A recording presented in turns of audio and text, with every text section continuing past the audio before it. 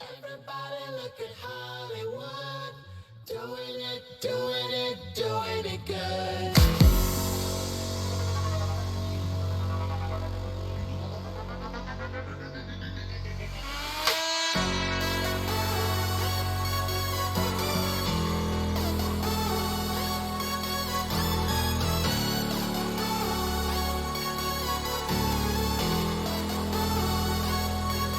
Suck it up with a smile. You're never gonna know how it feels till you try. Jump it up, steal the style. It's doggy, doggy, doggy at the top of the pile. Everybody look at Hollywood, doing it, doing it, doing it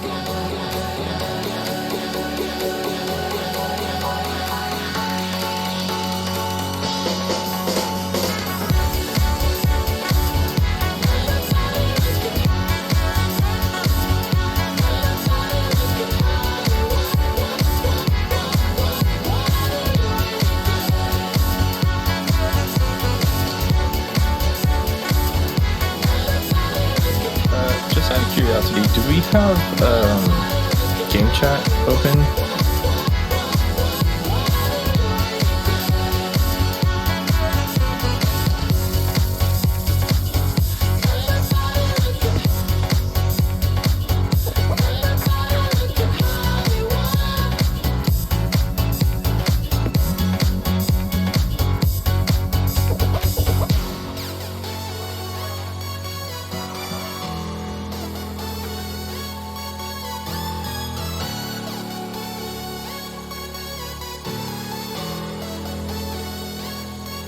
Suck it up with a smile. You're never gonna know how it feels till you try.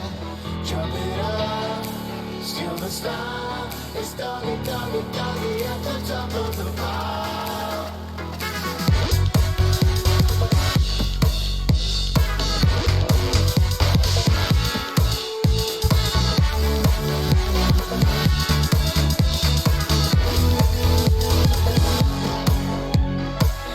Everybody look at Hollywood, doing it, doing it, doing it good.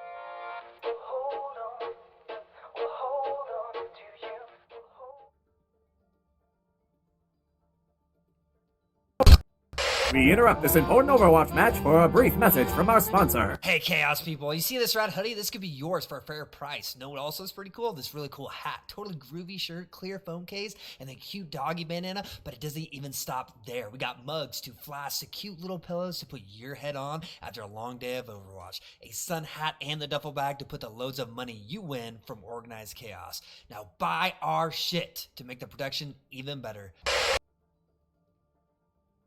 Hello, everyone, and welcome to another edition of Organized Chaos.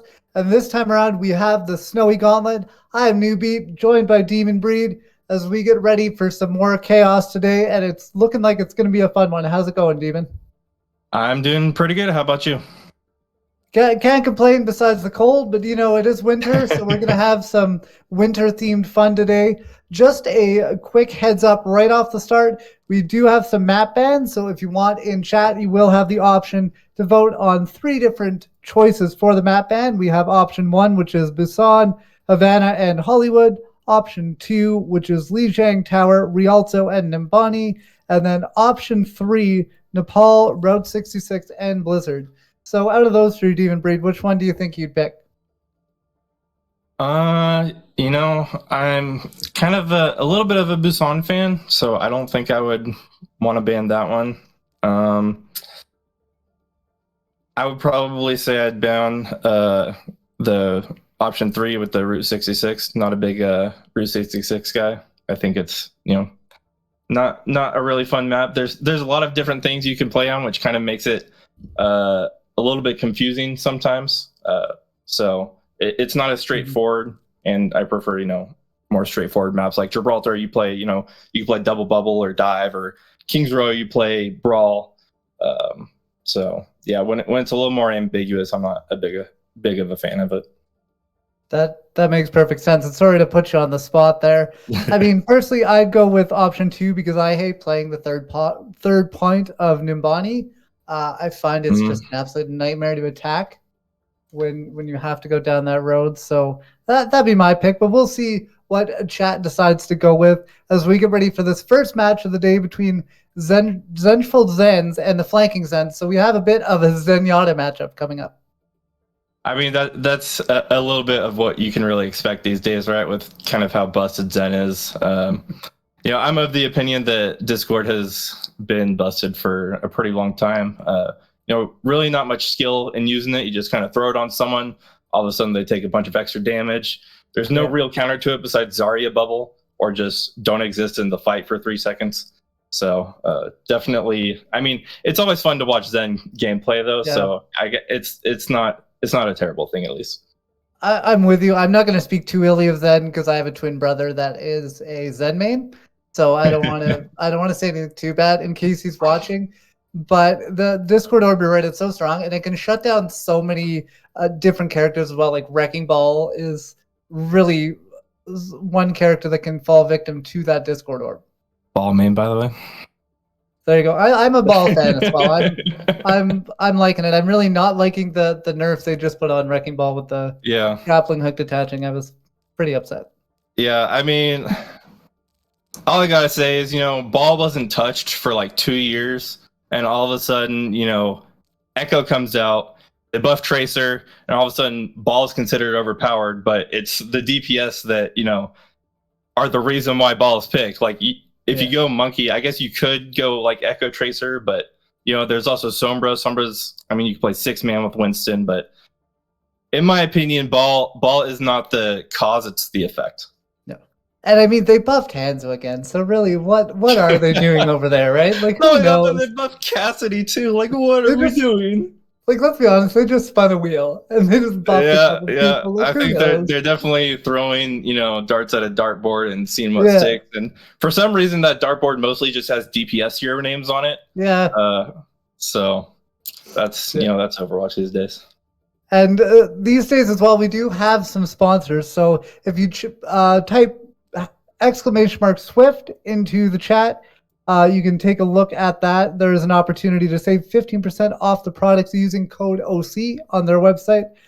We also have Artisan Builds. If you type !PC, you can look for an opportunity to save $200 on a build used through them.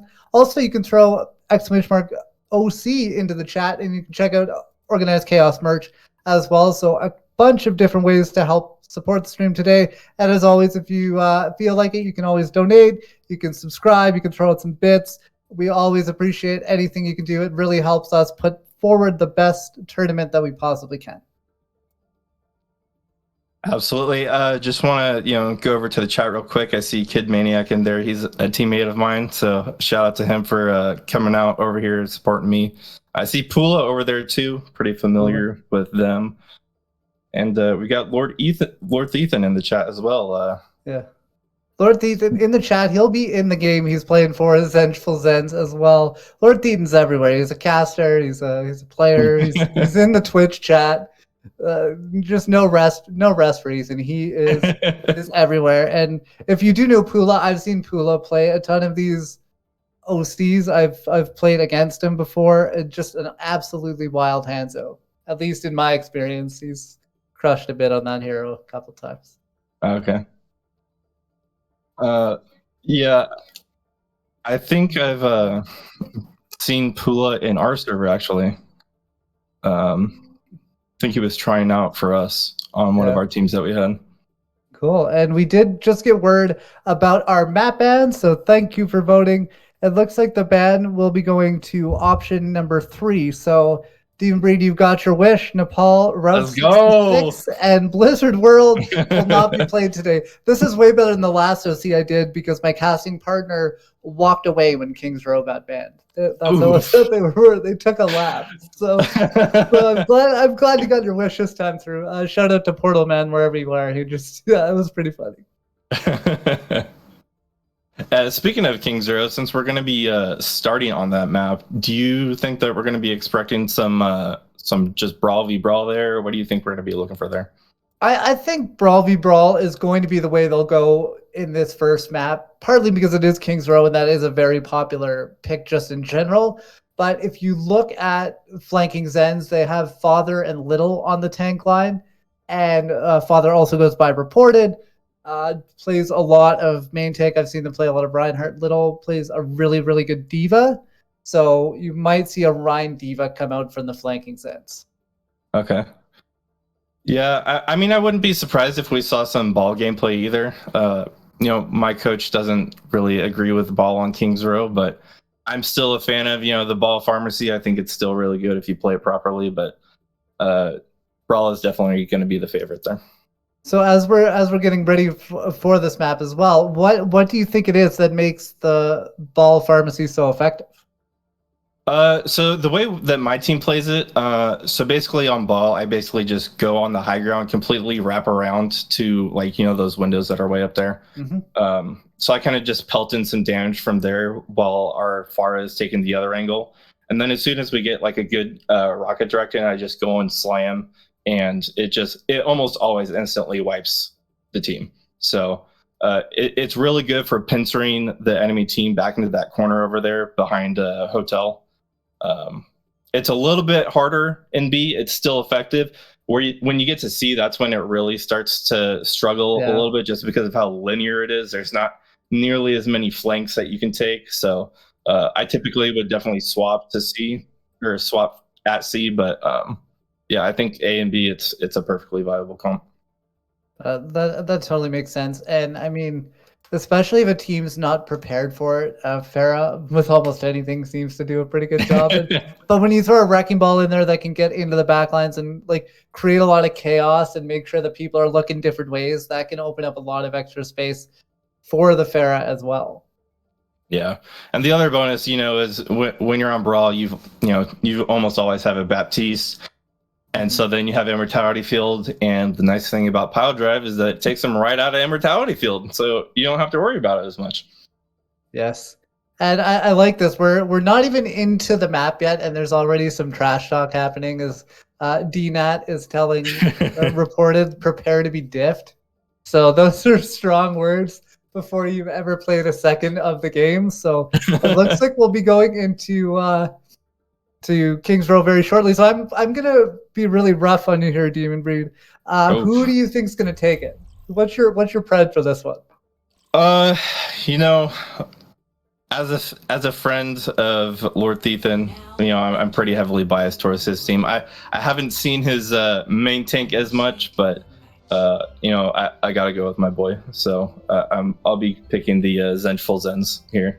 That's a good choice, and honestly, I've seen Lord Thethan play a bunch, and they have a really good BAP that I've seen. So that's a pretty good choice. I'm not gonna give you anything for that. I'm a really big fan of Kay. I've played with her before, and she's like an awesome part of this community in general, but a really good Overwatch player. Little is, if they do come out with a diva at some point, you have to really watch for that, as it looks like in the lobby, at least for now, they have picked a diva. So watch for some maybe 3K diva bombs coming up from Little. It's like death in taxes. It just happens all the time. Yeah, you know, speaking of those diva bombs and going back to the Wrecking Ball comp, you know, slam bomb combos are amazing. My team actually just had a scrim like either earlier this week or last week where it was on point C of Rialto, and we were just completely rolling this team, to be honest. Like, we had 3 minutes left at point C when we capped. But when we went into the final turn just to get into like the little castle area, threw diva bomb in, going in pile drive, boom, 6K. Perfect. So, one of my favorite, if not my favorite combo in the game. And with that, we are going into this first fight here. Flanking Zens on the attack, Zengeful Zens on the defense. Father on the Reinhardt getting forward here early. Nice Maywall comes out from Clips to split off Lord Thethan on that main tank, and they get taken down almost immediately by Little, and that's going to allow Flanking Zens to push forward. Little is going to try and keep this going. Grubby gets back and takes out Father, but this is going well for the defense so far. Already a pick in almost a second. And there is a bit of contesting happening as the recontest comes out from the Zengeful Zens, seeing how much more time they can burn off this clock, waiting for the main tank in Lord Thethan to get back. Both Reinhardt's back on the point. Amplification Matrix comes out early. Maywall comes up to block that, but will it be enough? Little gets a remake kill onto Mudkip. Lord Thethan falls down again to some micro missiles. And with that, it is going to be a successful defense for Zengeful Zens. They are going to hold on, at least for now. Yeah, you know, that was a great first fight for the Zengeful Zens. You know, Ethan initially getting, you know, walled off there by the enemy May. They were able to capitalize on that wall, but their Rhine went down as well pretty quickly, so it kind of even things out, and they're able to bring it back from there. The battle of the two main tanks is something that we will have to keep an eye on as we go forward. Another wall comes out from Eclipse, doesn't cut anybody off. This time Deadeye gets popped, doesn't find any victims. His father gets charged out off the point by the opposing Reinhardt, and now with the bubble coming out from 13, Zengeful Zens get forward and are going to hold once again. With that, there is a Eclipse going at the Blizzard, but it's not looking great for them.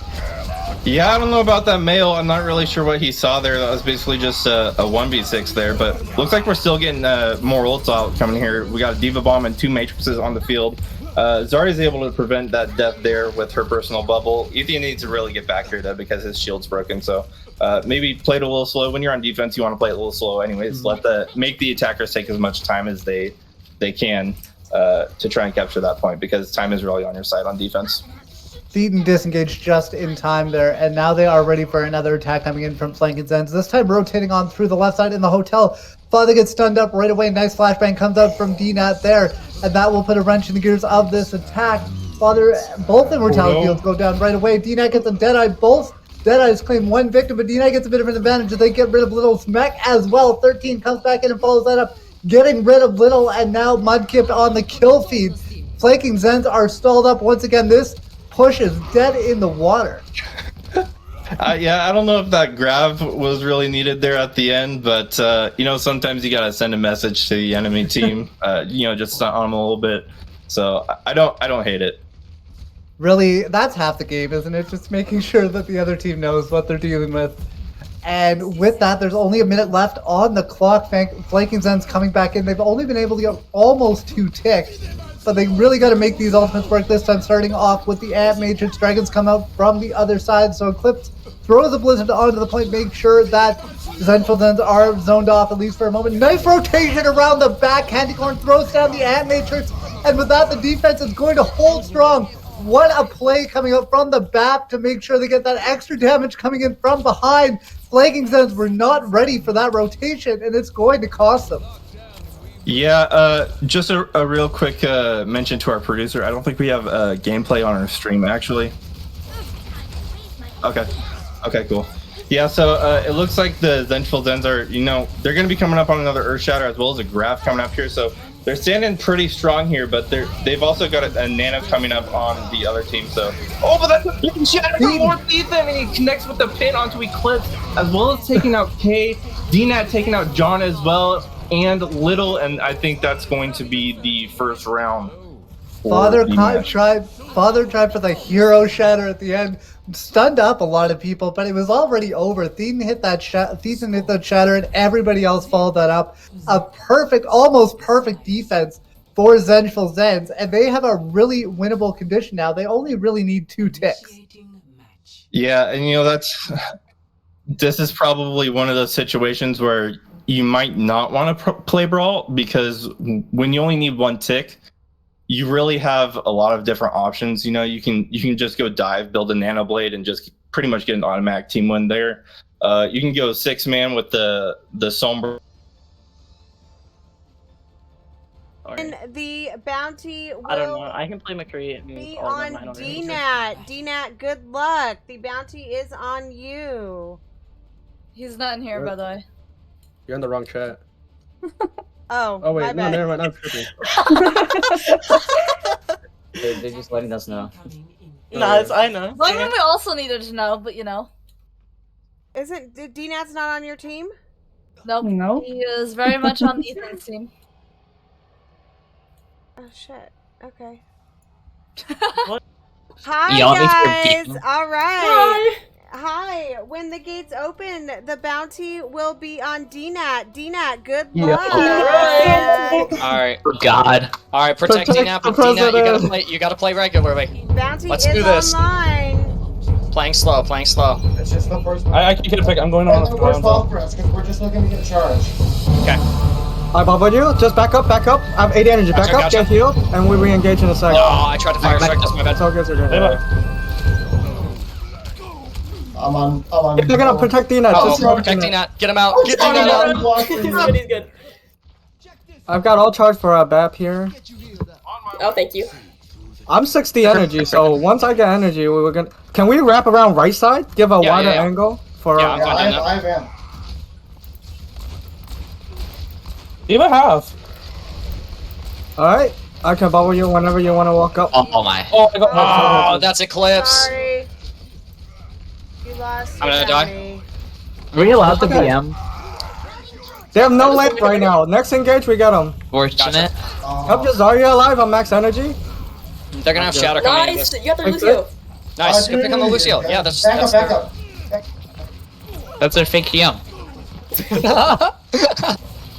All right, DNAT got defeated. And with that, DNAT has unfortunately lost the bounty. They get taken out, so that is unfortunate for them, but we can see Zengeful Zens trying to push forward, get these 2 ticks, get the first win of the day on the map here, and Matrix comes out once again from K, and this is holding strong for the defenders, at least for the time being, and with that, it looks like Zengeful Zens are disengaging a little bit, even though DNAT's able to get a pick onto K. That could spell them going right back in on this fight. Deadeye comes out onto the field, is able to get one. Little throws down the self-destruct, doesn't get anyone back. This could be rough for the attackers, or for the defenders. Yeah, they've got a Matrix on the field though, and it looks like Father is going down as well as John. So this is actually looks like it might actually be the map here. I don't think they're going to be able to get a recontest, especially. I think that was probably just a little bit of a little statement shatter right there. Not really connecting anyone there. Yeah, like you said, they're just doing it to send a message. And with that, Zengeful Zens are going to take the first map of the day. And really in pretty convincing fashion. It's so hard to full hold first point of King's Row. And that's what flanking Zens had to do, and they just couldn't do it. And here for the play of the game, we are seeing this huge shatter come out from Lord Ethan. Yeah, this was a great shatter. He got shattered a little bit himself, but the fight was kind of already over by then. So, big play from Lord Ethan. Like I said, that's kind of what we can expect from him. He's a high-ranking player. Hit GM, I believe, last season. So I know that was on support, but a little bit of having that game knowledge, even if if it's on a different SR. I think it helps across all roles. Yeah, I mean, GM's so far away from me, I can't even see it. Like, it's so high up there. Like, yeah, it's like I'm never gonna make fun of somebody for playing GM because, yeah, people in this tournament have seen me play before. They know what I'm about. But yeah, with that, Zengeful Zens takes the first map, which means coming up, flanking Zens is going to get to choose their map. And with that, Demon Breed, what do you think? Kind of seeing what they were running in that first round, what do you think would be a good map choice for them? Looking at our options, I would say we're going into King of the Hill, correct? It's wide open. They can choose. Okay. I would probably, if they're not as comfortable on Brawl, I would probably, maybe they're more comfortable on the dive concepts. So a great option there would be Numbani. You do see a little bit of Brawl in point C, but it's really strong for Winston comps. You can play double bubble or regular dive. You can also play double shield there. You can play Orisa Diva there. There's a lot of different options that you can have on A. You do run into the problem though of A being extremely hard to cap sometimes. So it might be a better option for them to pick a King of the Hill map just so they have basically 3 different chances to win the map. I don't mind that idea of having the 3 different chances to win. I think, especially if they decide to choose something like Ilios, maybe you have a couple different distinct maps, so you can really try and see what runs better. Like Ruins, you're going to see a different comp than you would on Lighthouse, for example. So maybe that's a better way to kind of diversify their portfolio, so to speak, and see if they can find what kind of formula works for them. Yeah, and you say that, but there are team comps that you can run pretty much all across Ilios. If you can, like my team, we run 6-man on pretty much all of it. There are definitely different options. Like on Lighthouse, you can run Brawl if you wanted to. You can run Ball Pharmacy, but then you have Well, which I'm not a big fan of Well. It's a bit of a meme, if we're being honest. Unless you're a Roadhog main, I don't think anyone's a fan of Well. Exactly. I was just about to say we might see some like Orisa Hog or something. I'm sure there's going to be a Lucio looking for boobs. So if you're more comfortable, if you think that maybe the enemy team might be more coordinated or have better mechanics than you, maybe you might be able to take the win there by forcing their positioning with the boops into the well. So that might not be a bad option, but it'll be interesting to see what they pick. Yeah, and with us going into Junkertown, we are going into more bit of a unpopular map, but we are going to see a hostage situation here shortly when we do get into the map. So that should be exciting. So we will be asking a couple questions to the hostage when we go in, and for every question they get correct, they get 5 seconds. Or sorry, for every question they get incorrect, they get 5 seconds added to the clock of 30 seconds starting, up to 4 questions. If they get all 4 questions right, then they are going to get a prize at the end of the tournament. So you want to get all those 4 questions right so that you get out in that 30 seconds flat and you can get back in with your team and concentrate on the game, because it can be really hard to answer some of these questions when you're trying to like split your brain between like Overwatch lore and actually playing Overwatch. Yeah, so I'm actually a little not as familiar with this. So when you say it extends it by 5 seconds when you get it wrong, is that like just if you keep getting them wrong, you just keep adding 5 seconds, Well, 5 seconds, or is there a limit? Yeah, to it? there's only 4 questions, right? So I don't know if you have any questions ready, but I got a couple that I can ask, and we can go with that, and we'll see it. Like basically, you have the 30 seconds in the room. If you answer questions wrong, it's going to add on up to an extra 20 seconds, right? If you get all 4 wrong. Okay. However, if you get all 4 right, then you're only in there for that 30, and bang, you're right back out. And you don't have to answer our crazy questions anymore, Okay, yeah. From my point of view, if you're not as worried about getting that, the extra little prize for answering the correct answers, it might not be a bad strategy just to blurt out wrong answers immediately. Just to, it might add time, but as long as you're not thinking about it, just get it out of your mind and move on as soon as you, not as soon as you can, but that way you're not really having to pay attention to it. So yeah, that is an option. And it really depends on the casters as well. Like I might be a little bit nicer. My questions might be a little bit easier, but some casters, they can get pretty wild with the specifics they can draw out from time to time. Okay. And so these don't have to be like Overwatch specific either, right? I mean, obviously we want to try and keep them Overwatch specific as much as we can, but it is possible to maybe throw in like a little loop, maybe. We do try to keep them Overwatch specific, but but every once in a while, if you got a really spicy one that you want to toss in, I mean, it is called organized chaos for a reason. I personally don't see a huge problem with that either. But it is interesting because it really does encapsulate all different kinds of the Overwatch experience, right? Like it could be how much damage does this thing do, or what is this thing called, or it could be a question, like I said, about the lore of Overwatch, which isn't exactly hard or easy to access unless you want to read it, right? Yeah. Like it's not like you can click like the lore button in the main menu and start reading that stuff. Like sometimes you got to go on a bit of a deep dive. Yeah, I definitely be getting those lore questions wrong, no doubt. I'm very excited for Overwatch 2 and being able to play through that lore with the story mode and everything. But as far as like actually reading up on it and everything, that's not really something I'm too into. Yeah, I used to like when Overwatch 2 or I almost said Overwatch 2. When Overwatch came out, like I was really into the lore, but like over time it's harder and harder to find, and you kind of just maybe lose interest in it just slightly. Fair enough. Yeah, I mean, they have been dropping those comics lately, which might help a little bit, but it's really bottom of the barrel as far as lore content goes. Yeah, the cinematics they used to make were really good. They were like 7-minute like Pixar movies. It was crazy crazy how good they were, and then incredible cinematics for sure. So with that, we will be seeing the hostage situation coming out shortly, and we'll be getting the hostage in, and we'll start asking them some questions. But before we get into that, we have 45 seconds before that happens.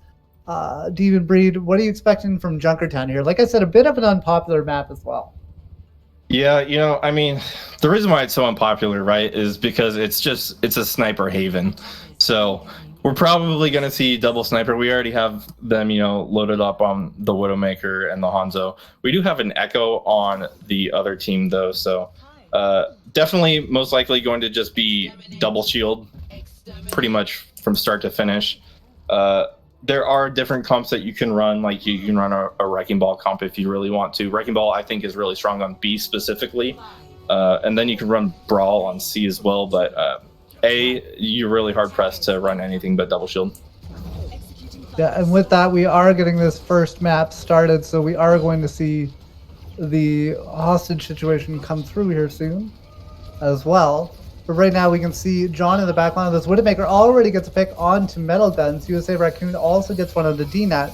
So with that, that's a good start for Playing Zens. They've already got 2 eliminations. Candy Corn was able to resurrect their Orisa, so only the 1 out of the fight so far. And with that, hello, we are joined by Kay in the room for a little bit of a hostage situation. So Kay, my first question for you is, what is May's ice block called? Oh, I don't know. For you, I actually don't know what it is. It's a cryo freeze. You were kind of almost close there. Demon Breed, you got one? Yeah. Hopefully you watch some Overwatch League so you can answer this question. I do. I used to. Okay, who was the Zarya player for the Titans during the GOATS meta? Oh shit. Okay, never mind. That is oddly specific. That is way oddly specific. No, I don't know. I know who the support players were, that's about it. Yeah, I believe it was Siomen Su. Oh, wait, I actually had that right in my head. Shit. So, okay, for the next one, how many mines does Wrecking Ball drop in his ultimate? 24? 15. That one's pretty tough. Even as a ball player, I didn't know that one. So, very nice, very nice. And then I guess my next question will be, what was the team comp in the grand finals of the 2020 season for the main tank team comp? I will say. Hogsig,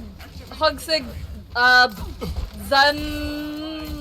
I don't remember. Hanzo. Just the tanks. Just the tanks. Oh, you already got it. Hogsig, Okay. Very good. Yep. That was 4 questions there. Thank you very much, Shakay, for being a good sport. I know, apparently I thought it was nice, but apparently those were hard questions for me. Maybe I'll have to tone it down a bit in the future, but I don't know, I thought those were alright. But, Do I need to... Guess I was being a bit ruthless there. Yeah, I mean, I had cryo freeze in my head for the first question, but I was like, wait, is that just what happens when you freeze them with your primary fire? Right. Yeah, so, see, if you break the name down, I guess cryo freeze, think of like Star Wars and stuff like that. I guess that does make sense. It's kind of a cheat for me because as a caster, I've tried to memorize all the names of the different abilities, so it's not making it. It's definitely not making it easier on the people I'm asking the questions to. Having said that, this has been a pretty good defense so far for the Zengeful Zens. Flanking Zens haven't really got the payload all that far. Grubby throws down that primal, gets slept up into the backline so they get pushed back into the Echo form as they use their duplicate ability. John going down to 11 HP has to get back out. Nice rock comes out from Lord Thetan on the Sigma to get rid of Eclipse, and with that, Flanking Zens only have 35 seconds left. This has to be the push to do it, and they don't have a lot of ultimates to work with.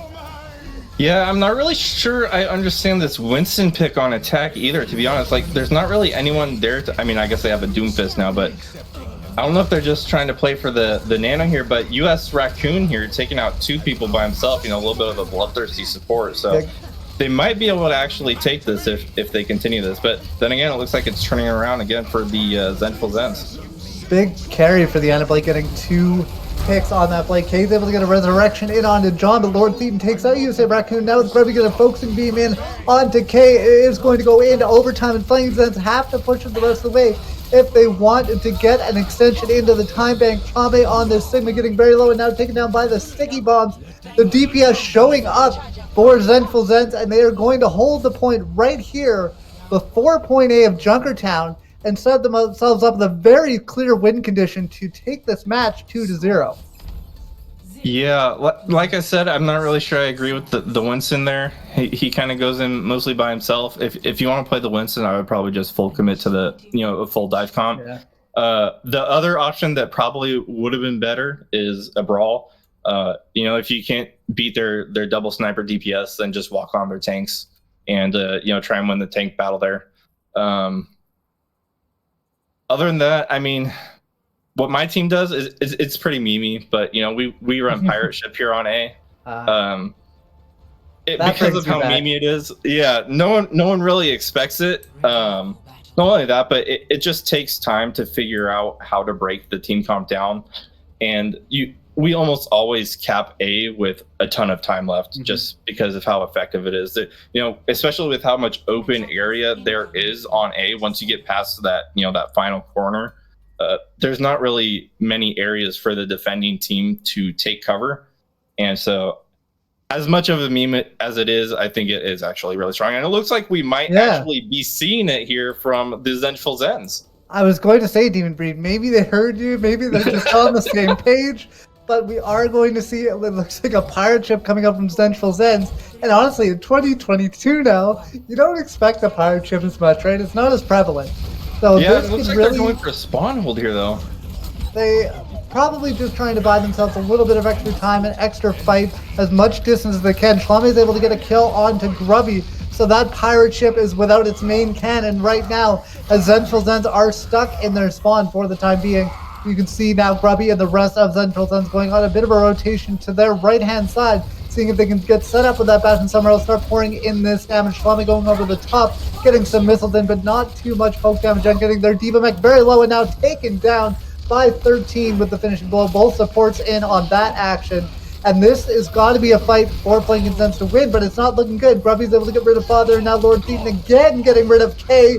And with that, this payload is bound to get moving. Shlami and the Baby Diva just trying to hold on as long as they can, and that'll be it. The pirate ship is sailing. Yeah, you know, I was just about to say that they might want to swap the Widow to something different, but they were able to find the value that they needed and able to win that team fight relatively quickly. So now that they're actually going to be set up on the payload here with the Bastion, as long as they play together properly, this should be a really easy win for them, I think. But it looks like the other team is actually swapping to the Brawl team comp. Oh no, they've been on Brawl. So it'll be interesting to see how they approach this. Playing Consents trying to get close to that Bastion so they can't deal a lot of damage through that amplification matrix trades coming through. But Lord Thetan with getting eclipsed could be the way to turn this around. USA Raccoon Tradesman's back getting rid of 13, so in the Battle of the Baptiste, USA Raccoon wins that one. Flux coming up into the air, Lord Thetan finishes off Father, and this could still be a win for the attackers, but it looks like it just might be. 13 gets resurrected, Lord Thetan with another kill with the accretion. John's able to trade one back, but that could be too little, too late. Contesting still happening on the payload. Shlami doing just as much as they can on the Baby Diva, but that was doomed for failure, and with the configuration tank coming out, that is going to do it. Zengeful Zens will take Junkertown, and with that, take this match 2-0. Yeah, I mean, maybe Lord Thetan has been watching our scrims a little bit. Maybe, we got the delay on the stream, right? A little sus there, but yeah, I mean, like I said, it's just so good on A because it takes time to figure out, and you typically have to make team swap or team comp swaps as well, or at least some hero swaps in order to counter it. And that by that time you're throwing ult charge away, you're resetting your ult economy, and when you don't even have to push all the way to point C, I mean, you're almost handing yourself to L. Junkertown is so hard to get that last point. It's kind of like I mentioned to Bonnie earlier, right? It's so hard to get that last point. The spawn advantage is there and everything else. But yeah, if you're not even pushing past the first point, you're dead in the water. Yeah, absolutely. And so I believe that is our the match, right? So Zengeful Zens taking it. That was my personal pick, so I want to Yeah. You got me on this one. So in our lifetime casting record, you are beating me 1-0 on the Let's Preds. go. So hopefully I can clean that up later. So that will do it. Zengeful Zens moving on in the tournament. We'll see a little bit later on the day if they get a bye to go straight on to the finals. But we still have another match coming up shortly between Beverage Barbarians, and I'm going to love saying this, the New England Clam fuckers. So we will be seeing that shortly. So if you're sticking around, make sure to check out !OC for merch, !Swift for an !Swift, and then check out Artisan Builds and use the code OC to get some $200 off a build there. Our sponsors are fantastic, and thanks for watching so far. We will be back in a short while with a little bit more Overwatch. We have another match to come up in this first round. So we will see you then for Demon Breed. I am Newbeat, and we'll see you again soon. See you guys.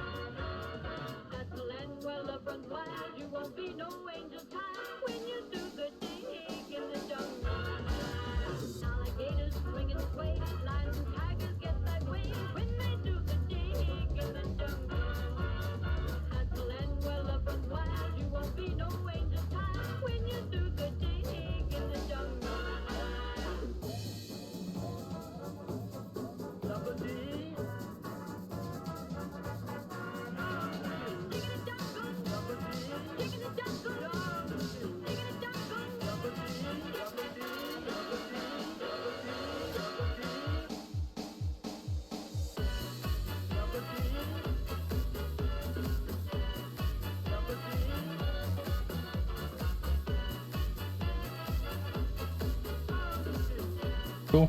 Thank you, guys.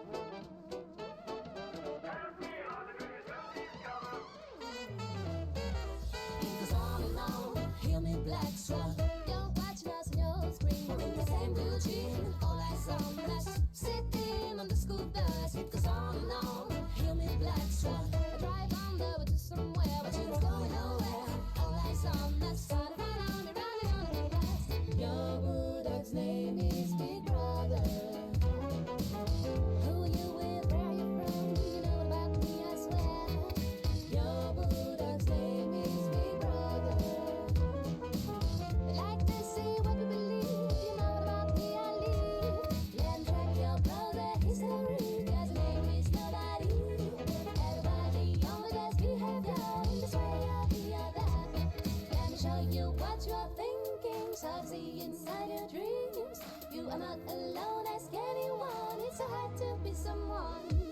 It goes on and on, hear me black swan. Don't catch us, no spring. The same blue jean, all eyes on us. Sitting on the school bus. It goes on and on, hear me black swan. I drive on the way to somewhere, but it was going nowhere.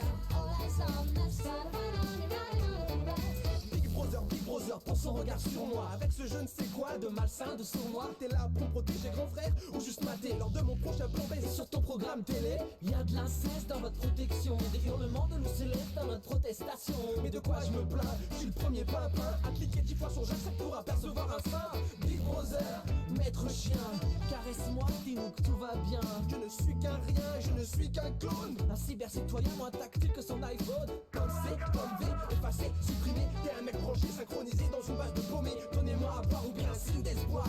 J'écris ma parano avec la plume du signe noir. It goes on and on, hear me black swan. Don't catch us, no spring. The same blue jean, all eyes on us. Sitting on the school bus. It goes on and on, hear me black swan. I drive on the way to somewhere, but it's going nowhere.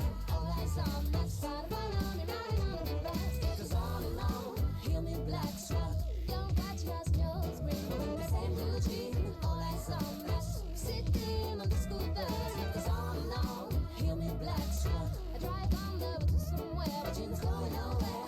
All eyes on us, trying to find on you, riding on the bus.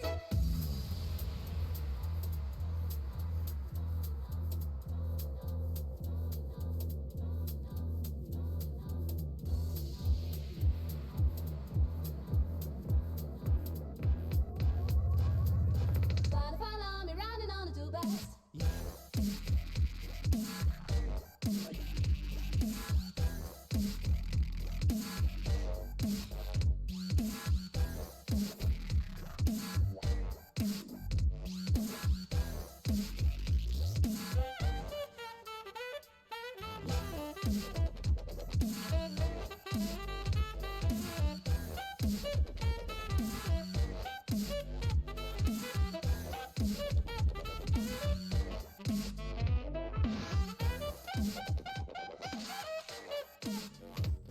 It goes on and on, hear me black swan.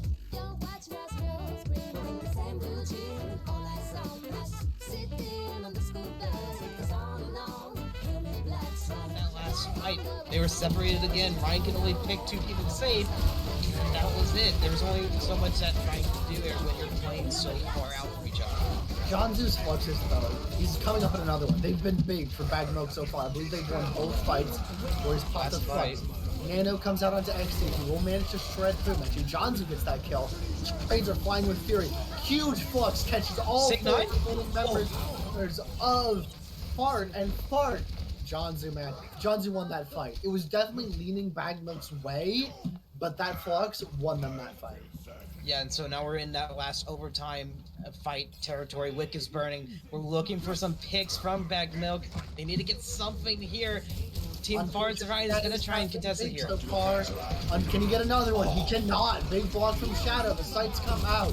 He's walled off, but he's able to make his way around it. The Blizzard on point. Can they make it to point while they're frozen? This Blizzard could be massive. The Res will come through. Big sleeve. And I don't think the Blizzard's going to be enough. Another overtime finish for Bagged Milk. Complete. Team Farts Diva just could not kill Ryan in time. Had that Ryan dropped there, I don't know if Bagged Milk was going to be able to get to the point in time before that Wick would burn. We do it looked like it was very close there. Your girlfriend has looked a lot better on this Mercy than they did on the Baptiste. They have gotten caught awkwardly by a couple self-destructs, but that Guardian Angel usage for them, understated. I want to take this down to talk about how good their Guardian Angels have been at not only keeping themselves alive, but keeping their teammates alive. Yeah, the Guardian Angels from your girlfriend have been amazing, yes, but we got to look at how Bag Milk is playing this. Yes, they got that 3 points, but I don't really think those were fully earned. Team Fart had a lot of misplays there. You saw ultimates that were used that didn't need to be used. You saw fights that should have been taken way earlier, but weren't. They had the high ground, yes, but they only had the high ground. You need that point. I mean, what you need to do is you need to convert that high ground control into point control. You need to have your tanks drop on those isolated tanks on cart when they're split 3-3 like that. There's no DPS to punish you from dropping like that. You just yeet your tanks onto cart. You keep your supports and DPS safe on the high ground. You blow up the 3 on cart. And then what are those 2 DPS going to do? There's nothing they can do. They just got to throw themselves a cart and hope for a miracle. But they just were indecisive. They didn't know where to go. We got to see a bit more decisiveness from part of this attack, which admittedly they did have on King's Row. Yeah, Team Fort doesn't even really worry about that now here, because all you gotta do right now is just worry about the point and the payload. They need all 3 points here if they want a shot, or else we'll be going to map 3. I want to see map 3 though, if I'm honest. Of course we This do. has been such a great series so far.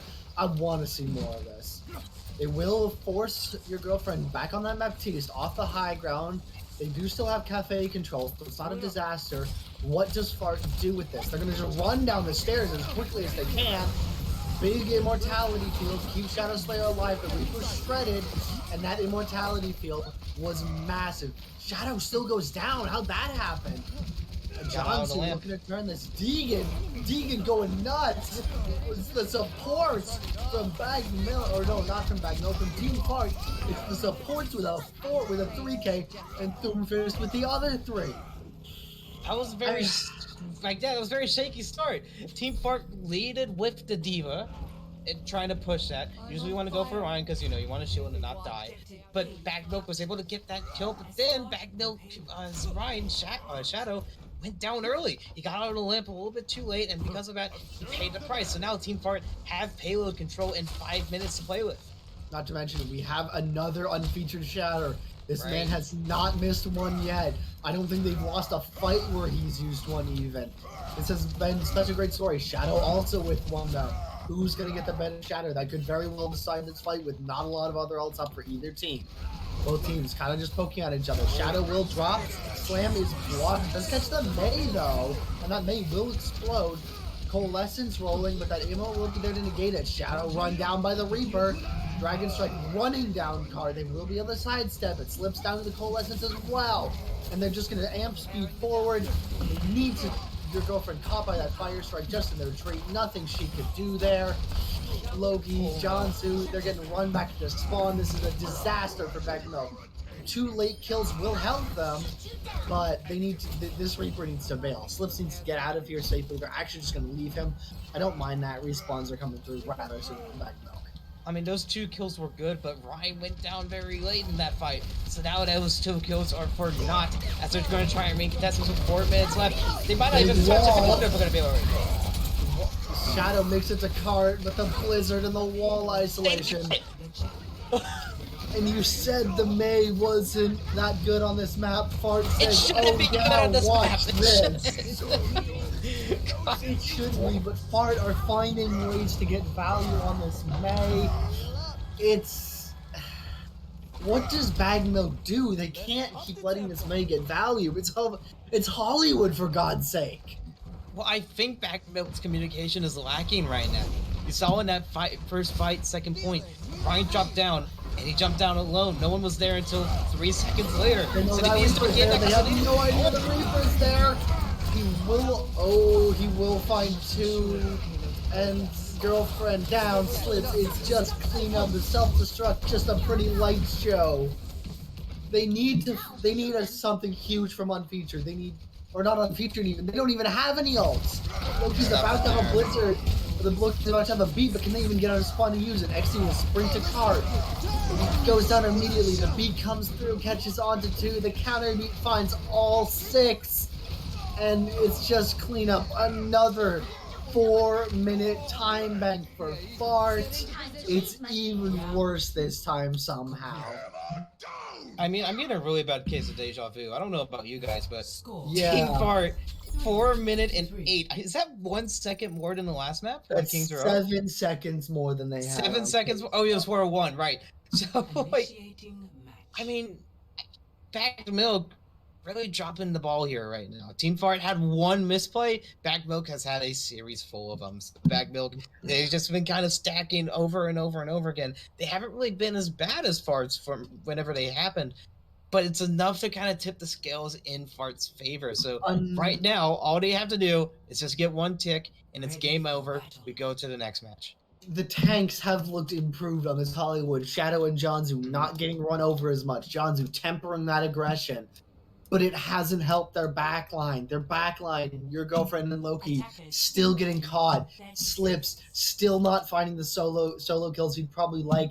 And it just feels like the comm difference is huge. It feels like the comms for Team Fart must be so much better because May punishes two things, choke points and poor communication. Hollywood doesn't have a lot of choke points. What do you think it's punishing? I don't know. I'm not too good at those kinds of questions. But now, bagged milk, I don't know about this composition. We're going for a counter dive, which is a little bit shocking. That doesn't really work on Hollywood. I get they have to try something here, but I don't think this is going to be the pick at all. This is going to be a very quick map unless they can pull something absolutely insane out of their ass. I'm betting Bagged Milk really wishes they had an Arista player right now, but it seems like neither of their tanks are comfortable on the horse. Just gonna speed straight in. Slips caught, but Silent Storm. How about that dynamite? And Slips has the rage to walk out. They're stuck in this little corner, which, yes, May loves, but guess who else loves it? Winston. Yeah, they're just kind of in their little cubby right now. I mean, there's no reason. They're not pushing it. Bagged Milk isn't pushing this. They should be. They've got a 6-5 advantage here. They should be pushing this and trying to get some kills, but they're not going to. So Moore is actually going to get back, and now they've got a full team-man fight here. Fades back, yes. Fades back cleanly. No fade. Notable that they waste that cooldown. We're not just going to wait it out. Just wait. Go anywhere? Okay. Yeah, just wait for cooldowns. Oh, that would make sense, yes. They're going to rotate up to the high ground. Janzu a little bit all alone. Another nice dynamite out there from XE. Slips getting very low. Has that Wraith Walk to escape, though. Was a little caught in the middle of the team. Your girlfriend playing that Mercy so much better than Baptiste. Perfectly jumping between Shadow and the backline. And XC with the Bob already won't need to use it. How did that happen? XC got a triple kill. That's how. Well, no, I was looking at your girlfriend getting caught by that Reinhardt shot. Oh, that was a little bit awkward. Another one! Fart needs to die. Why are they just running? They need to die and get back to their team. This team is not going to be left alone back here, are they? They're just going to leave. I don't think so. They're just going to leave this D.Va. I mean, I guess, like, how does the D.Va get back to their team? Bob comes out very early. Buys them some space. Are they going to use this Bob to turn on the D.Va? They are. That would make sense. Oh, it was a fat finger. Unlucky. Unlucky there from XA. We've all been there with that fat finger. It does buy some time, though. It's not useless, because Fart did have to wait that Bob out. Easy D very low. He was isolated behind being hunted by that Reaper of Slips. There's no way he gets away from that. Janzu caught by the Fire Strike. Nano Boost has to be dropped on the D.Va. Shadow needs to play there. Shattered. The res does come through and Slips, the player you said to watch when they needed it most, finds the double Death Blossom. I don't actually know what happens if we draw here.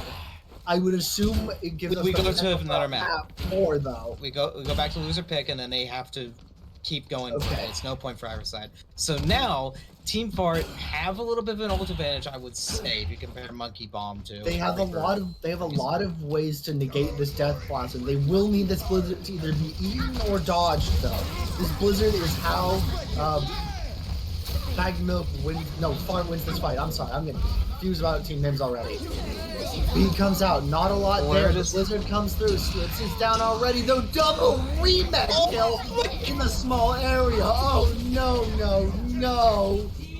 And with the alt stack part, with 1 minute left in their time bank, a valiant defense from Bagged Milk, just not enough, and Fart will go into our pool for that second round bye.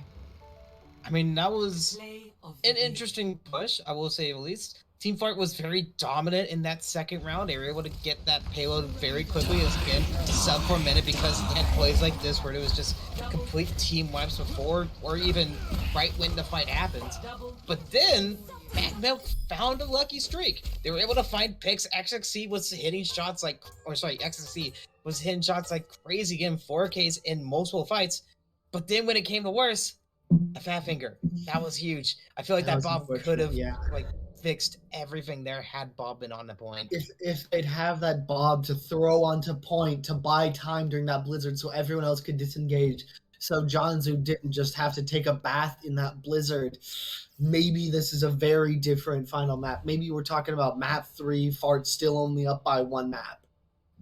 Right. I mean, it was very tough. So now we are going to. I can't say that. we're going to match 3, sorry, in the first round. I You'll will see be me up actually there. playing in that. I think Yes, you will too, Portal. She will be playing it. I'll be casting it, so I'll be talking crap about you. Don't worry about it. With the Beverage Barbarians versus I forget. Zoe, what's your team name? Because I forget. New England Clam something. No, I don't know. We'll see. Okay, we'll see you in the next match. You'll see. We'll see you in the next match. Remember, that next match will be on Hammerdown Esports 1, so just go into URL, delete that too. You'll be right where you need to be. I don't know if Newbeat and his partner are done casting match 1. I think they are, though. So they are done, I'm being told. And yeah, I'm excited. I'm going to roll. I want that matchup. I wonder which Zens team won, because I need to go diff Ethan for not drafting me. Anyway, see you guys in a bit.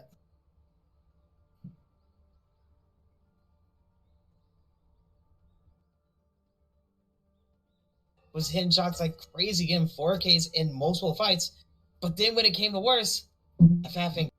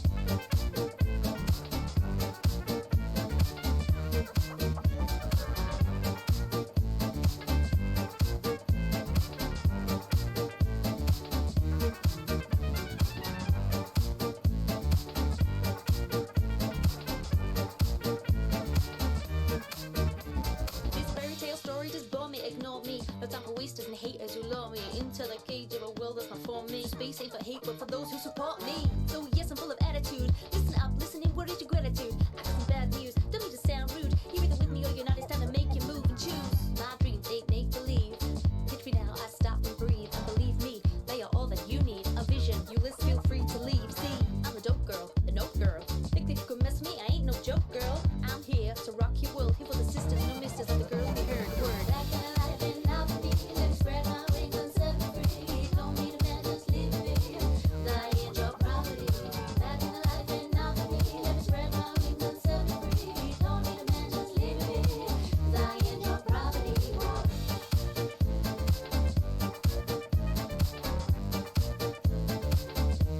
Let me see it again.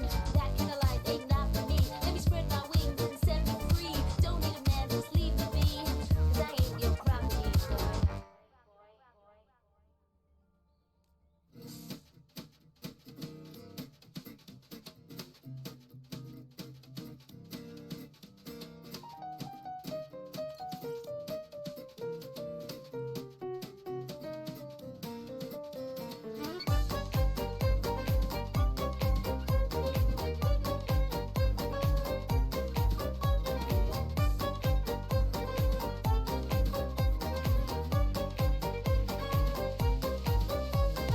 They came early to get ready. One last time for the show. They were all stressed out. They hit the stage, always on the script page. Crowd came in because they're old. Today to run back home.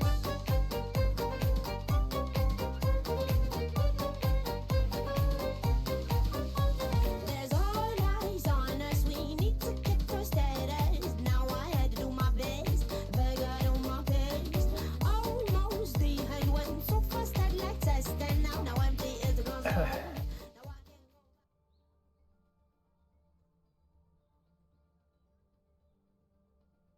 Hello, folks, and we are back. Newbie here with Portal as we're getting ready for a match between the Beverage Barbarians and the New England Clam Fuckers. I'm not going to say that every time, but that is the team name. You're How's it going, legally Portal? obligated to say it.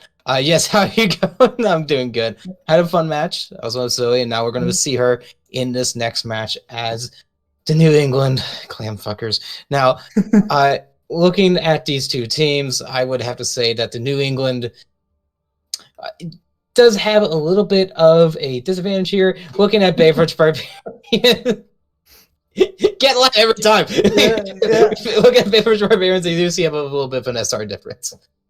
Yeah, there is, but like I like players on Beverage Barbarians as well. Like we know Op's good, we know Galaxy's good. I haven't seen Snow. I feel like I haven't seen Snow play OC in a while, but she has been very good in the past. So there are a lot of good players on that team. Limonade as well. The captain, I believe, but the New England Clans, as I will call them, quite a bit probably. They got their own players too. I mean, I'm a huge Hypernut fan, always have been. Zoe's great. Yeah, I'm really looking forward to this match. Yeah, the New England Clam F and sign percentage side at symbol exclamation mark is going to be the team to where we look for here. Now, we were looking and see, like I said, Zoe is on this team. I don't know how well she plays in these kind of tank scenarios. I believe she's playing tank here. I'm looking towards players that I recognize, and I am horrible with names, so bear with me if I get anything wrong. I am so sorry. I will apologize via saying Clam Fuckers. Hypernut, I believe we did see in the last tournament, he did... I don't think he plays too well, but I do remember seeing some great plays from him as that hit scheme. I was able to get some picks there. Hypernut's actually carried me before in one of these tournaments. Oh, so, really? Okay, so yeah, Hypernut's got some skill. I wouldn't worry about Hypernut. I remembered something. yeah, Vic's good. They know what they're doing, so that will not be a problem. But we are getting ready for King's Row. I thought of you when we got King's Row, because I remember last time we casted together, you had a bit of a moment. But this time, hey, we got some King's Row. We got a beautiful King's Row. It's wintry. They're legally obligated until, what was it, January 15th or something? Is that what Overwatch League said? I'll fact check that later. But King's Row is one of my favorite maps, but right behind Hollywood. That's also one of my favorite. So whenever you're going for this King's Row map, we're going to be seeing a lot of Ryan May. Those two characters are key in order to win this map. Absolutely, the Rhine, you could like underline that, circle it, highlight it, like such an important pick most of the times on King's Row. As a reminder as well, if you want to check out our sponsors, you can type !Swift into the chat and take a look at their merch. You can save up to 15% off their merchandise by using the code OC on their site. If you check out Artisan Builds as well, !PC, you can save $200 off a build on their site as well. So there's a couple options for you there. You can always type !OC in the chat as well to check out OC merch. But here we go. Finally, we got some King's Row action with Portal and Newbeat. Yeah, I had a little bit of King's Row tonight, so I'm not too spoiled. But you know, what's wrong with another King's Row map? You can never have too much King's Row, right? No, I don't know why I just referred to myself in the third person. That was a bit of a panic maneuver, but it worked out. It's new beats world. Yeah, whatever. This is gonna be good. Like I really do like these lineups coming in, but there are some new names. Like I don't think I've seen Masochistic play before. Fine, I don't think I've seen Rocky. I believe was a free agent as well. So a couple fresh faces, so maybe a bit of an X factor in this first map. Yeah, and as we're saying for X Factor, I'm looking at these compositions, and there's something that's missing. There's no May. What are these? They do realize we're playing on King's Row, right? That's kind of you kind of need that, especially on defense side. I feel like May is most important, if not, Ryan a close second. And it looks like we might not quite be ready yet. Somebody is asking for a pause as well, so we'll see if that will come through. Yeah, okay, good. And you mentioned the May, like the choke points in King's Row are like May size, like May wall size. I shouldn't be that mean to May, but they're May wall size. They're May wall size is what I meant to say. Dude, didn't get the full goodness. size. Yeah, Thank goodness we're on mainstream now. We could be canceled right there. Yeah, that's May size. No, they are May wall sized. Like yes, the May wall size. is like perfectly sized to block these chokes. Is what I was very horribly saying. Well, it's just the May walls are just a little bit smaller than May, so it balances out. It's fine. Yeah. So now, with all jokes aside, May is the key to win this map. Mm-hmm. Without that, it's just a locked gate. There's nothing to really work here. You see on Hypernut's side, May isn't too much of an issue if the other team doesn't have a May on attack side, so that's really good for them. But then we look at Beverage Barbarians. We're seeing that they have some sort of a weird Hanzo Bastion composition. That's not something you usually see. Classic. I'm sorry. Classic. I forget. The classic Bastion Hanzo. Because, what's better than a tank, 2 dragons coming at your face that do no damage because you're out of their reach? It's not. I don't think it's a pick. The dragons can do a lot of damage unless you take a couple steps to either side. I make that sound really easy to dodge from somebody that dies 2 dragons all the time. But the Bastion pick is I think the more interesting one out of the two.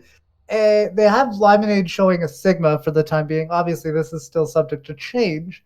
But they could be running that double shield Bastion. Like Hanzo can pour out a lot of damage. So maybe they're going to go double shield, throw out the Bastion Hanzo, and just try and burn everything down before the other team just knows what's happening. Well, usually on these kinds of maps, again, they were on defense, so I don't know if it's too keen here. Usually there's just a Metro trying to help that Bastion out. Teleport him to a high ground that gives him something amazing, or some weird angle that, the other team wouldn't be really looking for. That's what Bastion's good for with that TP. So having him being bunkered down to an area, if they're not going to go double shield, which I could definitely see him going for right now, it's going to be difficult for Galaxy. It's not going to be a great pick if that's not the case. That's true, and I really thank you for drawing out your explanation a bit there, because I just inhaled a bunch of water for no good reason. So and thank you for drawing out your explanation on how you're explaining how that explanation was great, because I just drank a great amount of water, so that's good. It counts. I'm really good at telling those type of stories. We're going all back into King's Row, so just a bit of a start over, but. With these breaks coming in, Portal, I noticed as well you were more prepared for these breaks than I was, because you can just walk back there and play some Pac-Man. Well, I mean, do I need to Price Is Right Vanna White it? Just like the new Pac-Man machine. Just like, so I'm not on camera, so this is pointless. I wasn't doing anything. I do that a lot. It's mindless fun per se. It's great. But now we're looking into this map. We're starting to load in, and it's the same compositions. Not too shocking. Yeah. But if we're looking more onto the defense side, we were saying how they were going to go with double shield. I don't see that double shield. There's a lot of things that I'm not seeing here. I don't think it's going to really key in for Barbarians before it's too late. If nothing, this first fight will be interesting because this is a couple of team comps we're not used to seeing, although the attackers are showing Bastion Symmetra, which could mean the old teleport on top of the statue. And a double shield. Yeah. So normally you might see Fine throw the experimental barrier up top with the Bastion when they teleport through. But this is going to be a wild fight. Yeah, this is going to be absolutely insane. I do not feel like we're in an OC right now. We're in some weird Twilight Zone where May doesn't exist apparently. Yeah, the chaos in Organized Chaos right now has a capital C on it. As you can see, finally you got New England coming forward through onto this left-hand side. Rock coming through from Fine, isn't able to stun anyone up, but now the fight has moved over onto the objective. Rocky's able to get a pick in onto Masochistic, who lost their mech and then their life shortly after, and Matrix gets taken down as well. And the attackers have now set themselves up very nicely on the point. Fine getting another pick onto Limonade, and now, even though Ops in the back with that Mercy boosted hand, though, it's not going to do a lot. There's not any point presence there for the Beverage Barbarians, and they're going to have to give up the point and start backing up. I'm so confused by what Beverage Barbarians is doing. You have a diva on point alone. Okay, she gets swandered, she's destroyed, dead, whatever. They don't really have a lot to contest that new point now, so that's pretty much gone. They need to just play for ult control. And then Bastion goes down, and Mercy says, okay, I'll res you. After the point's been... That's not something you really need to do. Bastion can't get any ult, economy there. He's gonna just give more than he's actually gonna receive, so that's kind of pointless right there.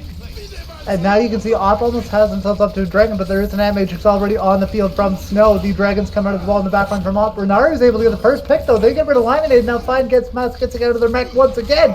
Arrow getting forward, taking out Galaxy. This is going to be a wash. New England just pushing forward, getting all the picks they need and more. This payload's going to keep moving. This is a very fast time so far, or at least that's what it looks like for New England. Yeah, this is going to be a steamroll if this keeps going. That dragon was a little bit too perpendicular inside that little valley area. They were just able to walk through it like it was nothing because it wasn't really taking up that much space. So because of that, New England has been just pushing through and now has a huge ult advantage with almost everything online. All they really need to do is just run one or two ults and point to theirs. Portal, if I were a betting man, I would say that the New England team is going to get this in on this point. However, Optim will get a first pick onto Rocky. That could be huge. Nice shot through the animated, so he trades that back, getting rid of Lemonade. So now we have a bit of 5v5 action. Arrow pushing Portal, that Sim, trying to get charged up with the new finish off Galaxy. And now the picks once again are coming for the New England Cladfuckers. They are getting forward. Arrow taking on Bugly Bumps. Nice accretion from Fine at the end of the point. That is 2 already taken for New England, and they have 5:30 left on the clock. Well, what's even more insane is that Beverage Barbarians still have no ultimates. They haven't used any ultimates this entire map. They haven't been able to get any value, no damage whatsoever. So New England still has a huge ult advantage going to the next fight. Beverage Barbarians need to hold back, try and stall this out just a little bit, get at least one ultimate to counter this. Op's been able to do okay on the hands of the back, but if they're only getting one pick at a time, it's not going to be enough. Now Rocky forward with the shatter, and Fine is helping them out. That is 3 more picks, and now Rocky's into the backline. This is going to look like a very fast point A. The remaining members of Beverage Barbarians have thrown back into spawn. They're going to wait and come back for one more contest as a 6, but the way this has gone so far, it seems like there's only going to be one outcome. They need to start trying to contest this. Dragons and Bomb's going to go out, but it looks like that the touch actually is going to go in. Galaxy trying to get some picks there. He's actually going to get one on the Hanzo. That's perfect for him. Now all New England just needs to stall for as long as possible. Reset. Get out of it. They're going to try and reset. Make sure that they're ready for the next fight. They've got plenty of time on the board with 4 minutes 20. New England, it's their game to lose right now. If you're New England, you got to look at the positives from that fight. No, you didn't get the payload in, but you did pull some of those long-built ultimates up for Beverage Barbarians. So now they only have the Earth Shatter and a couple support ultimates to work with right now, and they're going to start with the Am Matrix right away. Rocky has to use their whole berry just to back up and get out. Nice Kinetic Grass coming in from Fine as well to mitigate some of that damage, but Off and Climinate are getting forward. That was a great Am Matrix coming out there from Snow to enable the rest of their team to get forward and get the picks that they needed, and this is finally going to be a full-on stabilization for the Beverage Barbarians. It only took them about 4 minutes to do it. Yeah, now they're starting to reconsider everything and get everything back together. It was a very late Seagull from New England, so now they don't have that flux to really work with. Now they have to try and get an early pick before they even want to try and push this, because now that old advantage has gone over to the Barbarians. And there's the Dragons right away coming in from Hypernut, and with the help of Rocky, they're able to take down Lemonade. And now Fine, the members of Beverage Barbarians are falling quickly now, a couple off the board, and now Zoe finishes off Galaxy. Even though Off's able to trade one back, it's going to be just a drop into the bucket. Now Dragons come onto the point trying to stall as much as they can, getting a lot of hit markers, but not a lot of kills. Both tanks on the left side spawn door trying to hold everybody back in, but the contestants have come through on the other side. Mugly One switching over to Lucio to get back in onto the point, but now they have to contend with the flux coming out, and Fine's going to get rid of Masochistic. That's going to be answered by the beat as well from Renaru, and this looks done and dusted now for New England. They are on the point. They have the members, and they only have 1 mutant left to go. A big slam coming in now from Lemonade, but they're going to pay with that with their life. Hypernut finishes off 2, and that's going to do it for round 1. New England is off and running here on Kings Row. Now, that was a great push from New England, but I don't want to put Beverage Barbarians down right now. Just they had that horrible first 2-point pushes where they were trying to defend New England for doing anything, but they had a really great stall at the end right there. They were able to get a couple of fights and win those in those third point, and then once they actually got the payload to that 1 meter distance barrier, they were able to hold for just a little bit longer. And with that, we are going to get a bounty at the start of this map as well. So for the bounty, we are going to be looking at Renaru. They are going to be trying to survive the bounty. That will be coming up shortly. That's always a fun thing to watch. What's the do? Oh. Oh. Okay.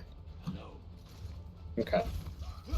Yep. Good day, my beautiful people. How are we this evening? Hello. Terrible. All right. Pretty decent, awesome. I guess. All right. So, Op, you are the bounty for this round. As soon as the doors open, you will have 1 minute and 30 seconds to survive. Good luck.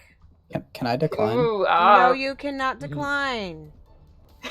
It's against my consent. I didn't sign anything. That's fine. Then you just die, I guess. Or you Okay. Don't worry, I'll keep you alive, Op. Got it. Bounty is online. Good luck. Alright, how are we doing this? Where are we going? Hotel? We're going west side, I think. Left side, Splitting? walk the right side, yeah, walk side. Alright. Back up. Back up. We lost Orion. Way out. Yeah, please stick to the call if I say that. I went in there. You tell her that happened. That runs low, if we can finish them off. You mean when you went hotel or after when you called back? They're spawn holding there. Yeah. I can't not sit and spawn. You have 56 seconds left. Alright, come back out. I think it's left corner. Okay. I think there was 6. I'm gonna walk the left side. He's already walking.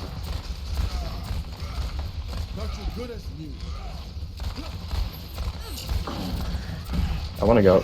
30 seconds. Here.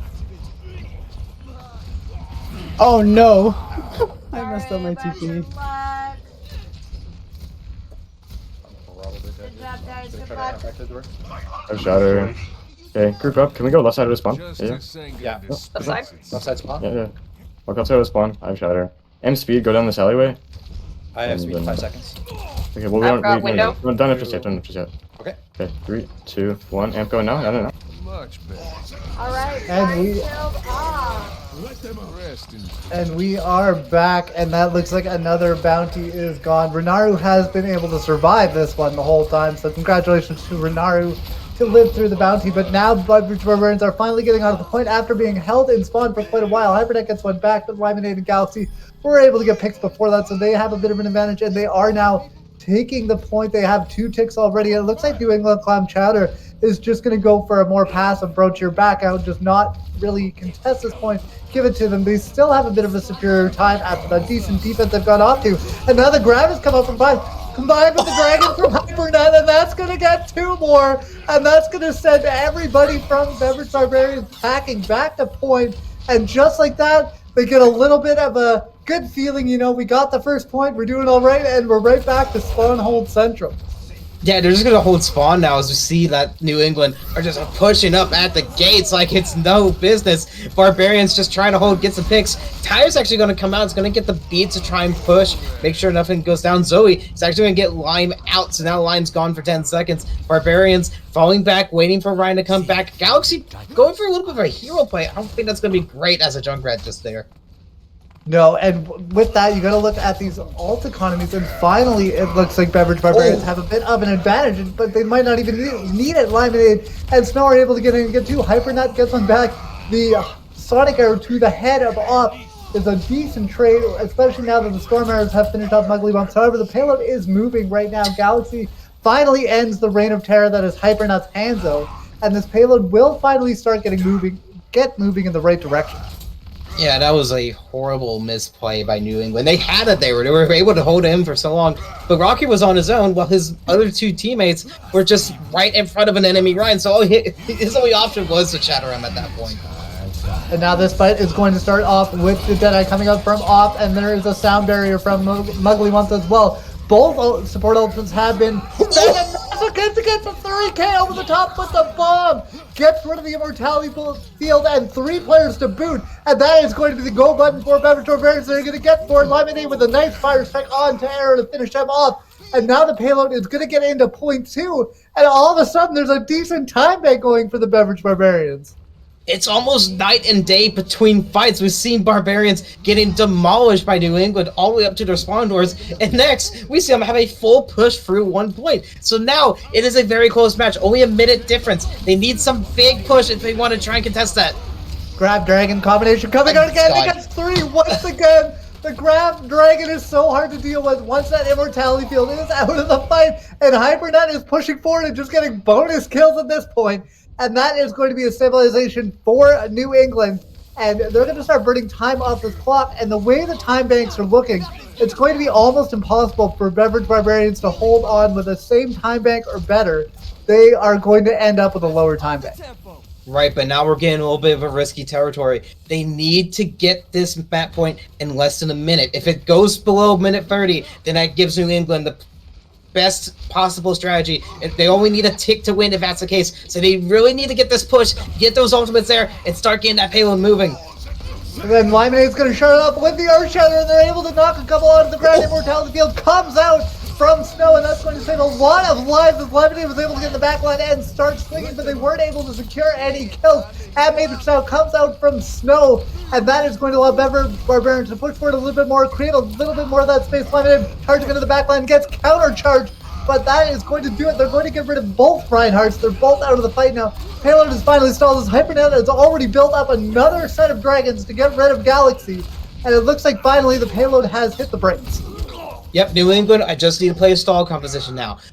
At this point, it is almost impossible for Beverage Barbarians to get past that 90-second barrier they need to get in order to continue having a time bank next round. So all New England has to do is either hold this point for 2 minutes or just make sure that they can take the tick in the next map. If they can hold this, if they don't hold this, it's just a tie. That's fine. They just need to make sure that they can destroy this team. We'll see what they can get going here. Deadeye is going to start it off from Op once again. Hypernet up halfway to some dragons, so we'll see if 5 wants a hold on the ground. They do not. They're going to pop it right in onto the field. That's going to be met by a sound barrier from Muggly once, and that's going to save quite a few lives. The dragon comes in late. Once the sound barrier's gone, Arrow is slicing and dicing, getting 4, and the rest of New England follows up with the kills they need. That is a team kill, and now we are back down to a minute 20 on the time bank. And it's starting to look dire for the Barbarians. very dire indeed. Rocky got that shatter, and now that's it for Beverage Barbarians. They have the ult advantage if they can just stall it just for a little bit longer. If they can get those ultimates, they can get this payload and get the at least close to overtime. That's the only option they have. They have to get it now. They don't have time to waste. They have the ultimate advantage, but the Dragons will go out early, and they were actually get an early pick. They were too slow. No, it was just a little bit too late. Bomb comes in over the top. Masochistic finishes off for Naru. Even though Limonade tried some great heroics in the backline with the Earth Shatter, it just wasn't enough. The tank ultimates did not do what they needed to do in that fight. Now there's just a Riptire online for the Barbarians, and they only have 40 seconds left to go to try and get this payload the rest of the way. It's looking rough. $1 million question right now. Is a window tire enough to win this map and at least take it to round 3? Let's see. Laminate trying to push in. He's going to try and get some damage. Hybridut goes down. That could be the opening that Barbarians need to push us even further forward. The tire comes up, but Zoe is able to blow that one up, so the tire is not going to claim any victims, and now Mugly Bumps with the boop is going to get rid of Rocky, so Barbarians will push forward without that main tank into the fight. But this is going to be a chance for the rest of New England to try and reset and get a good contest back here with many members on the point as this payload is nearing the end. We are into overtime, so the best Beverage Barbarians can hope for at this point is a draw. Boop coming on the side, but the defense will slide back on with the rockets, and now Hyperdot taking advantage of the Graviton Surge, and that looks like it's going to do it, with New England coming back in and getting the kills they need to stop that payload in its tracks. And with that, 1-0 for the New England Clam fuckers, and they are off to a good start. That was very scary for a little bit. We saw Beverage Barbarians. They had a very, very rocky defense and turn out for a point. That was when they were able to actually get something.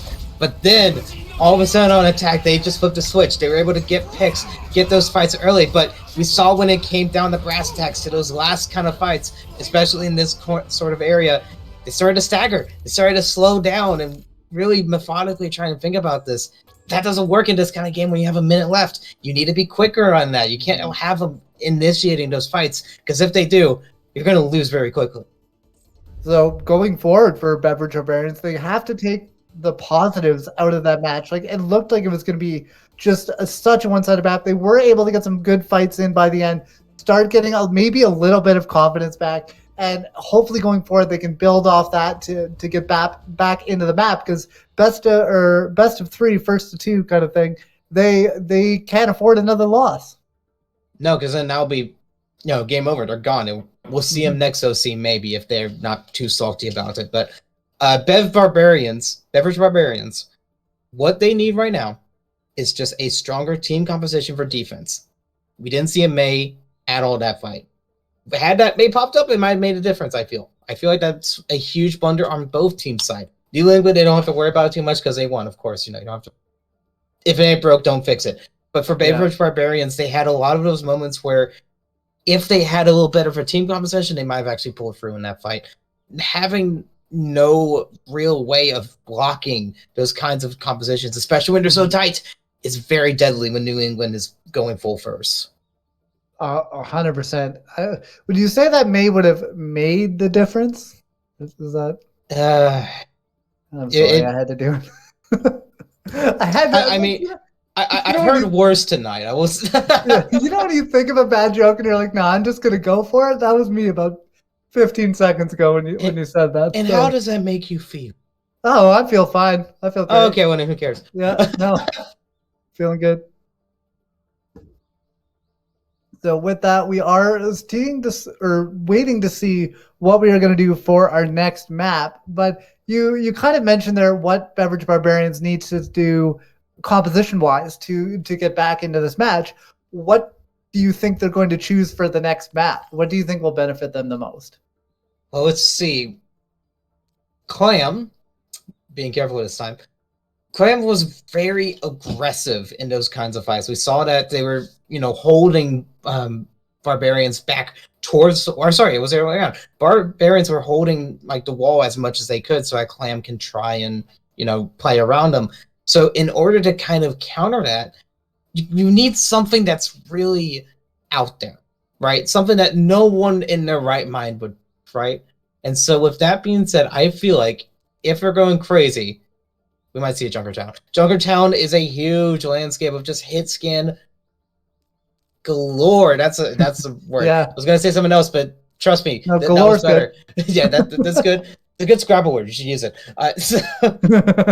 Now, with that being said, will they do it? Probably not, but I would like a Junkertown kind of here. I feel like that would really work with that kind of hit scan playstyle that was working for Barbarians for a little bit. They had a little bit of a Widow play. Widow was doing some damage, but not too much. But it does look like, and I'm not going to disagree with this, Busan's going to be their pick. I think that's actually a fine pick. Yeah, it's definitely looking like Busan's going. So that'll be a fun one to watch. I do like these King of the Hill maps. I really feel like they can, maybe if a team, I don't want to say is struggling a little bit, but maybe if a team has different strengths, they can really take advantage of it on the control maps. So Busan could be their path back into this match.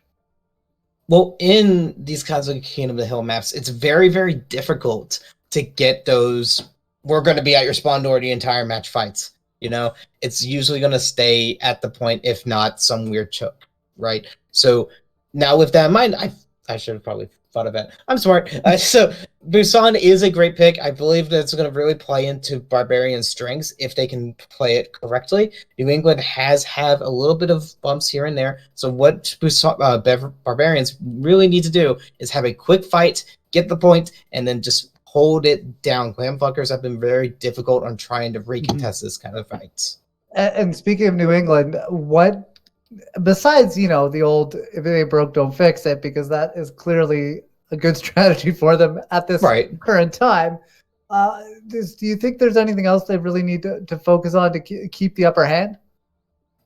Well, we did see a little bit of miscommunication when it came to those up close and personal fights. We saw that the Ryan was going back around, I believe it was gas station. No, it wasn't gas station, it was hotel. And, he was looping around trying to get heals. But because of that, one of their supports, the DPS, was out in the open and was just face-to-face with a Ryan with Shatter. So, of course, Ryan in that instance would Shatter, get 2 free kills, and then there goes any chances of holding for at least 30 seconds. So now with that being said, they're going to have to start working a little bit more of that Ryan, and that will help them in this next. Yeah, and keep in mind with the new patch that has come through recently, that Earth Shatter, if you're right up in someone's face, does a whole bunch more damage than it used to. I can't remember the exact number off the top of my head. It's 200 if you're 1.6 meters or closer. Yeah, that sounds right, because it's normally, I believe, 75 is the Earth Shatter damage, so it's more than doubled. Right, so if you're a squishy right in front of that hammer when it comes down, you're in for a world of hurt. Yep, all you need to do is Shatter and then 1 hammer swing, and that wipes out the entire team if you're lucky. That's what you need right now. Yeah. And I feel like once we get into the Overwatch League stuff, because I believe these kinds of patch notes will transfer over to Overwatch 2's build when that comes out. That'll be really fun to deal with. I haven't heard that theory yet, but a lot of people have been talking about over the last few days how weird these patch notes have been. But well, yeah, that's what I thought they were for. It makes perfect sense if some of them are kind of like, we'll soft test this for Overwatch 2. And as this game gets going, just a quick shout out as well. Thank you so much today. If you've subscribed, given some bits, if you've donated, we really appreciate it. We have a really great community here, and that stuff is always more than welcome. And if you haven't yet, why not? Just throw something out there, So getting ready for Busan, we are going to see a hostage situation in a moment when the spawn doors open, and we are going to be joined by Hypernut as well. So that will be interesting to see if he can keep playing the DPS at that level while at the same time answering some dumb questions. I don't know if you're going to be as mean as you were last time, Portal, but I think we got some good ones. I'll be a little bit nicer. I feel I'm in a good mood today. It's a great day. We're having fun. We're in the festive mood, even though it's past Christmas. And so we're just, having a nice, chill, wonderful time. There's not going to be any evil questions, and I feel like I should go last. Also, I'm going a bit easier too, because in the last game I did, I stumped K both times. Ooh. So I've kind of walked back the difficulty. We get bonuses for that, right? I don't think so, but we should. Oh, yeah, we should. Maybe we'll talk to someone about that. Yeah? Hey, Slips. Slips. Give us more. Yeah, so with that, we are getting ready to go here. So we are going to see Hypernut in a little bit, and that will be fun to watch as well. And here it is. Hi, Hyper. Oh. First. So I got a question for you. What is Soldier 76's real name? Something Morrison, Commander Morrison. You know what? I'll give that a pass. We'll give him that one. Yep, I'll agree. All right, next question. I want to be quick for you. What year did Overwatch launch the roll queue update? 2018. No, it was 2019. Oh, really? Well, that was a good one. What is the name of Torbjorn's primary weapon? Gotta hurry. Rivet gun. Yep, correct. All right, last question. How many proximity mines does Hammond release when he uses his ult? 21. 15, close. So we're going to hold you in just for a little bit longer because you got missed some of those questions. Not sure what time you want to correct me on that because, I don't want to be wrong and get, destroyed. Like 10 seconds. Okay, so that's good. So, roll queue for 2018, that would have been nice, but, we got it late in 2019. So, that kind of sucks and everything. And also look up behind you. Well, thank you very much, HyperNet. I hope they keep pushing on the DPS as well. We can see right now their team is not doing so bad getting into the spawn once again. Basically touching those spawn doors fine, going in on the D.Va. Just bullying right now. And Hyper, the chickens are released, you can leave. Okay, there you go. another great start for New England. Yeah, that was a great fight from New England. Even though HyperNet wasn't in play, because the DPS is usually, especially Reaper, it's more of a flank/burst damage kind of character. You don't really need his comms. He can kind of figure out as it goes. It's very solo queue-ish, so that's probably perfect for him. Up with a good kill on the soldier there. That's going to give an advantage to Barbarians right now. Bomb in the backline isn't going to find anything. So a bit of a man advantage right now for Barbarians, but the ult advantage is definitely in the hands of the New England Clam fuckers, and they are pushing it forward. Rocky and Fine getting 2 each. Rocky throwing everybody over onto the tracks, and that's going to do it for this fight. A great Primal Rage coming out, and some good follow-up from the rest of New England as well, and now they're up to 81%. One final fight to go, and Barbarians are walking into 3 very powerful ultimates. All they've got is a bomb to play with. Bargains needs a huge bomb. We've seen a couple in the last map, so I wouldn't be surprised if one happens here. But they need someone to touch. There's 5%. Can anyone get there? Fair's gonna be close. Okay, they got Tracer. Good. We're still gonna have this fight. And bomb over the top from Massive Kissing to be able to get rid of arrows, so they weren't able to use the EMP. HyperNet trades that back and gets Massive Kissing down before they can get back into their mech. And Fine in the backline is causing havoc, finishing off Muggly Wumps. So the advantage is still going for New England. They are pushing forward. HyperNet with another kill. The flip did come through, so that's going to buy a little bit of time for the Barbarians. But how much of this borrowed time can they utilize? Yeah, D.Va actually got far out of the sky, and so now Barbarians are losing people left and right. Barbarians need to work together and stay put and get some heals, but the healers died early, and because of that, New England's going to take round 1. Oh, that is round 1, and you know what? At the end of the day, they didn't even need the EMP. Arrows still had it. They got killed early in that last fight, and then never got back in time to press Q. But with that, New England Clams are now 1 map win away from moving on to the next round here at the Snowy Gauntlet, which is, by the way, Organized Chaos 17. Ooh, yeah, that's good. Yeah, good trick. Good number.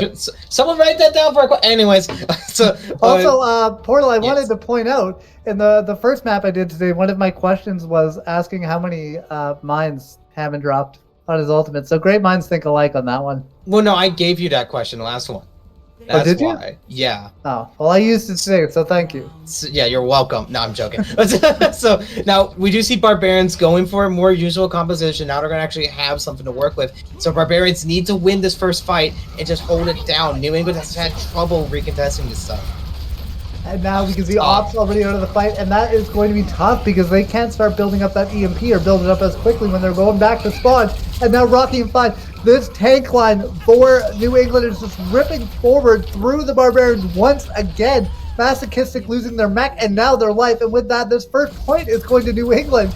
And this looks like it's happening all over again. New England just can't be stopped. Clam killing that off. It was the pearl they needed in order to win this map.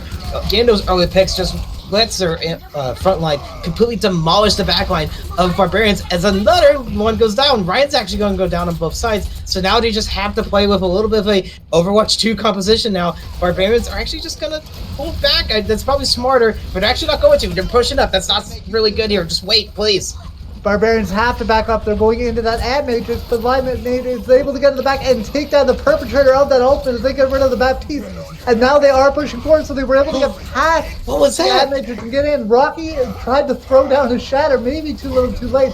Hypernut and Rocky are able to combine to take down two, and Hypernut is still staying on the point. Now they've thrown down the Step Blossom, but they get shattered out of their ultimate, but it doesn't matter. Rocky is back in and swinging for the fences. They're able to get three. They're going to hold on to the point. Unfortunately, Snow is going to lose that ad matrix as well. And with that, they're up to 50%, and New England has almost got this over the finish line. Okay, I feel like I figured it out. New England clan fuckers have finally gotten down, and they're able to get the time to kill down to less than a second for most of these kills. Barbarians are taking 5 to 10. So now because of that, New England clan fuckers are just able to run through, get the kills they wanted, and just like that, it's 3v6. That's going to be a quick time to kill when you get that Diva Bomb into the back line. That takes down two. Arrow gets a cleanup kill onto Levi Ackerman. And 75% just die, Lucio. Down, so just 25 seconds left to go. And if Muggly Bumps dies, and they do, they'll be able to get back into spawn and hopefully rejoin their team for one last fight here. What's it doing? To play with Stro, wait for this Lucio to come back into the fight, but they are going to engage here. 88%. They're coming in quickly. Massachusetts has a bomb online, but it doesn't matter. Big Slam comes out, and Hypernet gets two more. That looks like it's going to do it. That's going to put the ribbon on this present. For the New England clan fuckers, they are going to take it. We have got overtime coming down. They have to go through Arrow's Blade as they're able to get two. And with nobody left on the point for the Beverage Barbarians, that is going to be curtains. That's going to do it. New England's going to take this 2-0 in a very convincing win. So let me get this straight, okay? Picture this, right? Yep. We'll have one soldier go up top, right? Alone. Perfect strategy, right? Right. Yep. Follow me. They're going to get distracted by him, right? He's going to die. And now we're going to let us, on the other side with the rest of the team, push in and we're going to clear the team, right? Okay, good. Now to go back to reality, soldier pushes up, they see him and they're like, oh, forget him, he's not doing anything. They go back to the other team, shatter him, and just wipe out the entire team. They forgot really is. that was a thing. It really is a valid strategy to just ignore people sometimes. Yes. Like you can see it happening with Ferris from time to time, depending on the team comp that they're running. But it really seemed, especially at the end there, it was really glaring. Beverage Barbarians were running in with 5 people. They still had about 14% left when they engaged in that fight. They had time to wait for that Lucio to come back. Well, like I said, Lucio kind of staggered way too long there. You saw him was trying to survive that. There was no way he was going to survive that. He was surrounded by red the entire way. There's no reason to kind of stagger in that kind of scenario. I believe Beverage Barbarians had too many hero plays in that kind of scenario. You saw on King's Road, Diva was on point alone trying to get some kills. You saw Mercy getting a res on Bastion that didn't really do anything. Yeah. You see Lucio staying alone, trying to stand his ground, trying to survive when he really shouldn't. Soldier flanking when Soldier's not a good flanker. Just things like that add up, and because of that, New England clan fuckers just take the win. And with that, they are moving on to the next round here at the Organized Chaos Snowy Gauntlet. We will be back with more Overwatch action here in a bit. We are going to do a wheel spin soon as well to see who is going to get that bye into the finals and who is going to have to play in the semis. So that will be coming up very shortly. So stay tuned for that, and we will be right back.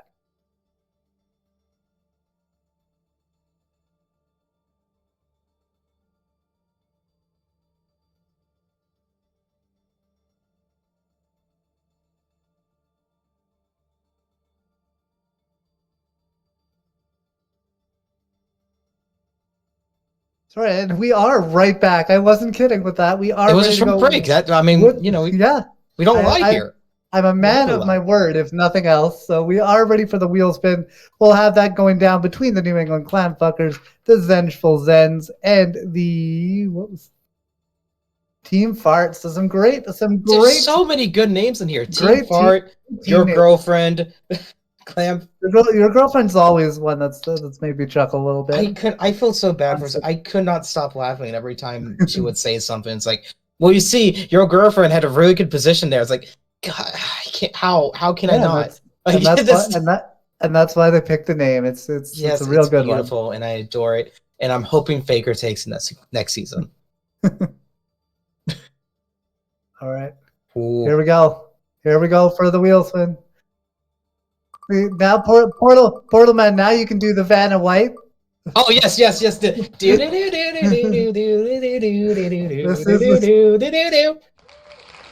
New England Clamfuckers get the bye, so not only do they have a strong showing in their match, but they get to go straight to the finals. And with that, we are going to have Team Fart take on the Zengeful Zens in the semifinal matchup. Yeah, it's always great when a clam fucker gets a bye, huh? Yeah, that's some legal gray area. We really need to. I'd be willing to protest that. Yeah. That's what the wheel has decided. So next up will be that semifinal match between Team Fart and Zengeful Zens. So I'm expecting a good map there. We've had a couple close ones already, a couple not so close ones. And with that, we are going to take a break as we get that next match set up, and we will see you in a moment.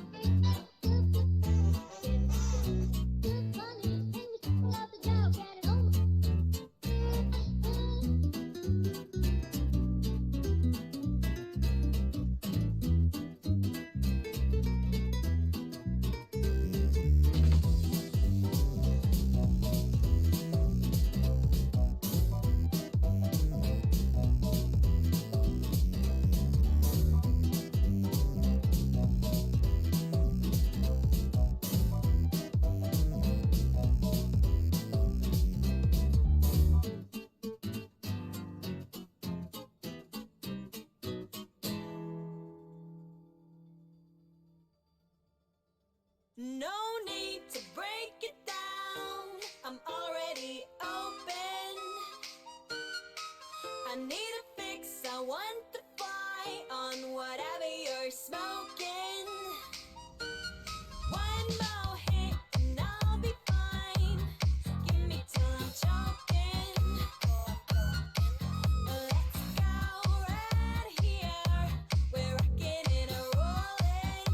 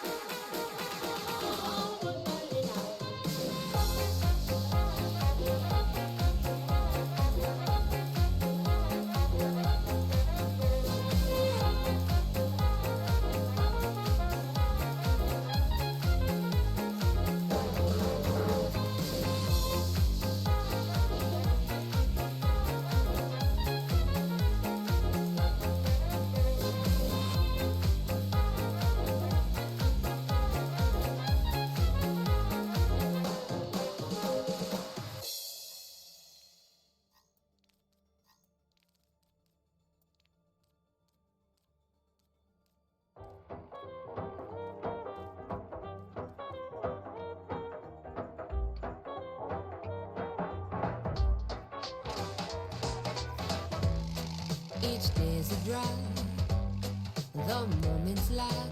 Can't seem to find peace of mind when I'm just killing time. Wish I could hit rewind. Check my phone, feel so alone. Itching to get myself out, but I'm just stuck on this never ending roundabout. Trial and error, I don't mean to scare you, but it is too late, you see. And now you must go on without me. Save yourself, find someone else, 'cause I'm a ticking time bomb and I'm about to blow. I hit cold red, need to find a way out of my own head. Nothing safe for me in here. They said that it was for my own protection, but how can I trust my own reflection? Cold red, who's coming to my rescue?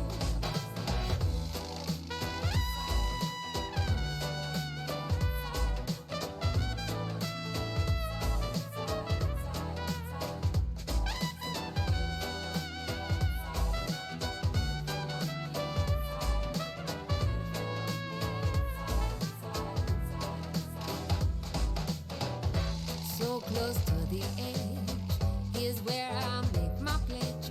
Willing to let myself fall if it will make it stop the never-ending call. It's fight or flight, which do I sacrifice? As I come up slowly for air, reaching out hopelessly to my despair. Trial and error, I don't mean to scare you, but it is too late, you see. And now you must go on without me. Save yourself, find someone else, 'cause I'm a ticking time bomb and I'm about to blow. I hit cold red, need to find a way out of my own head. Nothing safe for me in here. They said that it was for my own protection, but how can I trust my own reflection?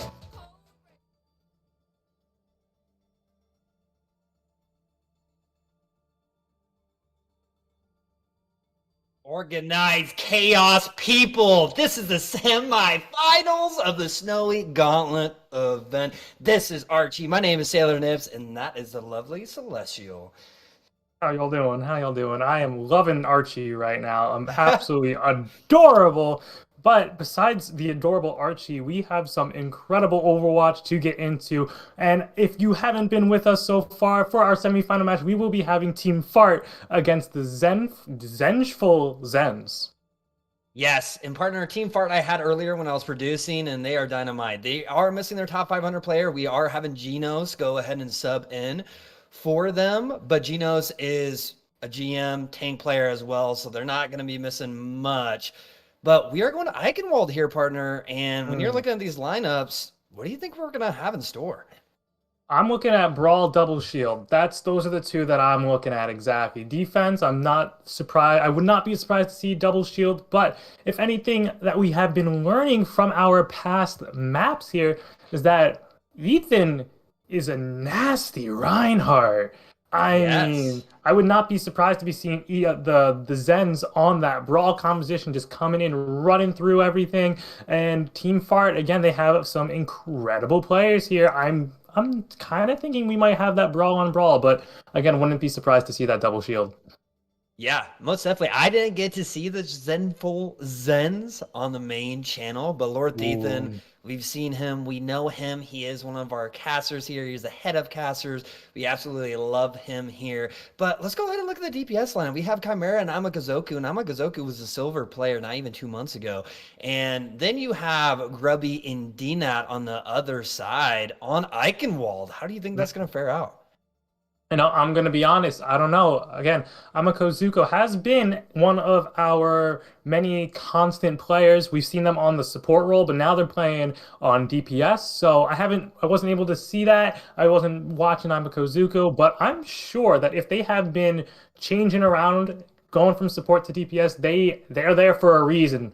You know, they have to be there on DPS rather than support for a reason. So I would not be surprised to see Amakozoku kind of pop off here. But if anything, I remember hearing some things about DNAT if I was so hopefully correct there. And so we're going to have a good DPS matchup here.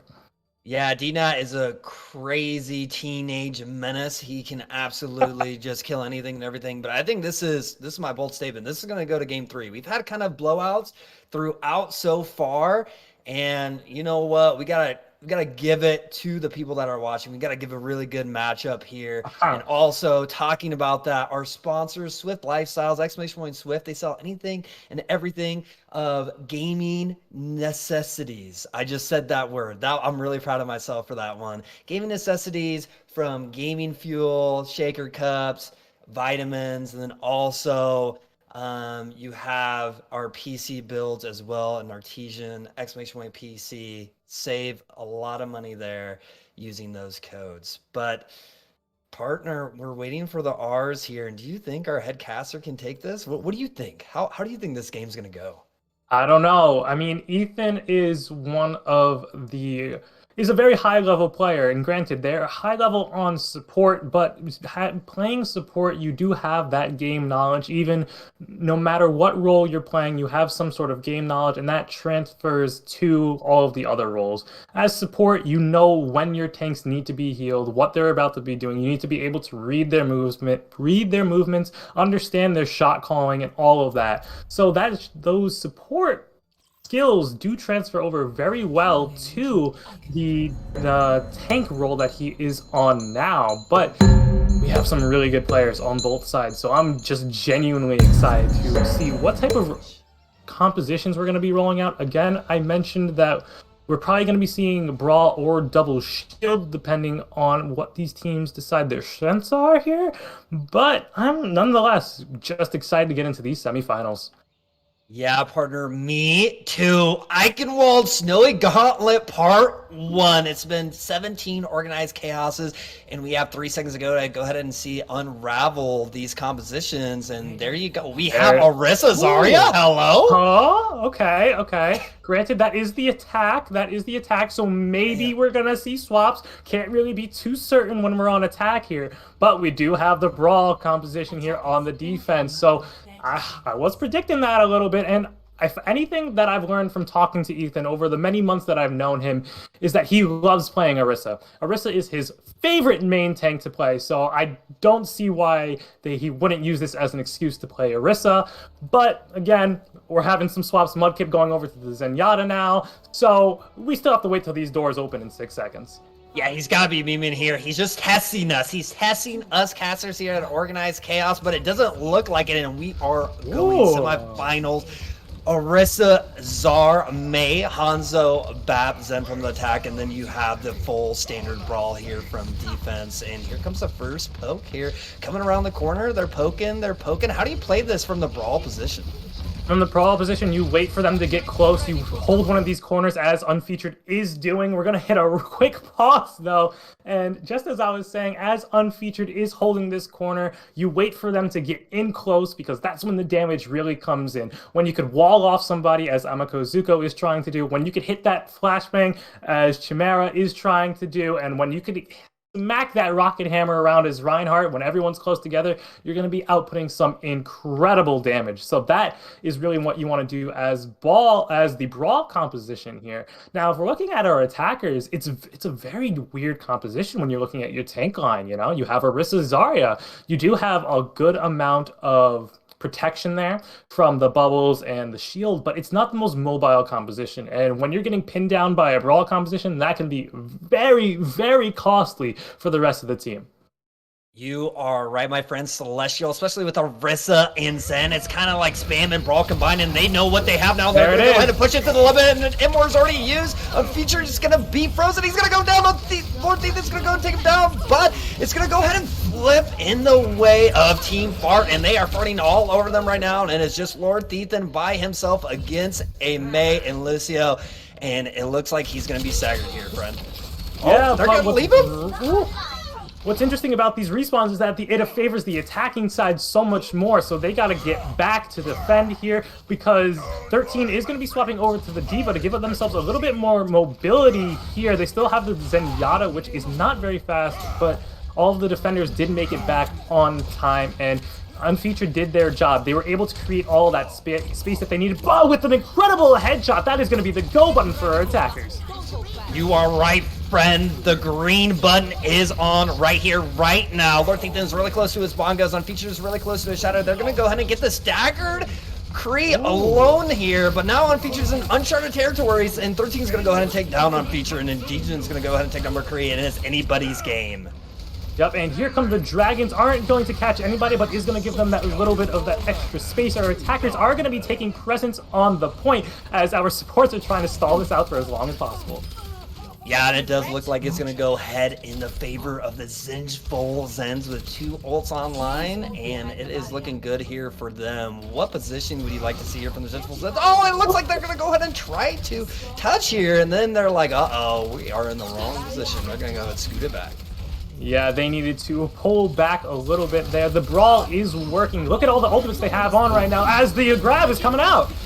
Yeah, and we'll see if there's any follow-up in there. It does look like Unfeatured is going to go ahead and get in there with the Lucio. The Lucio speed is diabolical in these situations, and they are utilizing Brawl correctly in that scenario. And it didn't look like there was going to be any follow-up there, but they got it.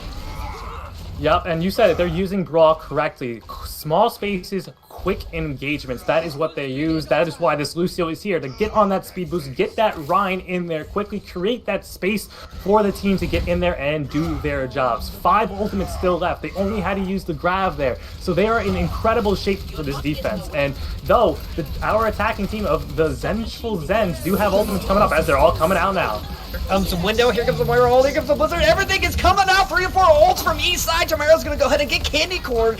Nothing from the red side, High Noon, and then now they're just a poke battle. Who's gonna go ahead and win the Genos? And it looks like Team Fart is going to head and win this fight. And oh my goodness, partner, it was great, it was just straight mayhem. What made them win that fight right there?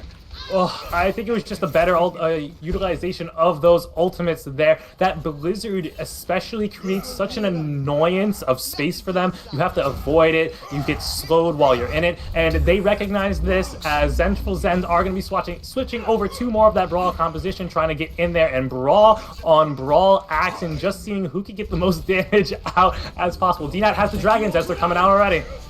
Yeah, I do like that swap, but they don't have a Lucio, so they are going to lose in the speed battle here, and I do like how they are alternating ults, and here it comes the High Noon, the Shatter gets blocked, the grab comes out, a lot of ults expended here from Team Fart. Amagazoka is going to go ahead and take down the Immor, Mudkip's going to go ahead and take down Genos, Unfeatured takes down DNAT, and it still looks a huge anti-nade there. Might go ahead and change the tide of the fight. Lord Thiefin gets 2, and it's looking good here for the Zengeful Zens.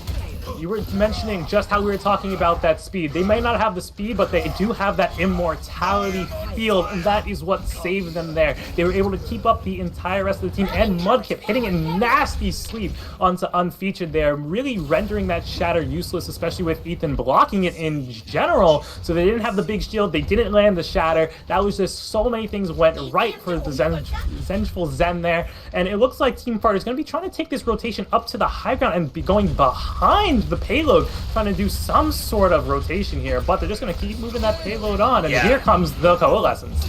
Yeah, I do like the pathing here. Here comes Coalescence, here comes the window, here comes the Shatter, it is absolutely huge, and then the bomb over the top, and it looks another one fight here from the Zengeful Zens. They were not phased from the pathing, already deleted the shield there from Unfeatured, and they win another fight. Yep, I definitely think Zengeful Zen has figured out the formula here. They realize that they have to go brawl on brawl, and it's working for them incredibly. Now, Team Fart, if they want to do anything here, they have to use this Blizzard incredibly well, making sure that it doesn't get eaten by 13 there, and just creates as much space for them as possible for them to target focus and really get in there. Yes, and put the wall right behind, and then here comes the Nano Ride, and he is furious. He is ready to swing to go ahead and do something with it, but the Shatter on the other side comes out, and it is huge. But the Immor, again, like you alluded to earlier, partner, saves the fight. Lord Thiefin feeling risky. massive. And Feature's gonna go ahead and take down Lord Ethan, and DNAT's gonna go ahead and take down Chimera, and it's anybody's fight right here, right now, but it is gonna be the defense that is gonna have the respawn advantage. Genos takes down 2, and it looks like a lost fight for the Zengeful Zens. Yep, they did have a lot of things going for them right there. The immortality saved them from the blizzard there, and then they didn't have the attacking capabilities on the side of Team Fart to really get in there and do as much damage, but Team Fart and Zengeful Zen have a lot of ultimate. It's going to be who uses them better. Yes, and then here's come this initiation from both sides of Coalescence to go ahead and weed out the dragons. And then now you still have a lot of ults online that you alluded to, and the Demon Bomb on the top. And the shadow! It might be huge, and it will be! And the Reaper ult's gonna get absolutely nothing, and the Zengeful Zens 13! Getting 3 with the Demon Bomb. Ooh, what a combination. The Shatter Bomb, absolutely disgusting. Ethan just somehow finds the space to get these shatters, but now we are in last fight territory, and they gotta go if they want. Oh! There wasn't enough time. They couldn't. No, and the Tracer had to use recall right away because they were so low. And the Zengeful Zens, with time on the clock, get it done. They totally revamped themselves after they switched the composition. What made them successful there? It was just the efficiency of their space building and Ethan being able to build that shatter so quickly. I think Ethan had a shatter for almost everything, and we are going to go head down for our bounty. And who is the bounty on, partner? Okay, Unfeatured is gonna get the bounty, so we're gonna go ahead and jump in their comms. Get ready to have some bounty fun. Play BAP again? Of course. Beautiful people, how are we? Not very good now that you're here to announce a bounty. Yeah, it doesn't mean that you have a bounty. When the doors open, the bounty will be on Unfeatured. You will have 1 minute and 30 seconds to kill him. Good luck. I'm gonna empty. Hello, my beautiful people. How are we? We're doing all right. We're doing good. Okay, good. Unfeatured, you are the bounty. When the gates open, you will have 1 minute and 30 seconds to survive. Good luck. I will stay in here and help you keep track of the timer. Okay. Yeah, Unfeatured don't hide challenge. You have to. You can't hide. You can't hide. Okay. Yep. All right. Go hide in the bushes. Let's go. Who has gold damage, by the way? Bounty is online. Good luck. It's 8K right now. 8K. Okay. Yeah, freeze a little bit back. Give us higher ground. We're gonna speed in 3, 2, 1. Go left side. Go left side now. You're welcome. May. We go May. Oh, sorry. You were eliminated by 13. May killable. He is already dead. He was eliminated by 13. In the elimination there, Lord Ethan is not done with business. Ravens defense in the early 2000s, being the Ray Lewis linebacker he is, and absolutely dominating. But that was a really good play there from Grubby to go ahead and freeze our bounty and kill the bounty. Yeah, that's rough when you're Reinhardt. When you're supposed to be the first one in, the one to take all the damage, it's hard to always be the one to survive. So that was going to be a tough bounty to live through. But a Maywall is going to come out and start this engagement.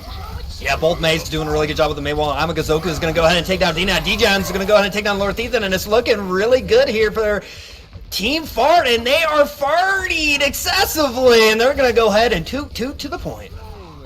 You know, I told you before this broadcast started that Amakozoku was going to be one to look out for, and we see their name lighting up the kill feed hell of a lot of times. So we are definitely seeing that their switch from support to DPS is working out for Team Fart here, having a better time bank for this payload process here, this payload phase, better than what the Zengeful Zen had, and they're already going to start their rotation through the castle. Yeah, and I love it, partner. They're going to go and push it to the limit here. They're going to go ahead and get on their backside, but they are leaving their D.Va exposed, but that's why you go ahead and leave D.Va on point. That's probably a call from Genos. That's a really smart play. Now you have to go ahead and bring it to them, but they have to listen. There's a lot of ults on both sides. And here comes Dina. Oh, he reads it. It doesn't get 1, 2, 3, 4, 5. Dina just saying, hello, my name's Honto. Go ahead and soapy up your hands. I think DNAT had, what, the sonar arrow there, maybe, just to be able to see everything that was going on. Oh, but the Diva Bomb coming out for the remake there, not going to catch anybody, and everyone's going to try and regroup. Team Fart is going to have some incredible ultimates to try and take this point back now, because the defense of Zengeful Zen is pushed up quite far. They do have a lot of ults as well. Genos is going to go ahead and take down DNAT, and then it's going to go ahead and be a reset here from Team Zengeful Zens, and Unfeatured's going to go ahead and take down Grubby. So they're going to go ahead and pull back here, partner. But if you are Team Blue, are you going to go ahead and take the high ground again after what just happened to you? I don't know, because it just seemed that they all needed to play together. Oh, but it looks like they're going to try and do it. They're going to try to meet them on the high ground, take the fight away from point. They want to take the fight to them. They have this aggressive play style, and it seems to be working. Yes, and they're going to go ahead and try to get something with their ults. They have so many. They already expended 2. Nothing's happening. 13's going to go ahead and take down Unfeatured. Lord Thiethan's going to take down Amagazoku. And Grubby is going to kill Chimera. It looks like another fight win for Zengeful Zens win. They didn't even have close to the ult economy that Team Fart did. I think they need to, at this point, just stay on the payload. They are not getting far, but Ethan with a very aggressive shatter, trying to really prove that they are trying to make a main tank difference here, but they are going to get that pick on 13 and continue. Yeah, that's definitely a big PP shatter, and it's going to go ahead and cost them. Silent Storm's going to go ahead and coalesce right in front of their face, and then the Cassidy's going to go in high noon, doesn't get anything from it, and Dragons come out. A lot of ults used here. They're going to try to go ahead and get a little bit closer because it is Brawl v Brawl, and it's not looking good here for the Zengeful Zens. Never mind, Diaz going to go ahead and get a pick, and 13's going to go ahead and do it, and somehow them curling up into a ball is going to last a little bit longer. Oh, here comes the bomb for the remech, quick, but it's not going to catch anyone, just going to give them that mech back, and they are going to continue to push this payload for as far as possible, but the Zengeful Zen are a little out of position. Their team is kind of all over the place right now. Yeah, they're staggering really hard here, partner, and Grubby's trying to get out, and then there goes Grubby to Genos, not looking good. You are going to have the shadow online here pretty soon. They're going to go ahead and initiate with a B. The time is now. He is jamming. Mudkip's going to go ahead and knock Chimera off the map. Unfeatured is going to take down Lord Thiethan, and it is anybody's fight once again, and it does look like it's going to go ahead and favor Team Fart. Just keep on exploding those gassy fumes. Yep. Oh, but it looks like the Zengeful Zen are going to be making quite the comeback right now. Zengeful Zens is just astonishing how they curdle in these balls. They have 2-3 people go down, and they still go ahead and change the tide of the fight. Wow. Positioning. I go for positioning there because they take these corners where Brawl, they have the advantage when it comes to Brawl v Brawl. They take the space that they need, and they really just know how to work these heals, how to work this Reinhardt. But here we go again. Oh, Dragon! So welcome to the GM Tank Life, and he's going to go ahead and get DNAT, eats his dragons, and then goes ahead and throws another one, but 13's going to go ahead and get Silent Storm in the background, and it is just complete mayhem right now with all the ults. Amagazoku is going to go ahead and use it, and they have to go ahead and win this fight here if you are Team Fart to go ahead and fart another day. There they go, and no one is going to be able to touch, so they will be seeing the last part of Eichenwald going into the castle now with a 2-minute time bank. They really have to work very hard right now if they want to match this time bank at all, and I know Zengeful Zen is not wanting that, but they don't really have the ultimates to do so. Diggin is really going to have that sound barrier, and that is going to be huge for this fight. Yeah, just like what you said, the Brawl v Brawl, and then that was a perfect Maywall there to go ahead and block off both of the tanks, and Unfeatured notices it, but the lamp comes out, and it is good, but the shatter from Unfeatured just changes the tone of the fight, and Genos gets 1 and 2, and Chimera says, hello, my name is May, I am Bay, and wins the fight. So, coming out here, I don't know what they're going to have in store here if you are the Zengeful Zens. They're going to have dragons up in just a few seconds. Someone needs to touch and prolong the fact that for DNAT to get that dragons, but they got to go quick. The B comes out, here comes the Dragons. The Dragons doesn't get anybody, but it does go ahead and split for a second. Deacon's going to go ahead and get 2 or 3, and it's looking really good here for Team Fart. And it looks like they're gassy fumes that eat a lot of beans, but they're short 5 seconds. And I told you my old prediction, this was going to go to game 3. What do you think now? Oh, we got a series. This is a series. There is no team that is really just kind of outshining the other one. Each team is having their incredible plays, incredible shatters, incredible ultimate use, incredible heals, incredible clicking ability of the heads coming out from both sides. I mean, look at that. The time bank tells the story there. A difference of 5 seconds. That is all for these two teams. Sure, they had their bits and pieces, their issues here and there on different parts of the map, but now, as we look, this is going to be a completely crazy round 4, and Grubby is going to be coming out on a Pharah, so we are going to be seeing a little pharmacy action trying to deal with some of what Team Fart has been throwing at Zengeful Zen. Yeah, Eichenwald defense is actually pretty decent for Far Out. Go ahead and go over to the landscape on the right side. You have a lot of spam here, so they're like brawl and spam here for Team Zengeful Zen, so it's going to be different. But Chimera's ripping out the Doomfist. If Genos goes Zarya here and just pockets Living Crowd with the Doomfist, it might be just game over. But Farah, it looks pretty decent. 3, 2, 1. We are going into overtime on Eichenwald, and they're coming around the corner. Yep, and that Doomfist is going to be a menace for the rest of the team. They don't really have anyone else to stop them except for the Pharah, and they're coming in hard right now. The Pharah is putting a lot of damage right now. They are poking each other. They're kind of playing that boxing game. Emor does come out early and is already done, so now is the go button here for Team Fart. And there is the Doomfist bringing doom upon everybody. Amakazoku is going to go ahead and take down the Pharah. Lord Ethan takes down unfeatured. Genos kills Katie Corn, and that is a Team 1 fight there for Team Fart.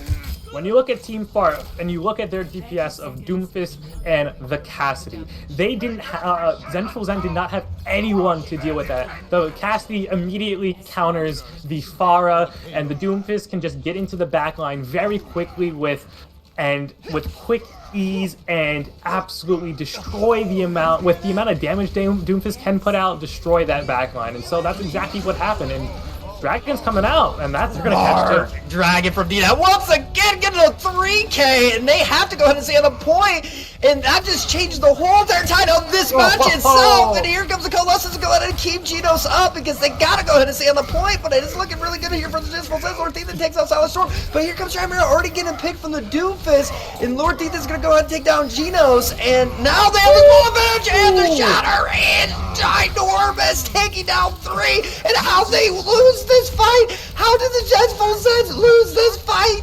Don't know. I'm gonna be honest, I have no idea. The Doomfist was just putting out too much damage. The Shatter was just massive, quick remag bomb, but that's not really gonna be able to do much, and they're just gonna continue to roll on through now because the Zengeful Zen just need to regroup and get a really good push here. And I was a little scared when they went through the castle. That was terrifying. They left the payload completely open with a couple seconds remaining, and now we're in perma overtime right now. And so one false move is going to put this map in the dust. I got 4 picks, and they still lost the fight because of the respawn advantage, and the Coalescence saved it, but here comes the beat, and the fight still goes on. The window comes out. Genos is going to go take down Mudkip, and they are still winning these fights. Here comes the Bob. Bob is going to be on point. Going to go ahead and do enough damage and get enough picks, and there is pick galore on point, and they're trying to hide away from the Bob. Here comes another Dragon here from Dina, trying to do something, but again, Zengeful Zen, Chimera, Genos just playing the game right. Degon doing their best to try and stay on point for as long as possible. Ethan coming back, but by themselves right now. And we see how quickly that overtime wick is fading, so they gotta stay on this payload. Any mistakes is really, really costly. The bomb goes over the top, the Shatter comes out, and there is Genos again, and DJ gets 2 boopity boop off the map, and they are still scooting. I don't know how many magical fruits they have eaten, but they are farting rainbows, partner. God. Oh, and now they have the payload crashing through the door, the fight continuing inside the castle, trying to get their ultimates back up, and Ethan really wants to just end this now. Yes, but he doesn't have anything. He only has one ult on the side, and then it's a Diva Bomb. They have to go ahead and use it, and they're going to go ahead and use it now. The Colossus comes out, and it does get one. And there is a disadvantage here. Doofus is going to try to get something out of his ult, trying to pull Lord Ethan, but Lord Ethan's supports are just keeping them up. Chimera's going to go ahead and take down one of those supports. Lord Thief is going to take down Chimera for that action. And it is looking in the way of the Zengeful Zens. DNAC going to the Kree. I think that's a solid pick. I was kind of head scratching myself when Grubby first went Ash against a Doomfist, but hey, they stopped him. Yeah, I was a little worried about that too, because again, it was the Doomfist. The Doomfist caused so many problems for the Zengeful Zen. They really, that swap there, I think, kind of won them the match. They weren't expecting it. The element of surprise really came in, and then there wasn't a Cassidy swap or a Briggs swap or anything to kind of stun that Doomfist just out of any of their combos there to just really render them useless, because all of Doomfist's power comes from their abilities and their movement. So if you stop them in their tracks, they don't really got much left there. So I was a little worried about those swaps, but in the end, they did finally get it. Now, if we are looking at our defensive composition, for Team Fart, we are going to have a Sombra and Amakozuku going to be staying on that Cassidy, which they have been able to do some incredible work on. Yes, DNAT also with the Kree. On the attack side, you have the Echo in the air. So they have Brawl with a flying thing. They don't have a Mercy pocket, so this is going to be different because of the straight-up fastness that Team Scoot, Poop, Poop. You can't even say Fart in Overwatch. I don't know why. Why can't you say Fart in Overwatch? That's so lame. We have the Team New England Clam fuckers, for Christ's sake. Why can't you say Fart in Overwatch? Blizzard at me. And here we go. They're coming around the side, and the Zengeful Zens is going to try to go ahead and do the Angry Transcendence like their logo, and they're going to try to push it to the limit. They are already on point, and the Sombra takes down Grubby in the back, and now it is the go button.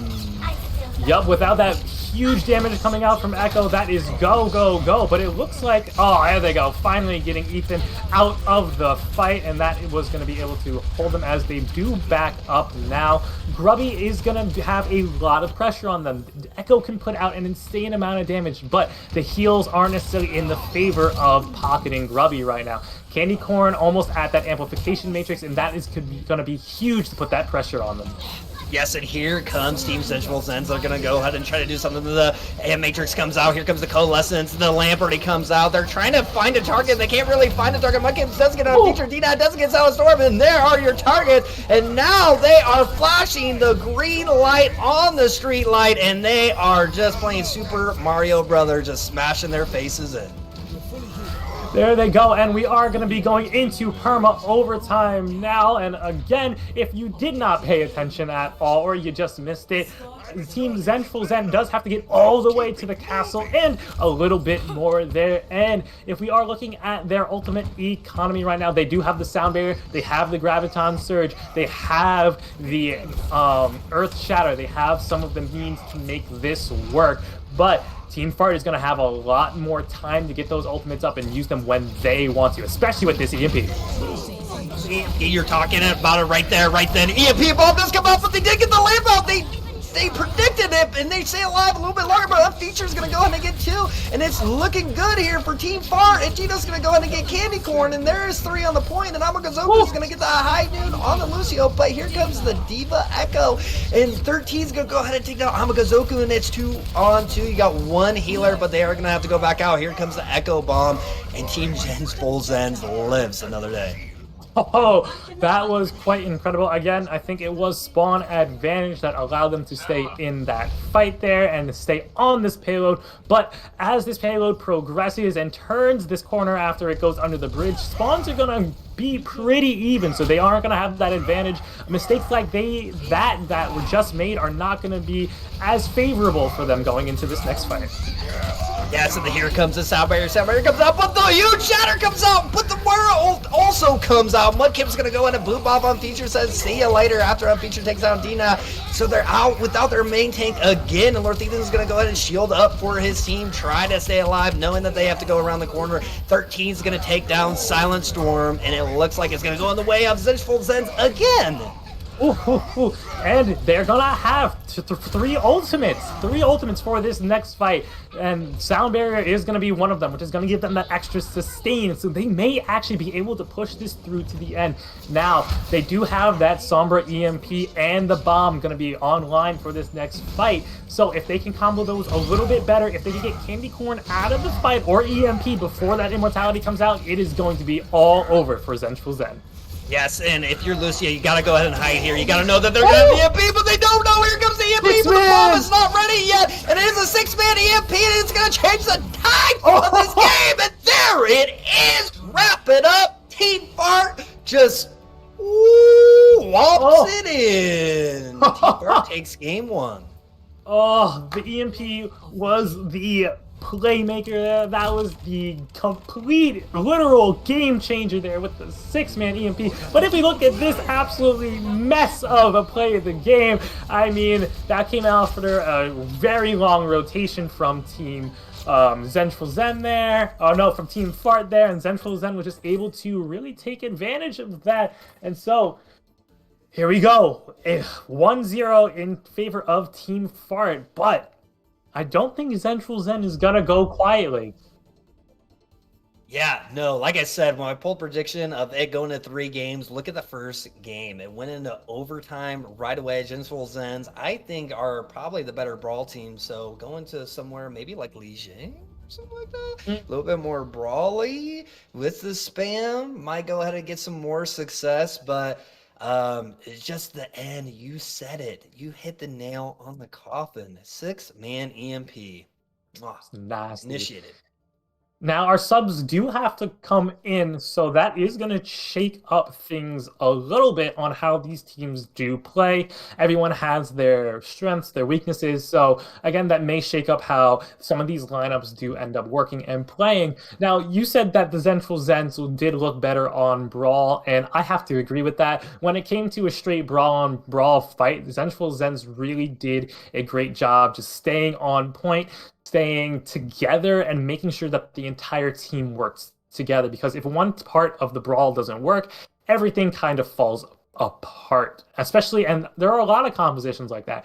Dive with, especially with that, if one team member isn't there, you know, that all that damage just isn't there for the needed to dive. But we saw that the Zengeful Zens were able to just kind of brawl out just a little bit better than Team Fart. So as you were saying, Lijiang would be a decent pick, but I also would not be surprised to maybe see King's Row again, because that just seems to be a thing that we do. And if we're looking at our chat here, Ethan is going to choose for the Zengeful Zens King's Row. So brawl on brawl once again.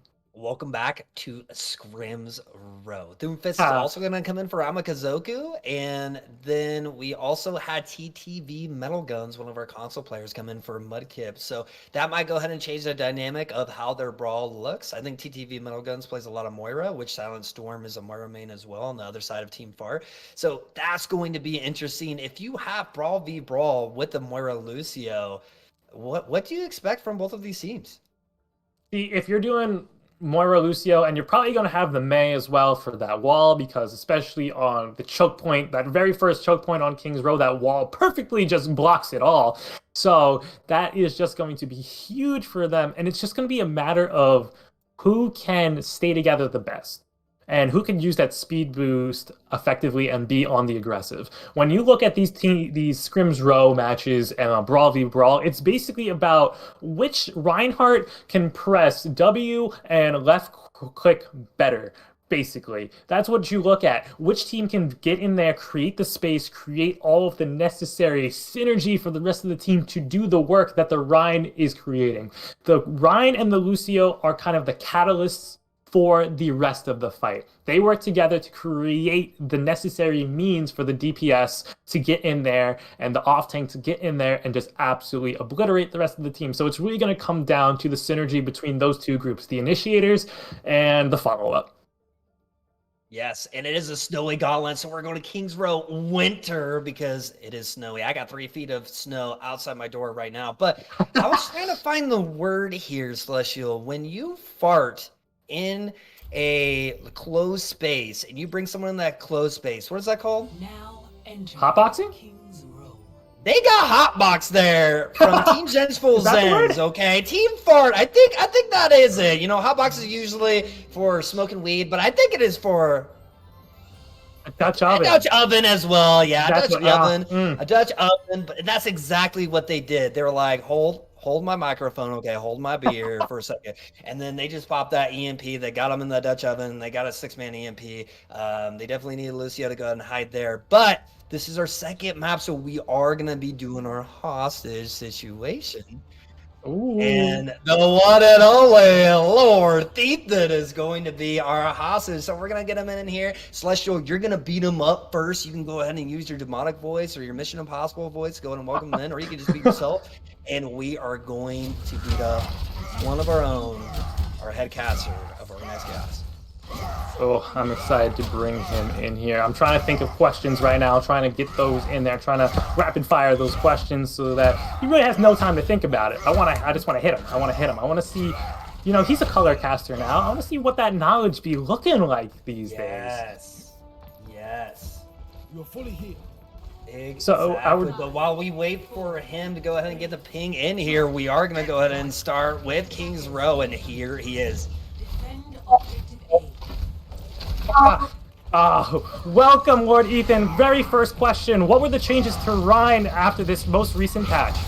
His Earth Shatter deals 200 damage upon impact. Whoever's in front what of him. range? 1.5 meters. There you go. Great job. Absolutely incredible. What is Reaper's real name? Reaper's real name is Gabriel Reyes. What season did I start playing Overwatch competitive? Why would you do this to me? 18. Wrong. 1. You suck!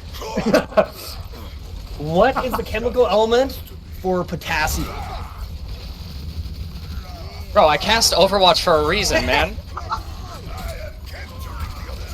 It's K. You have to stay 10 seconds longer. It is just K. Oh no, why did I do that? I fucked my team. I fucked my team. But Dina is carrying you, partner. Dina is carrying you. Like he did with the last fights, getting 4 or 5 Ks, and you guys are so weird. Everybody up, and Lord, they do Colonel a little weird here. What are you gonna do here, Lord Ethan? You got a mate right behind you. What are you gonna do? Solo shatter this Nimrod named Chimera, who can't use the English, the language of capitalism and freedom. Hey, shut up, you dingbats! Stop calling people Nimrods.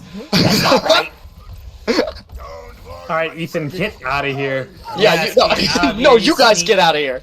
You dirty little hostage, you. And they finally won it. Zengeful Zens finally win it there, Celestial, and they're gonna have 2 ults compared to the other 2 ults online.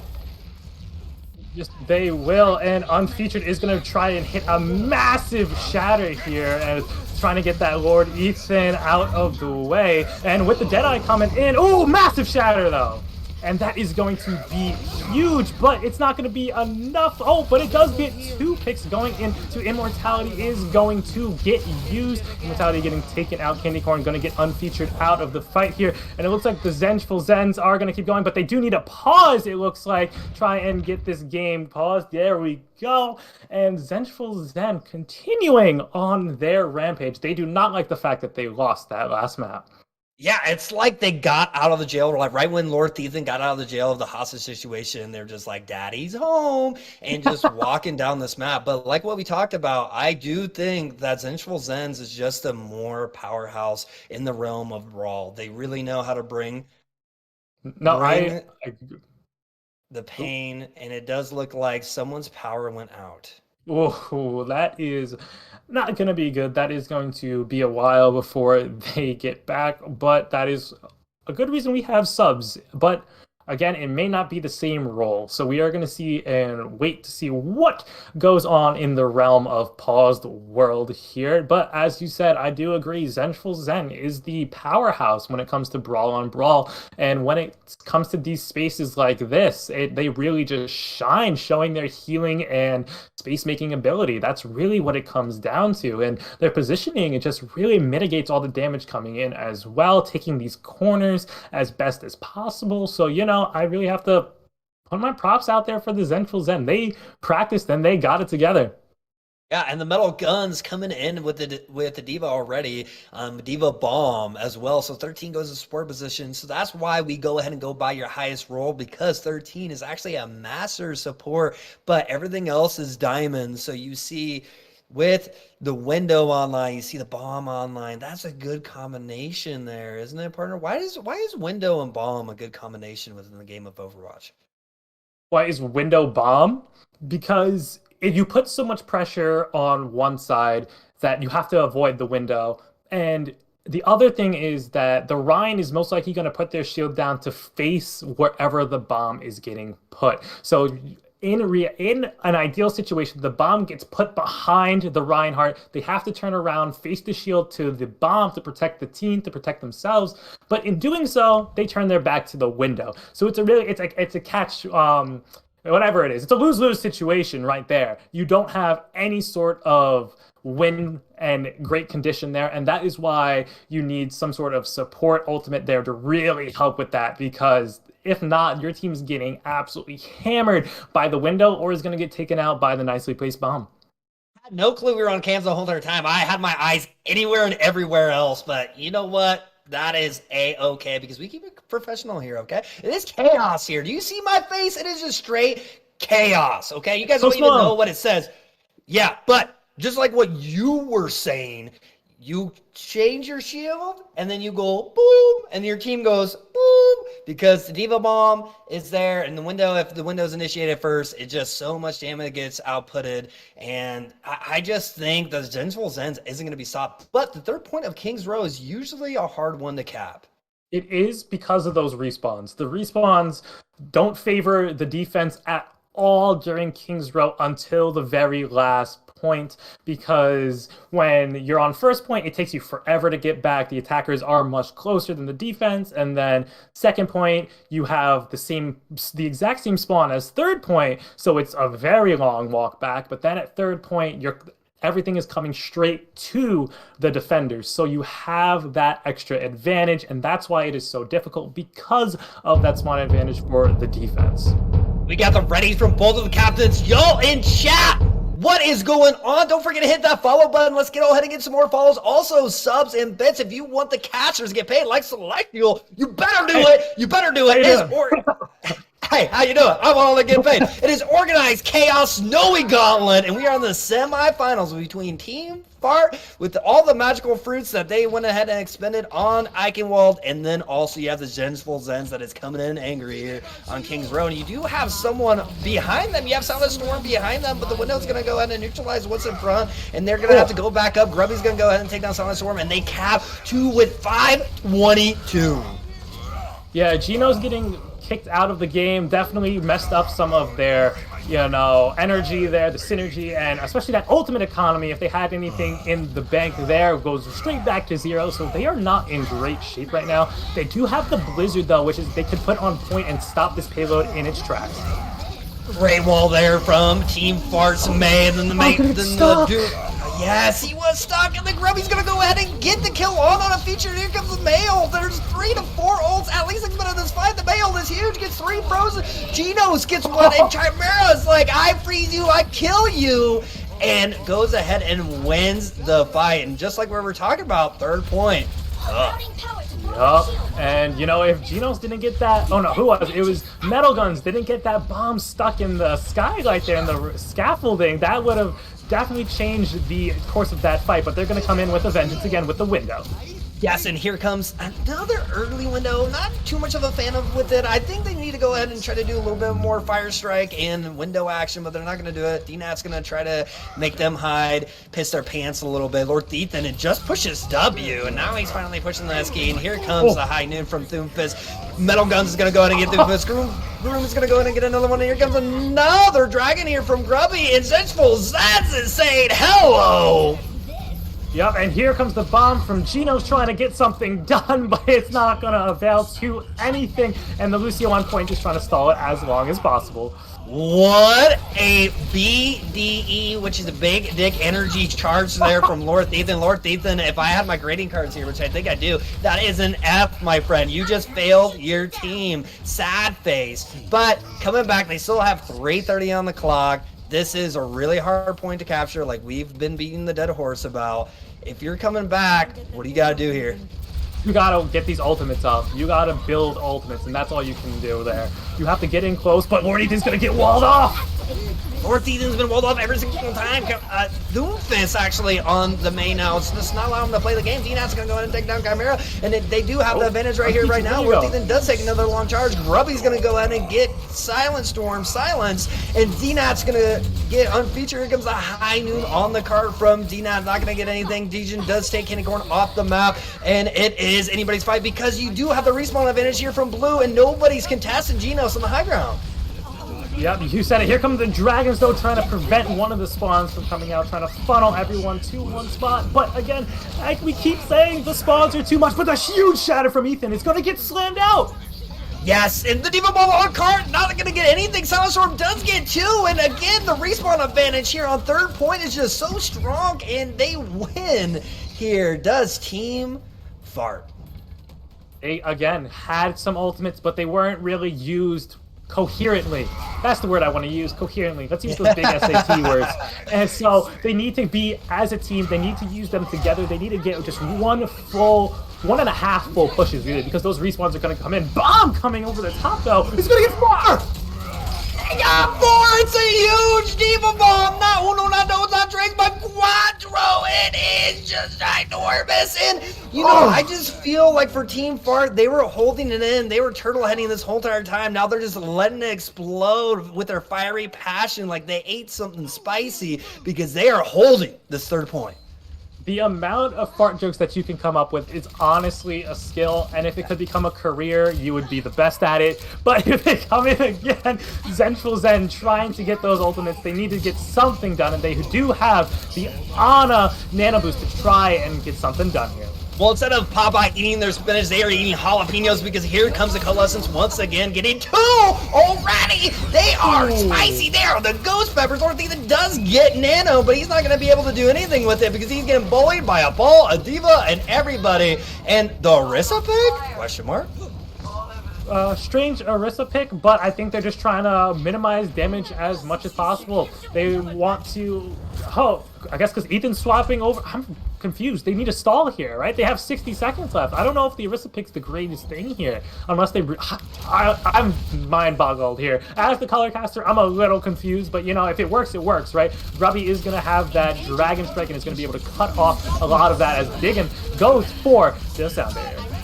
Yeah, maybe if they did pull dragons, but they're not even doing pull dragons. And he's a little overextended there, but Grubby is going to go in and get decent. Genos does take down the Immor already, and Doofus is going to try to get something with his Doofus. Only he does, and he gets not 1 but 2. And Silent Storm is going to go ahead and take down Grubby, and here we go, unfeatured with the ball. So they go ahead and go with this divey look here on the third point, and it is working. Yup, and we said it, brawl on brawl. It looks like Zengeful Zen is in control, but right now it's not brawl on brawl, it's just pure chaos.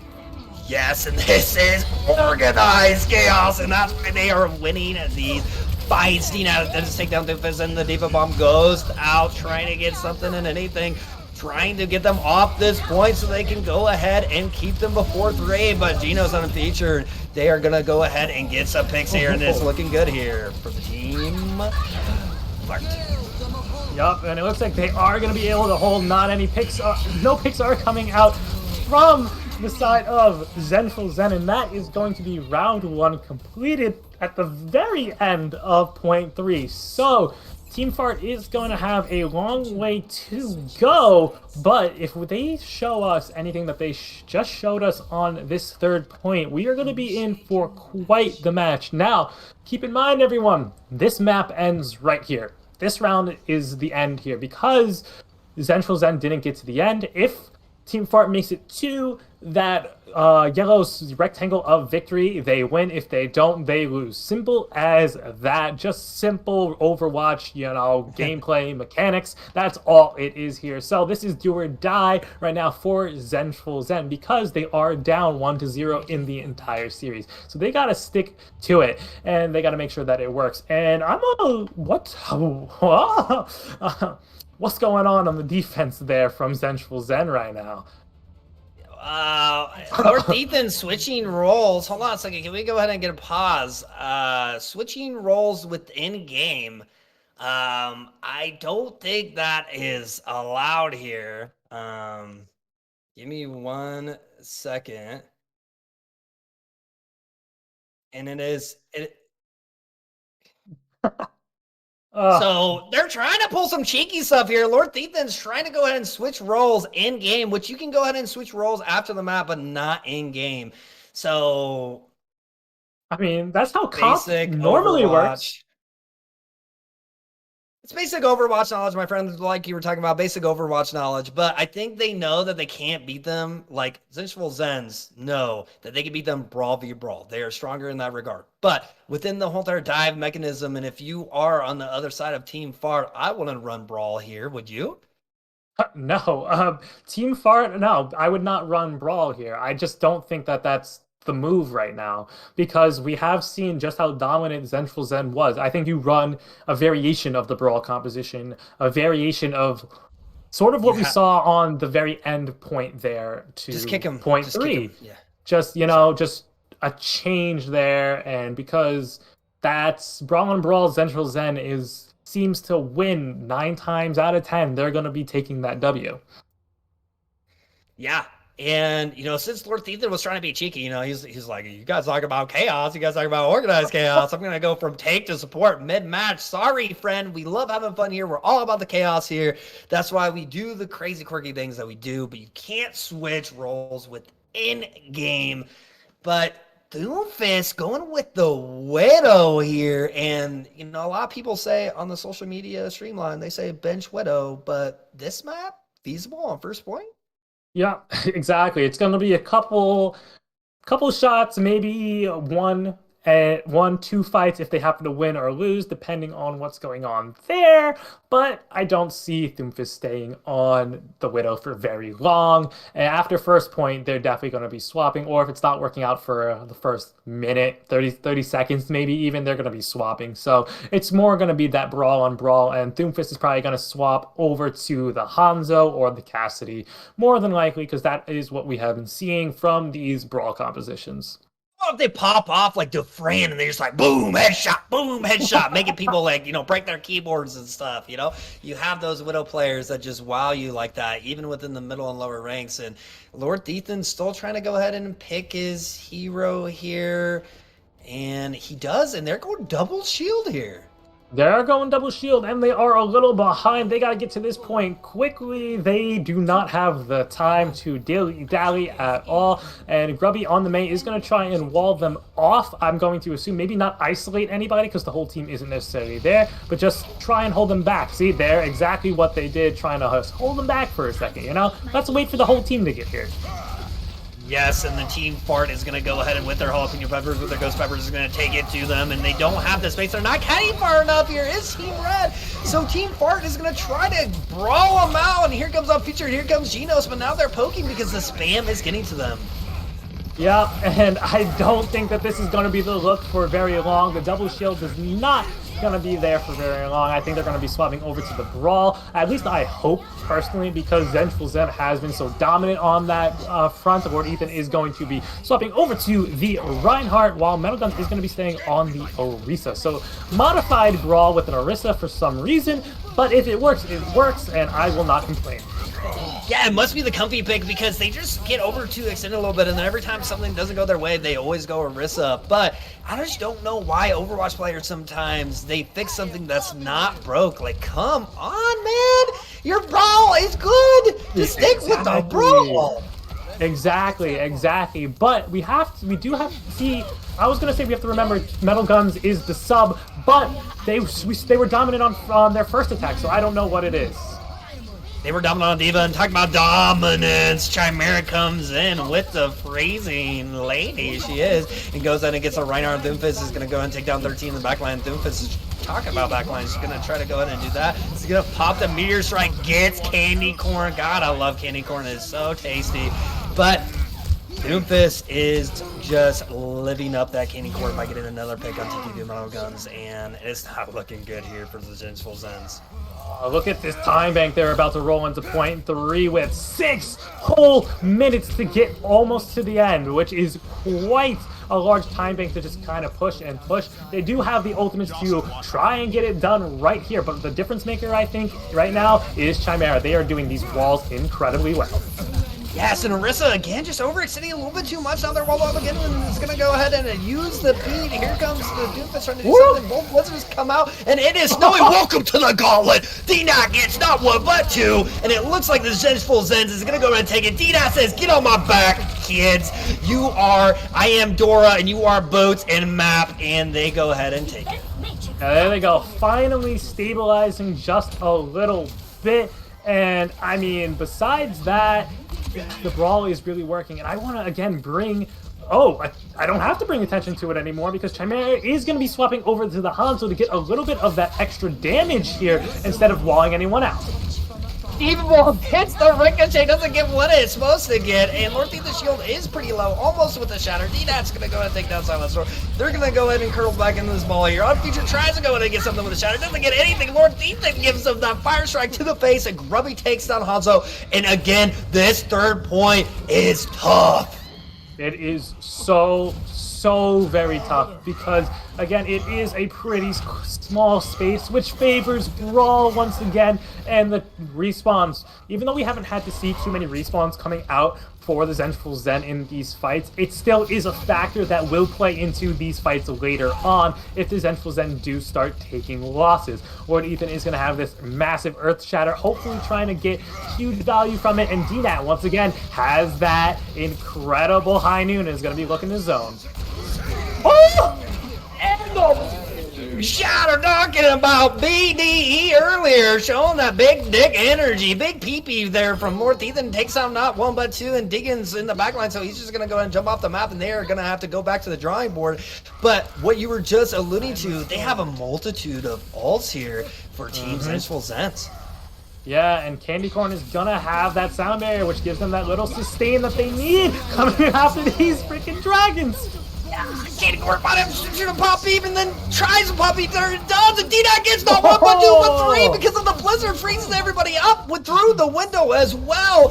They use all of their ults basically there, but so did Team Fart.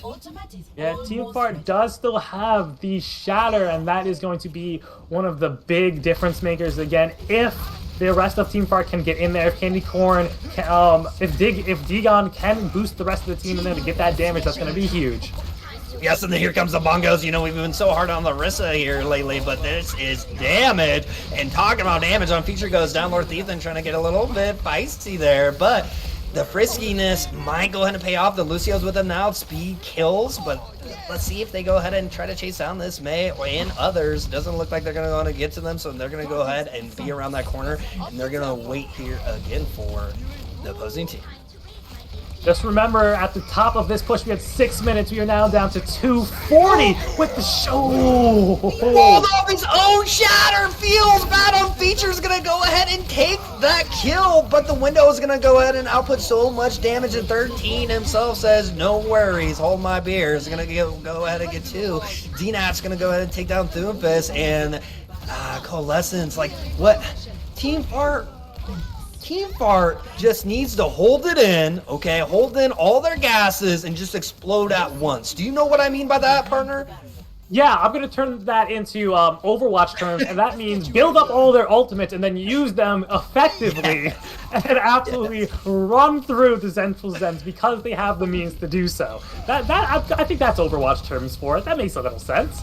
Yes, that is the Overwatch terminology I was looking for. The bomb goes in and goes right on top of the Reinhardt and gets someone, does get 13. The Immor comes in late, and now they have a lot of ults. They do have 4 ults, and now they are combusting with all of that aroma, and they are just so stinky that the other team is just folding with Dejan going in and getting one on features, getting Candy Corn and Chimera. A team win fight there from Team Fart, much needed. You said it. They held it in and let it out. The bomb, then came the blizzard, and now they're going to have the high noon and the sound barrier. They held it. They're going in as the high noon comes out from both. High noon is better all the time. They just want to go ahead and be on the air a little bit more because Team Fart is making this air just stinky. and they win it. They are going to the finals. It's gonna be Team Fart, and who's the other team? Is it the New England Clam Fuckers? It's New England. It's the New England Clam Fuckers. we were talking about that bomb right there. That was not. That was on 4K. That was And like nothing really happened. I don't know like how a that Tim got Duncan. so many. That was a Tim Duncan 4K. It literally, if you guys don't know what Tim Duncan is, he is an NBA player that made his living off of using the backboard to go ahead and score points. So that went off the backboard of that wall right there and went boop. My goodness. Oh, Huge my play. goodness, indeed. And, you know, we were saying that Central Zen was able to out-brawl, but when it came down to it, Team Fart was able to just kind of, you know, have a little bit of that edge when it came down to the end there. And they really put in a good showing, and they show us why they are going to be our team that goes on to the finals. So that is going to be a finals you don't want to miss. No, and in the finals, like what I just talked about, it is going to be ahead Team Fart and the New England Clam Fuckers. Both of these teams are really good. My bold prediction was wrong. It wasn't game 3, but those were really good matchups. And I don't think the finals is going to. It's not going to disappoint. I definitely don't think they are going to disappoint, and I think we are going to go to a small break while we do happen to set up the final. So don't go anywhere. We will be back with some more incredible chaos, actually, for our holiday. What is it? Holiday bash? Snowy Gauntlet. Don't go anywhere. Chaos lovers, exclamation point PC, buy yourself a PC, and exclamation point Swift, buy yourself some nice, good drinks. See you soon.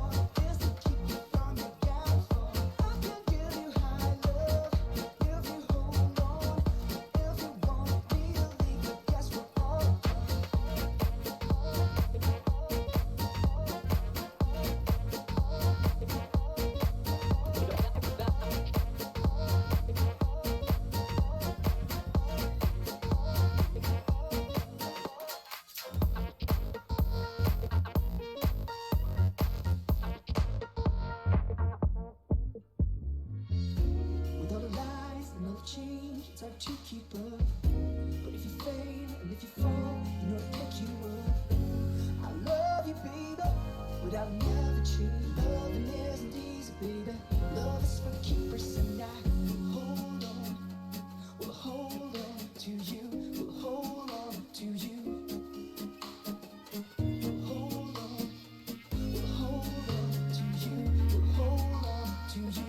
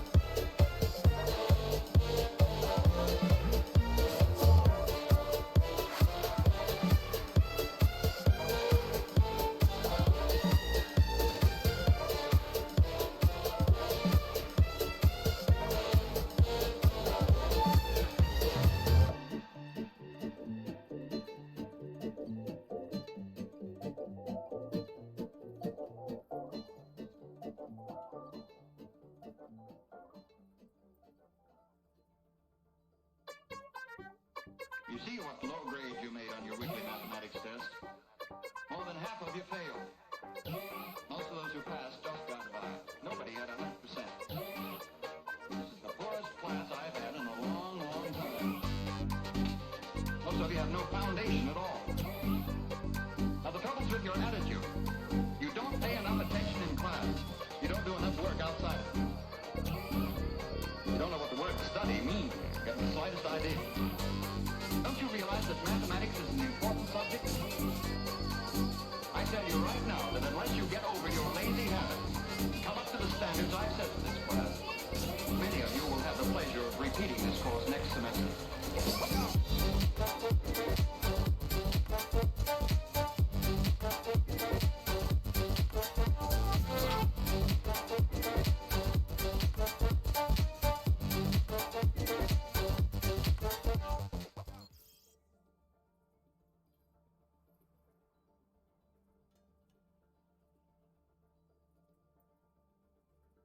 Organized chaos lovers. It's a Snowy Gauntlet Part 1 finals between the two most hilarious names there is, Team Fart and the New England Clam Fuckers. Yes, and before we get into anything else, we have to do chat is Sombra, and that is where you get to vote on how this very first fight is gonna go. So make sure you go into the Twitch polls, which will be activated very soon, and your choices will be two different things. Well, our first one will be a little sneak peek into Overwatch 2, where our team's first fight will be 5v5 Overwatch 2 style with our thing in spawn not allowed to participate. Or will we have a little caster carry here where the casters such as myself and Sailor will jump in onto these teams and play for the first fight and hopefully help our team to victory in that moment. So make sure you vote on which one you would like to see before we get any further into this finals. That would be absolutely nuts. And community, hey, chaos lovers, we hear you. These are your suggestions, okay? The caster carry was from Portal, and if we do it, oh man, it's gonna be fun. We get in there for the first fight, so both of the Chat of Summers is for the first fight only. So the 5v5 is for the first fight. They'll say in spawn for the first fight. If we go in, the teams will go ahead and tell us like, yo, Celestial, you are doing like, you know, DPS. I think you play DPS, right? Oh, I'm a tank man. What do you think this is? So I'm a support man, but I can't play tank, so that's a difference, man. That is a difference. We do go in there for the caster carry, but we are here with Team Fart and New England Clam Fuckers, and we've seen Team Fart back-to-back matches just roll. Do you think the New England Clam Fuckers can stop their stampede that they're putting on people? I think they can. I mean, New England was able to 2-0 in their match, so they both have the same record as of right now. So I wouldn't be. We have to see how these two teams play against each other. That's kind of what it comes down to. What team favors and what little differences does each individual player make going into these finals? Yeah, and it does look like we're not going to go ahead and strap up our boots right now because Overwatch 2 mode 5v5 for the first fight off tank, stand and spawn for the first fight is up 10-1 votes. So everybody is loving the Overwatch 2 mode. They want to go ahead and see how it transpires, how it goes down on our first map, which will be Busan. Oh, okay. Or no, I think it's Ilios, Ilios. I think it's Ilios. Busan We was the love last Ilios. one. Let's go ahead. Last I think it's Ilios. Busan. It's Ilios. Great, amazing, awesome, great. Yeah. I'm also kind of glad that casters aren't winning right now because I don't want to be the reason that a team loses. That's a lot of pressure, and then I have to cast the rest of that match and be like, yeah, see, the difference in that first fight compared to the rest of them was me, and I don't want that to be the case. I want these teams who have the synergy to be able to do what they do best and absolutely go ahead, swing some hammers, shoot some people, do what they do best, and just kill everyone. Yeah, and it looks like for both of these teams, Team Fire and New England Clamfuckers, both of their substitutes, Rocky and Genos, have played a big part into their success. Genos coming in for 3D, which is a top 500 off-tank player, playing that really good role from main tank and off-tank, and Rocky was just spectacular in the first debut. Do we feel like this is going to be the best tank matchup we've seen all night? I don't know. I have to be honest. Besides my bias, because I know Ethan on a friendship level here, I do have to say that his tank, his Reinhardt, was kind of nutty. He was hitting those shatters like there was no tomorrow. So I don't know if this may be the best tank matchup that we have, but I think it's going to definitely be one of the greatest just overall team fights, one of the best series that we may have to see. And I think that, last series we had some really close fights, and this has been one of the closest organized chaoses that I've been able to cast for. And even though it was a 2-0, it was not a blowout 2-0. Every fight was make or break, really. No, and you are right. I thought it was going to be, my bold prediction was that I was going to go to game 3, and it was really close with those last fights that were going down to the wire on Kings Row, that unholy third point of Kings Row. But now we sit here with Team Fire and New England Clamfuckers, and I'm just wondering, especially that it does look like the 5v5 is going to go ahead and take it. This is a best of 5 here. So the rest of Organized Chaos, best of 3, single elimination, but this is a Snowy Gauntlet. So we're giving out big prizes here, Celestial. We're giving out big ones. Yeah. Are we do you want me to go ahead and say it, or do you want to go ahead and say what the point totals? I feel like your hype for these prizes just is going to carry this whole thing right now. Please go ahead. I am the one that kind of created it and did true. The legwork and stuff like that. So it is like imprinted in my your noggin baby. Here, it's your baby. It is my baby. It's my little baby, my chaos child. It's like Jack from The Incredibles. So if you guys go to hashtag information, if you guys look at the totals, the top 7 in points. So this one, Organized Chaos 17 and 18. Combined points. So don't forget to go ahead and sign up for Organized Chaos 18. You get 1 point for going ahead and participating. You get 2 points for reaching the semifinals. You get 2 points for reaching the finals. You get 1 point for the bounty winner, no matter if you're on the survivor or you kill the bounty. Okay. Hostage, answering them all right, which I think Lord Thethan was really close, right? I think the only one that he. No? Was it Lord Thethan wasn't close? I think you got like 2 wrong. It's fine. We gave up on him after a second. So answering all questions correctly, for the hostage, you get a point. MVP gets a point. So all those add up. We go ahead and tally them all up for the 2 weeks, and top 7 get a $15 Amazon gift card. So big. We're talking about 140 plus going away to our top 7. For the record, I want everyone to know that my question of when I first played comp in Overwatch was not unfair. And here's why. My player icon for the past however long has been the Season 1 icon. And Ethan and I have casted together where we've been in the same spectator lobby before. So it should be in his brain what player icon I use. So that is the only reason that I asked Ethan what season I started, because it should just be ingrained in his brain at this point. So that's why I asked it, and he got it wrong. So clearly he doesn't care about me. It's fine now. It's fine. I love his reaction to it right away. He's like, why are you doing this to me? While he's getting walled off and just pegged from the front side and the back side, because those May walls were just diabolical to his success. It was just impeding him entirely to go forward just over and over again, And so he was like trying to go ahead and play the game and then also answer these questions. And I was like, what's the chemical element for potassium? And what's funny is that I asked that same question. I did that same question within the caster chat, and he obviously didn't know that was K, even though I gave the answer.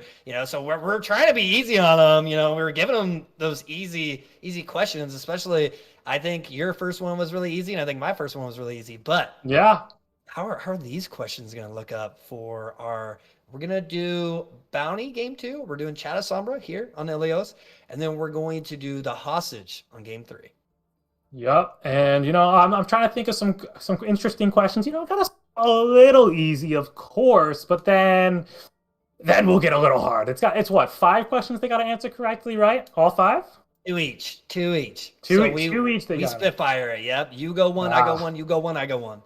Boom, and then so this will be interesting. But we've got some time before that. First things first, however, going into Ilios Map 1, first fight will be Overwatch 2, no off tanks, technically. I mean, technically the main tank can play an off tank for the second. It's weird, but you know what I mean. It's 5v5. Simple as that. One tank only. Exactly, and I am like the warden leader because they have to go ahead. The off tanks have to go ahead and stay in jail until I tell them to go, which is after the first fight. So, with that being said, if they go ahead and do leave the spawn or go ahead and engage in the fight at all, then they have to go ahead and sit out, and it is a power play for whatever team that disobeys. And I'll go ahead and tell them we'll be after the first fight. But, partner, this is organized chaos. Snowy Gauntlet Part 1 finals between Fart and the New England Clam fuckers. Let's go. And it looks like we are going to be having very similar 5v5 compositions coming out here with a Reinhardt shield going to be in the big middle, while we have a Reaper on both sides. Actually, and Zoe is going to be swapping over to the Baptiste, actually. So we're going to go Baptiste Lucio action. So that is going to be a little bit of a difference maker. That immortality can be a huge difference, especially when it's 5v5. And when you go down somebody, especially a tank, that's going to hurt. We are live. First fight all around the Temple of Ilios. And Ariel's going to go in and take down Jamira right away. So now it's 4v5. And the first fight still continues.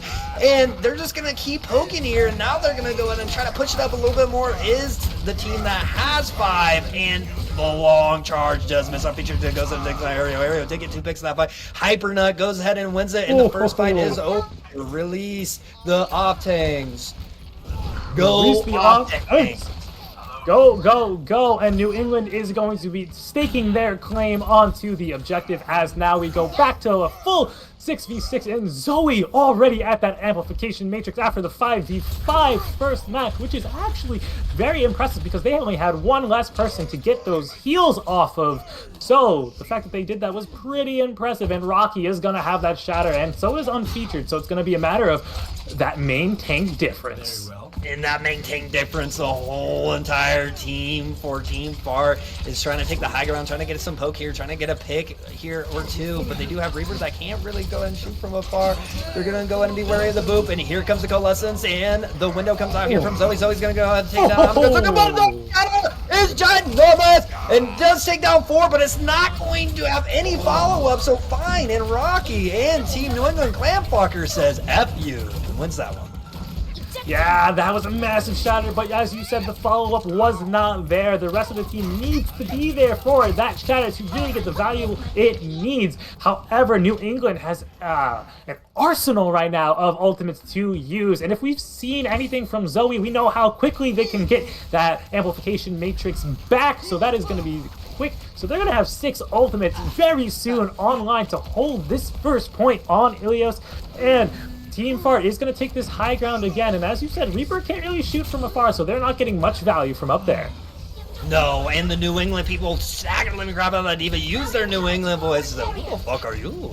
I can't do the New Hypernut voice, but I tried. But here comes Hypernut in the background, tries to go in to do something, but Gino just shuts it down. That's a GF play. Here comes the B, here comes the Blade trying to do something, and does take down Magazonga that tried to go in and get the high noon. Gino pops the bomb, and here comes Chimera's Reaper ult, and it's looking here pretty decent here for Team Fart, and they are still going, and they are still keep on contesting the fight. Chimera does get booped off, and Deegan's gonna go in and boop off Hypernut, and it is still anybody's fight, but it does look like it is in favor of the team that has 99%, and it goes down again, and here comes Rocky with a big hammer, giving another 1-2 against Apollo Creek, giving those bloody eyes, and drops the hammer down. Ario takes out Abakazoku, and Rocky says there's a reason why there was 6 movies named after me. And I mean, Team Fart was almost able to get that point. They played it almost perfectly, but it is going to go in favor of New England as they just need to continue to get rid of these staggers. No ultimates are going to be coming in, and that is going to be in favor of New England. So there you have it. Team Fart almost had it.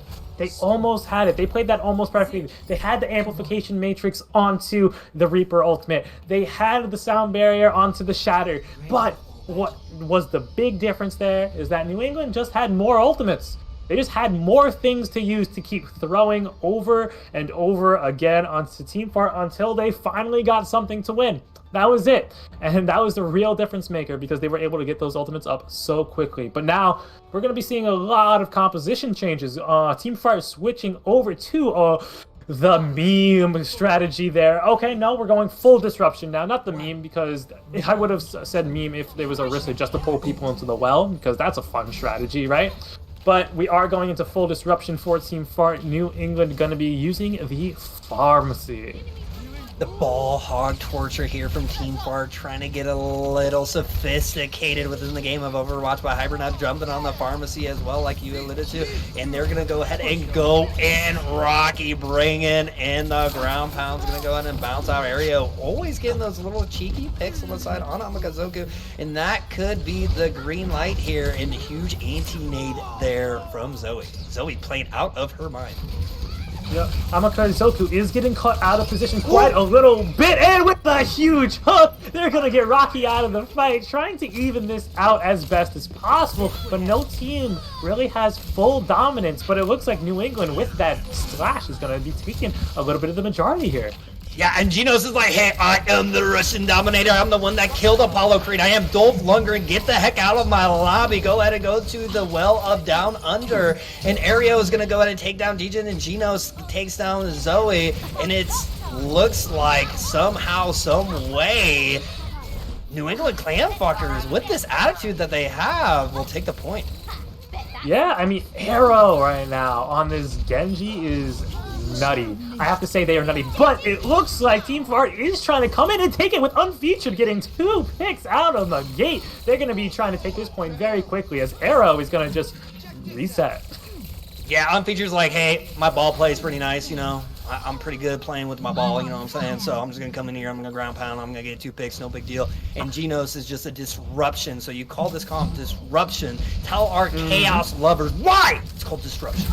Why it's because you isolate and be absolutely annoying. You hook people with the hog, isolating them to the rest of the team. You boot people around with the ball, getting people out of position. Amakazoku on the Sombra, hacking people out of their abilities. There is just so much chaos and disruption with this composition.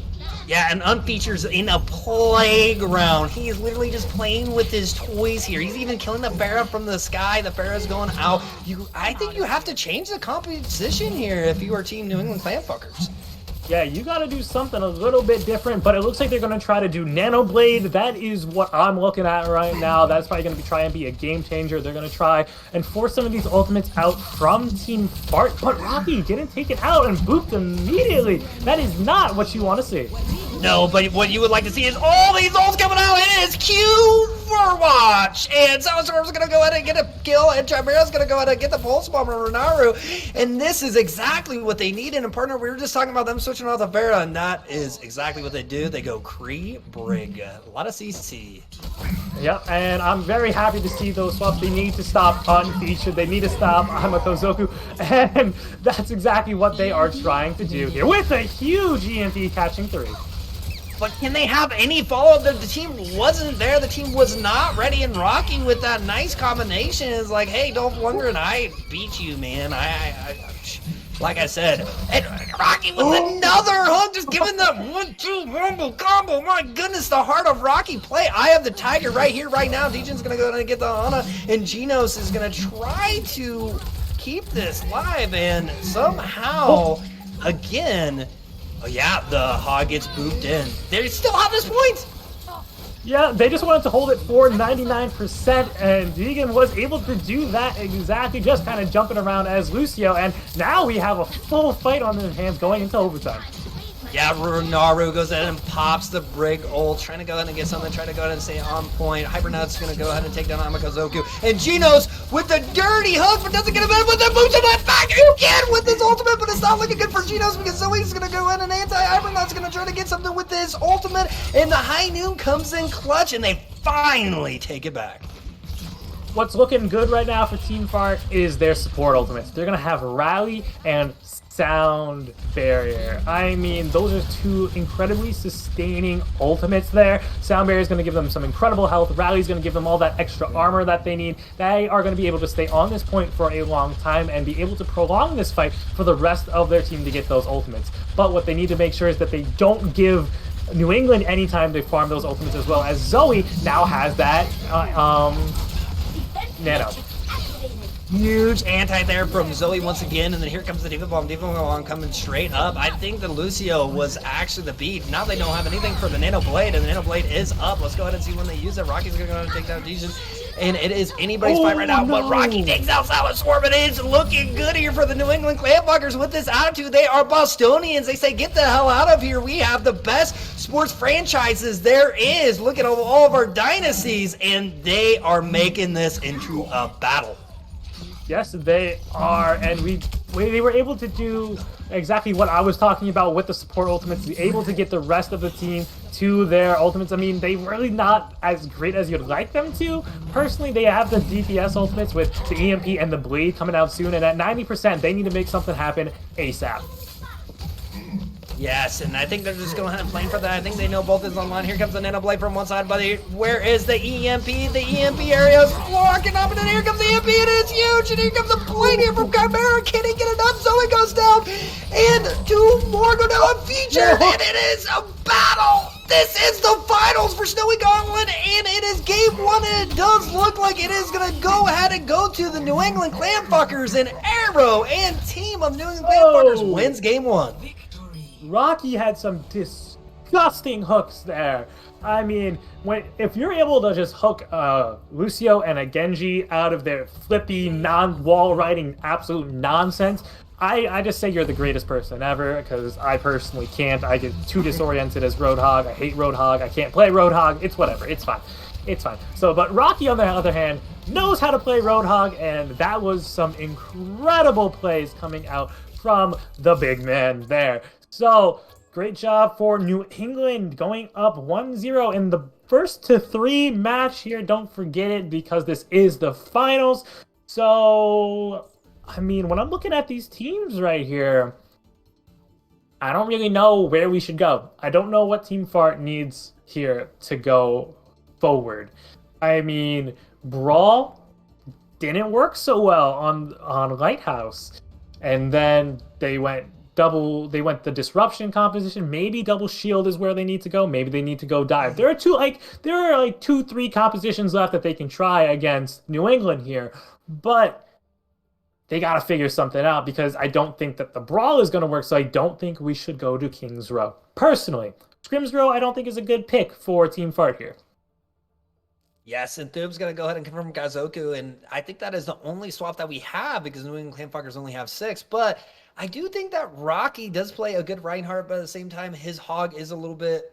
Genos and both of the hogs, both of those piggies ate a lot. They definitely did a lot for both teams, but Team Fart was pretty unstoppable on Eichenwald. So that might be somewhere, and they're getting the Overwatch logo. They're trying to spell out poo very longly here for Team Fart, because they're going to try to squeeze it out. And I don't know. Do you think Eichenwald's a good pick here for Team Fart? I don't know. Again, because it is Brawl. That's what they played last time on Eichenwald. They played the Brawl, but on Lighthouse just now, New England was able to out-brawl them there. So it's a little bit dangerous to go to a Brawl-centric map there. Sure, you can play other compositions, but when it comes down to it, it seems like that they do favor the Brawl composition, and when you're getting out-brawled, it's hard to change your mindset there. But it looks like we are going to Scrim's Row. So am I a little worried that Team Fart is going to get out-brawled? Yes. Yes, I am. Scrim's Row once again. I think our 4th or 5th time a part of the Snowy Gauntlet Part 1 Organized Chaos 17 event. And for y'all that are asking in chat what the hell is on Sailor Nibs' face, it's bolt up, because my Chargers are in the playoffs and they need to win to get in the playoffs for the last game. So that's why I'm all decked out in my winter just Snowy Gauntlet stuff. But this game right here, Team Fart, New England Clamfuckers, I think it might be a little bit closer than what you think that happened, that transpired on Lighthouse, because I think if Hypernut goes Pharah and stays Pharah, because they played Pharah a lot on King's Row, then I don't think it will be as good. But that's the beauty of this game, is that you never know.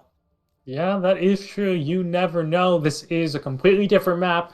Quick restart for the entirety of Team Fart there. They are going to be switching over, again, as you mentioned, Thumbfist in for Amakozuku, so that could be a complete difference maker there. We did see Amakozuku going down quite early in some of those fights, so again, not trying to bash them, just making observations. That's what I do here, but Thumbfist may be able to change the tide a little bit. Those substitutes may be able to do just that. So we just have to wait and see what happens going into King's Row. And we are having some issues with Team Fart wanting whether or not they have regular or snowy King's Row, and it looks like they kind of want to go regular for some reason. I don't know why. This is the Snowy Gauntlet. We should be snowy, right? Right? I think we made all the players play the snow version of King's Row, and people think that they lose frames or whatever the case is. They don't like the extra stuff in King's Row.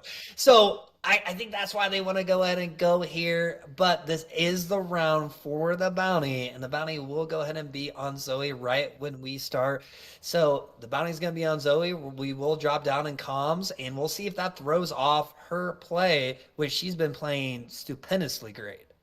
Yes, she has. Those Ana sleeps, the quickness that she was able to get that amplification matrix up on Baptiste, those the nades, they were just massive value. So yeah, we're gonna see if we can mess her playstyle up just a little bit by throwing the bounty on her. Give her into the chaos, the pit of chaos, discombobulate her a little bit, just get her thrown off a little bit, see if the New England Clam fuckers can be shaken with the bounty. But if you had to go ahead and pick out your MVP, or who stood out to you the most from game one, who'd that person be for you? Just from game one, I have to go, there's a lot. There's a lot. There's a lot. Gotcha. That was a good question. That's a good question. If I was a hostage right now, I wouldn't be able to answer. No. Wrong. I honestly might have to say Zoe, because their nades are playmakers. Supports are those playmakers, you know? I've talked about earlier how with Brawl, the Lucio and the speed helps them create the space. Zoe was able to throw the nades in. So I think I might have to go with Zoe for right now, at least. Yeah, the antis were game-changing. Rocky, you were talking about his hooks and stuff that he was doing. Rocky would probably be mine. He played lights out on Lighthouse, plenty, and also on Well as well. Was keeping up with, I think Rocky's only a plat to diamond tank, so keeping up with a GM tank and a diamond tank, that is pretty insane. And here we go. We are gonna go the hybrid until now.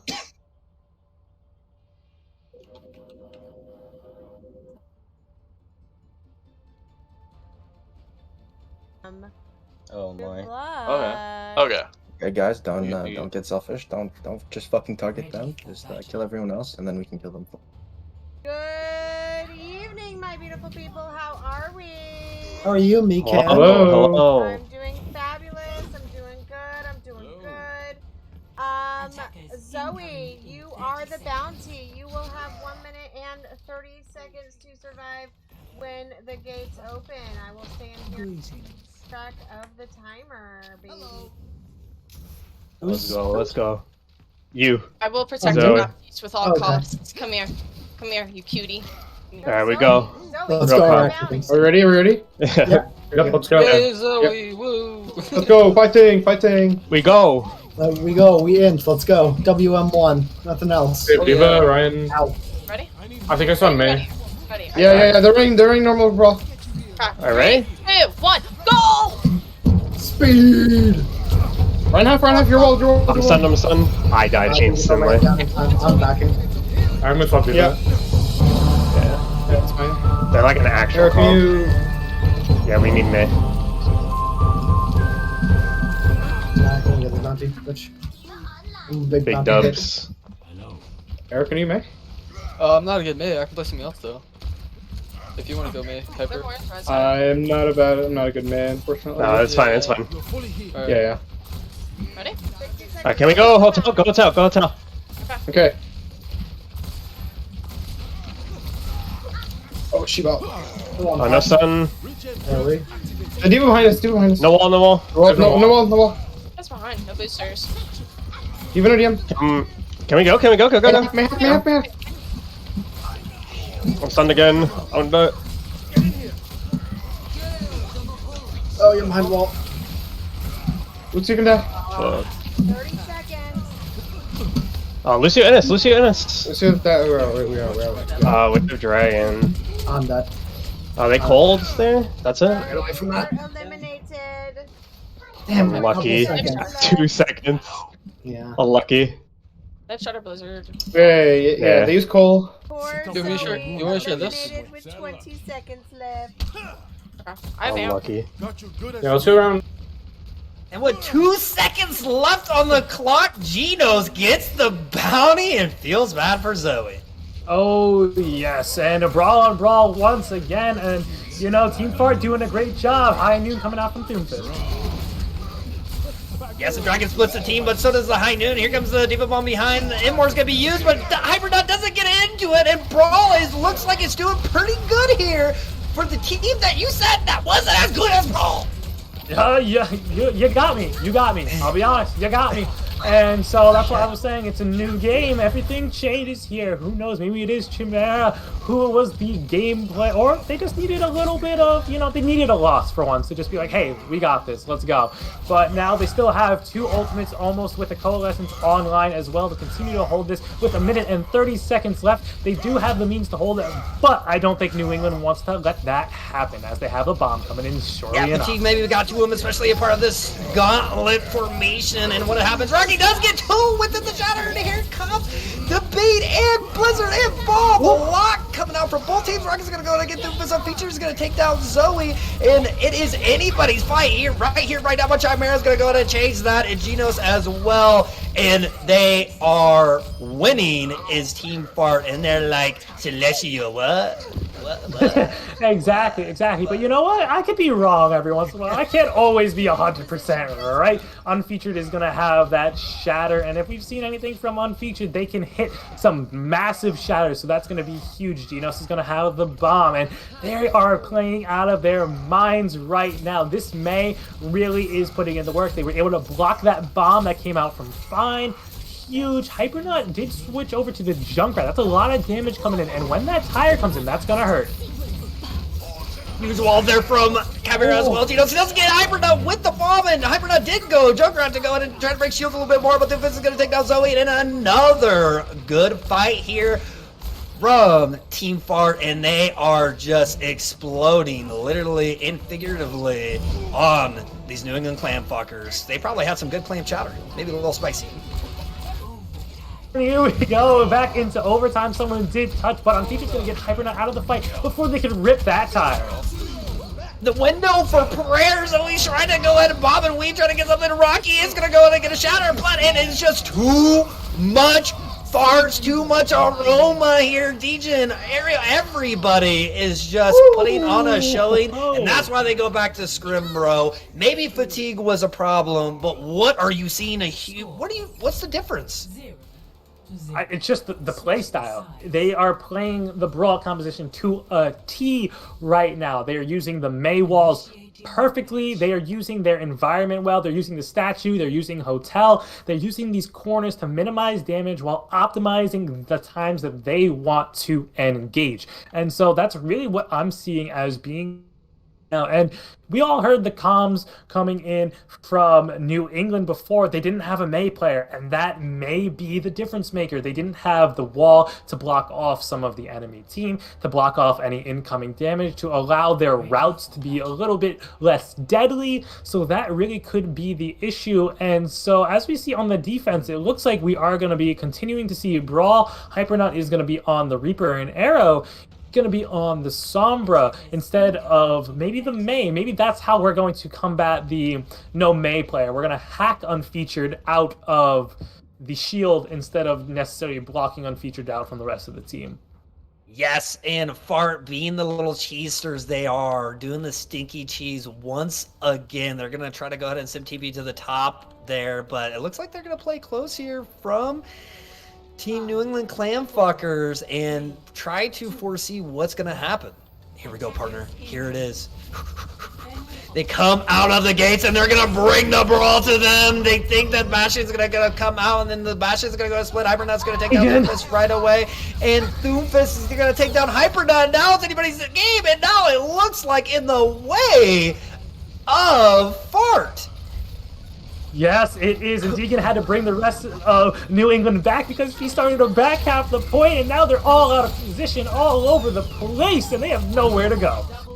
Yes, and Team Fart is going to go and take this down. Being the cheesers, they are the stinky cheese. It is just not even Moldy that makes them fart. It is Chimera being that Bastion, taking angles, and Team Fart's going to go ahead and tie us up in the finals 1-1. Very, very quick King's Row map, and yeah, they got me.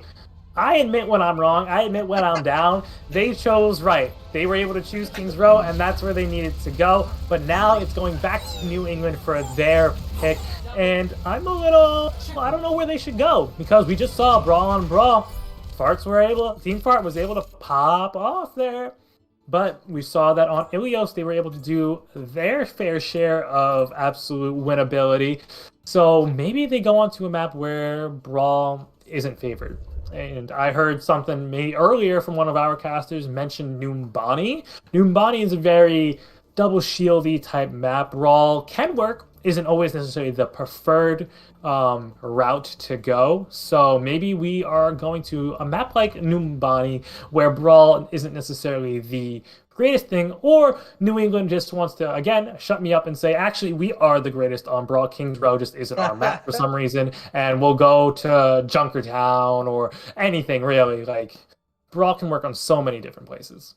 Maybe we'll go to Hollywood. To be honest, Hollywood, but you know what really pops out to me where the New England Clam Fuckers really shine was that disruption comp and how they did it so well on Well. And, you know, a place like Nepal where they have Sanctum and they can go ahead and run that. Shrine as well. They can go ahead and run that extremely well. Village isn't really good on it, but you can go ahead and run something maybe like a SimTP strat where you go ahead and go to the high ground and do something like that.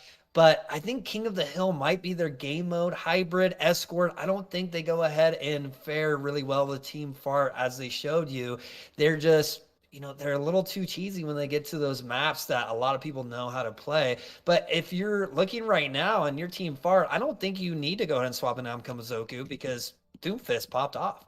Yeah, exactly. I 100% agree. And, you know, you mentioning Nepal made me think of Busan, actually. And although Busan does have Mecha Base, which is Brawl Central, like, you take that loss, right? Look where they're going. Look where they're going, partner. Look where they're going. I'm back. I'm back. I'm back. And we are going to Busan. Yes. Okay. See, I could be wrong once, but I'm never wrong more than once. We got it. There we go. Busan. I got it. Okay. So yeah, you mentioned Nepal. I was like, you know what? Busan would be amazing because maybe they do take the loss on Mecha Base, which is the Brawl Central map. But then you have the other two. You have Sanctuary and Downtown, where that disruption composition can work very, very well. So I like this Busan pick. I'm a big fan. Does New England still go Brawl? That is remains to be seen, but I do like the Busan pick because it allows them to be diverse in their choosings. Yes, and you talked about Downtown and where the Mongo is. I forgot what the name is. It's escaping me right now. But Sanctuary? You know, Shrine? Something? I think it is Sanctuary. Yeah, Sanctuary. You're right. See, you're always right. Just that one time. It's okay. One time. It's okay. There's one time, guys. That one time. But, you know, the New England Clam Fuckers, you know, on Downtown and Sanctuary, they can do something. Mecha Base is Brawl Central, like you were talking about. So it might not be their cup of tea, especially with Chimera's May just playing out of this world, and Geno's, you know, Team Fart itself was just playing out of their mind. But now we have the hostage, and the hostage this time is going to be Dijon, the Lucio player for Team Fart. Interesting. I finally figured out my questions. I think hopefully, and they'll be good. Maybe. You know, we're gonna hope for the best. Maybe Throw they'll get them them off right. a little Maybe they bit. won't. Throw them off a little bit like us. Like, how about the New England Clam fuckers just come out on Busan and just wipes? Like, is this just gonna be a wipe show, like back and forth, and we're just gonna be 2-2? Like, I wouldn't doubt it. My goodness. My goodness. It's just an offensive powerhouse. Why need defense when the offense is your best defense, you know? Exactly. And that's how I feel. Like, I think Team Fart played outstanding defense there. They did a really good job. They may wall the living crap out of it. And I do feel like their downfall for the New England Clam fuckers, especially on a map like Kings Row, no May player. They have a Genji Pharah player, you know? They have a Genji and Hitscan player on that side. So something like Busan, partner, you were right. It does fit their playstyle a little bit more. No, I have to agree, you know, because I said it. So I'm really looking. It's just really going to be down to which maps we get, I think, personally, because as we load in to our first one, we get Mecha Base. So this is going to be an interesting one. Mecha Base is going to kind of determine the way that this entire map is going to go here, in my opinion. Yes. And just like with your opinion, I'll go ahead and prolong your opinion that I think that's in your noggin right here, right now. And that's because if they go ahead and win Mega Base, if the Team Fart goes ahead and win Mega Base, that is kind of a mood killer for Team New England Clam fuckers. And even if they go to a map that goes in and fits their identity a little bit more, it can throw them off and kind of demoralize them. And here we go. Here's the lineups here from both sides. Yep, and like I said, it's Brawl Central. Mecha Base is that Brawl composition here, and it looks like we're almost gonna have that mirror matchup. But again, Zoe opts for the Baptiste because of that immortality field. That's going to give them so much extra sustain, and that There also should really be joining us right here, right now in DJan, and you will go ahead and get the claws. Hello. All right. First question: where was the first Overwatch League finals held? Not here. Deegan, I'm you. Deegan.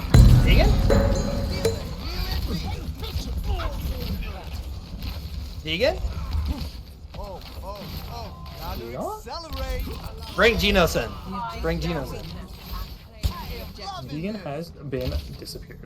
Deegan has been down, but again here, just like what we were talking about, they do go ahead and win that first fight because they're the better Brawl team. And while we go ahead and wait for Genos to go ahead and join us, and there is Genos, you are the hostage, and Celestial is going to get his claws in you. I want to make sure that you are here first before I throw out my question. Are you here, Genos? Yes, I am here. Hello. Amazing. All right, first question. Where was the first Overwatch League Grand Finals held? I don't know. New York. New York, you're correct. Really? Okay. How much damage does Zarya's Graviton Surge do per second? 15. Wrong. 5. Oh. In what patch was Hanzo's Scatter Arrow taken out? Which season or like either patch? one. Patch, either one. I think it was like season really early, maybe like 8 or so. Yeah, that sounds about right. Is that right? Last question. What colors make purple? Colors make purple, red and blue.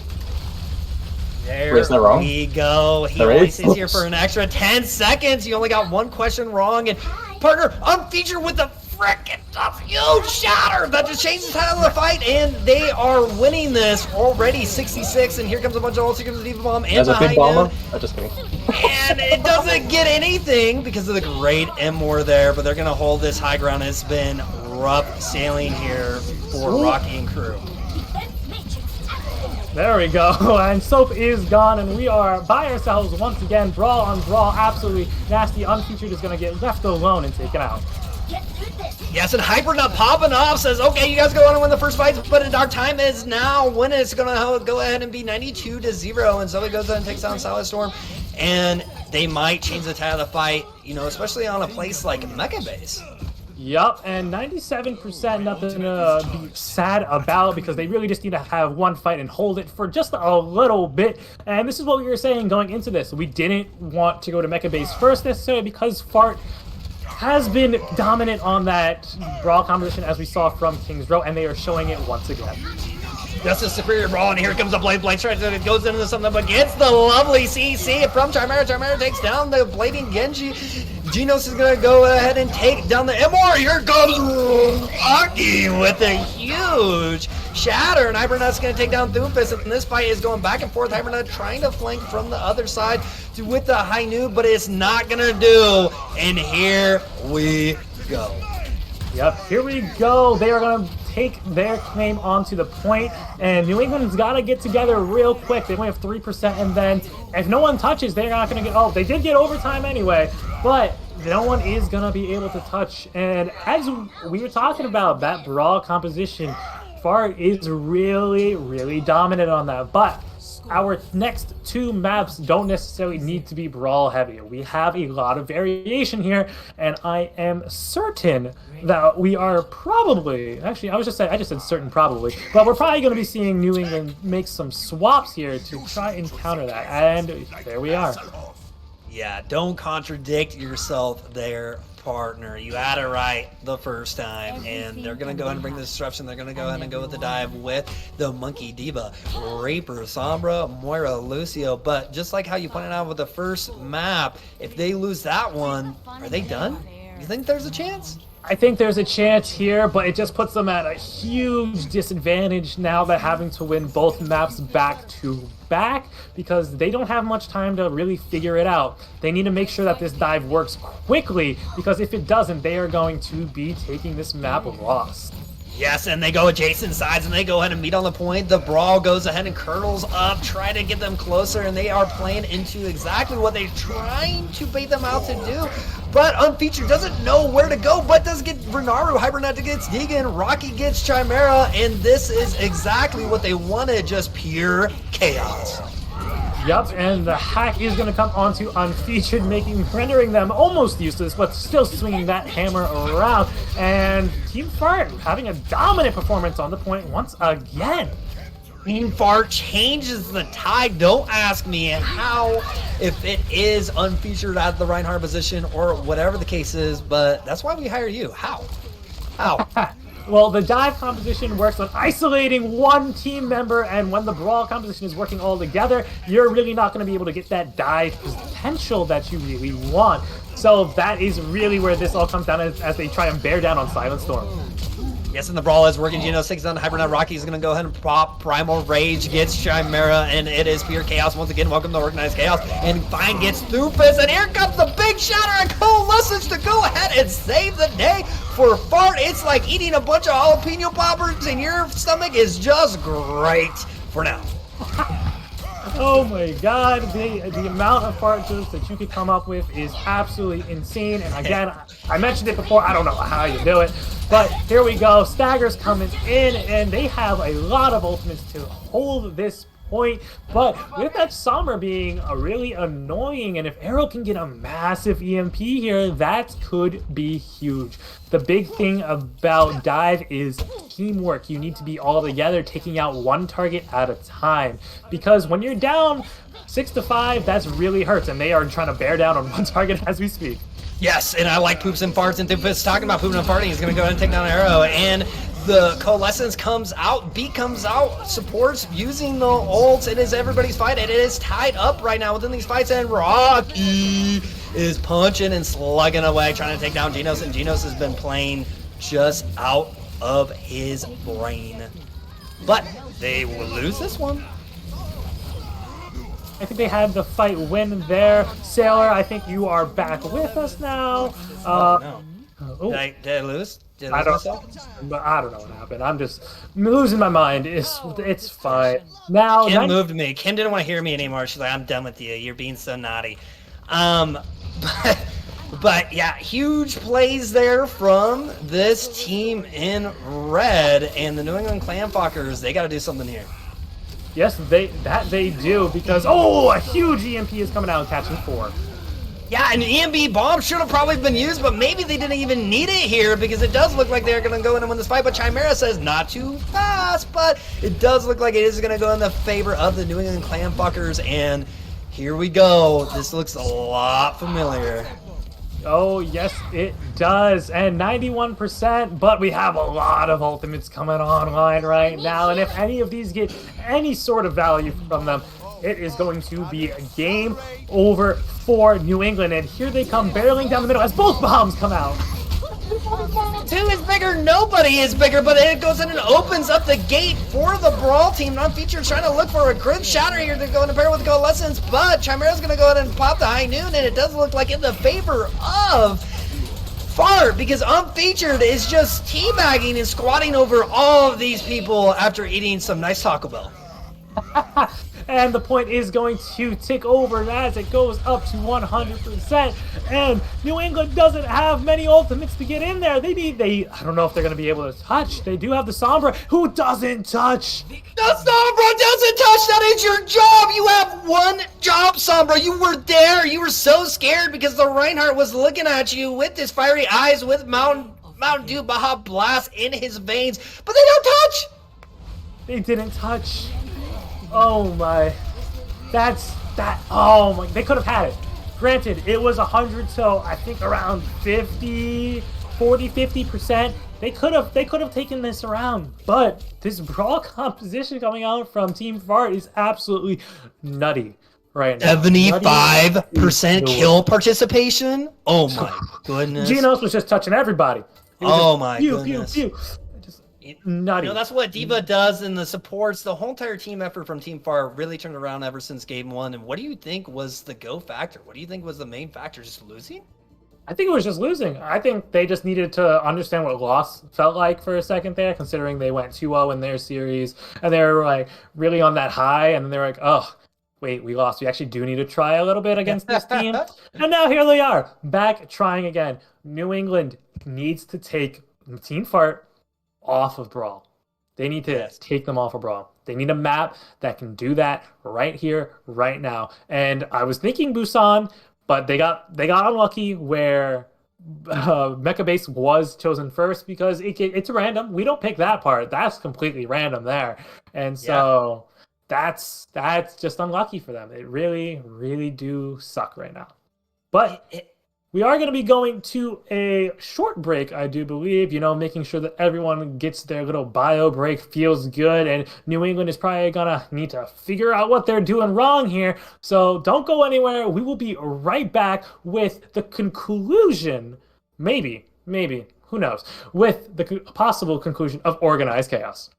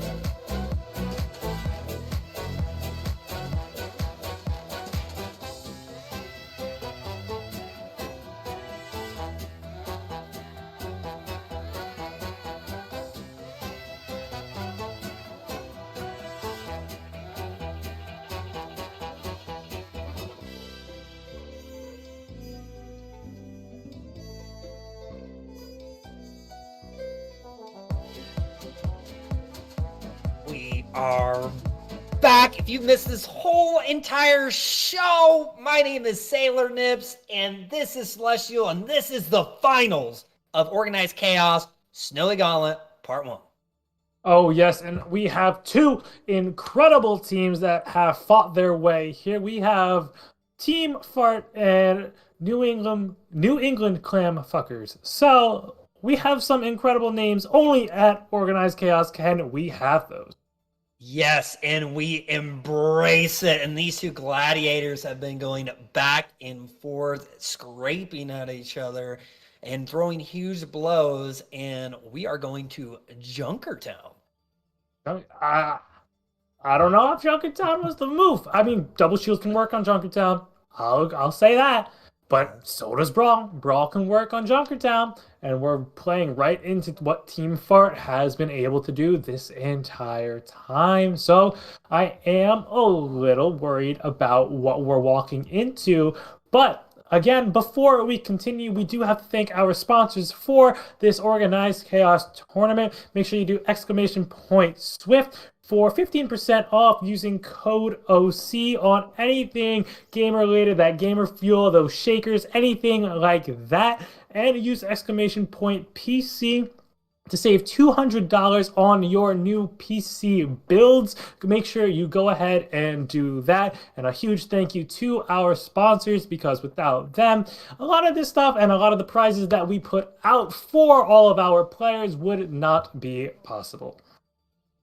Yeah, and I still had the freaking volume in the background of Organized Chaos, and I was like, whoa, who the heck was that? It was my own voice shouting into you guys. So I hope you guys enjoy it. And guess what? Freaking hit that follow button. See some bits. If you want these casters, if you want these producers to get paid, we need your guys' support. We love you guys. You love us, because it doesn't seem like it. But you guys have been here all night, and it's Team Fart taking the 2-1 lead against New England Clam Fuckers. And you were kind of shaky about Junkertown, but I think this is a more open map that they can go ahead and run and get some more space with the double shield, like you were saying.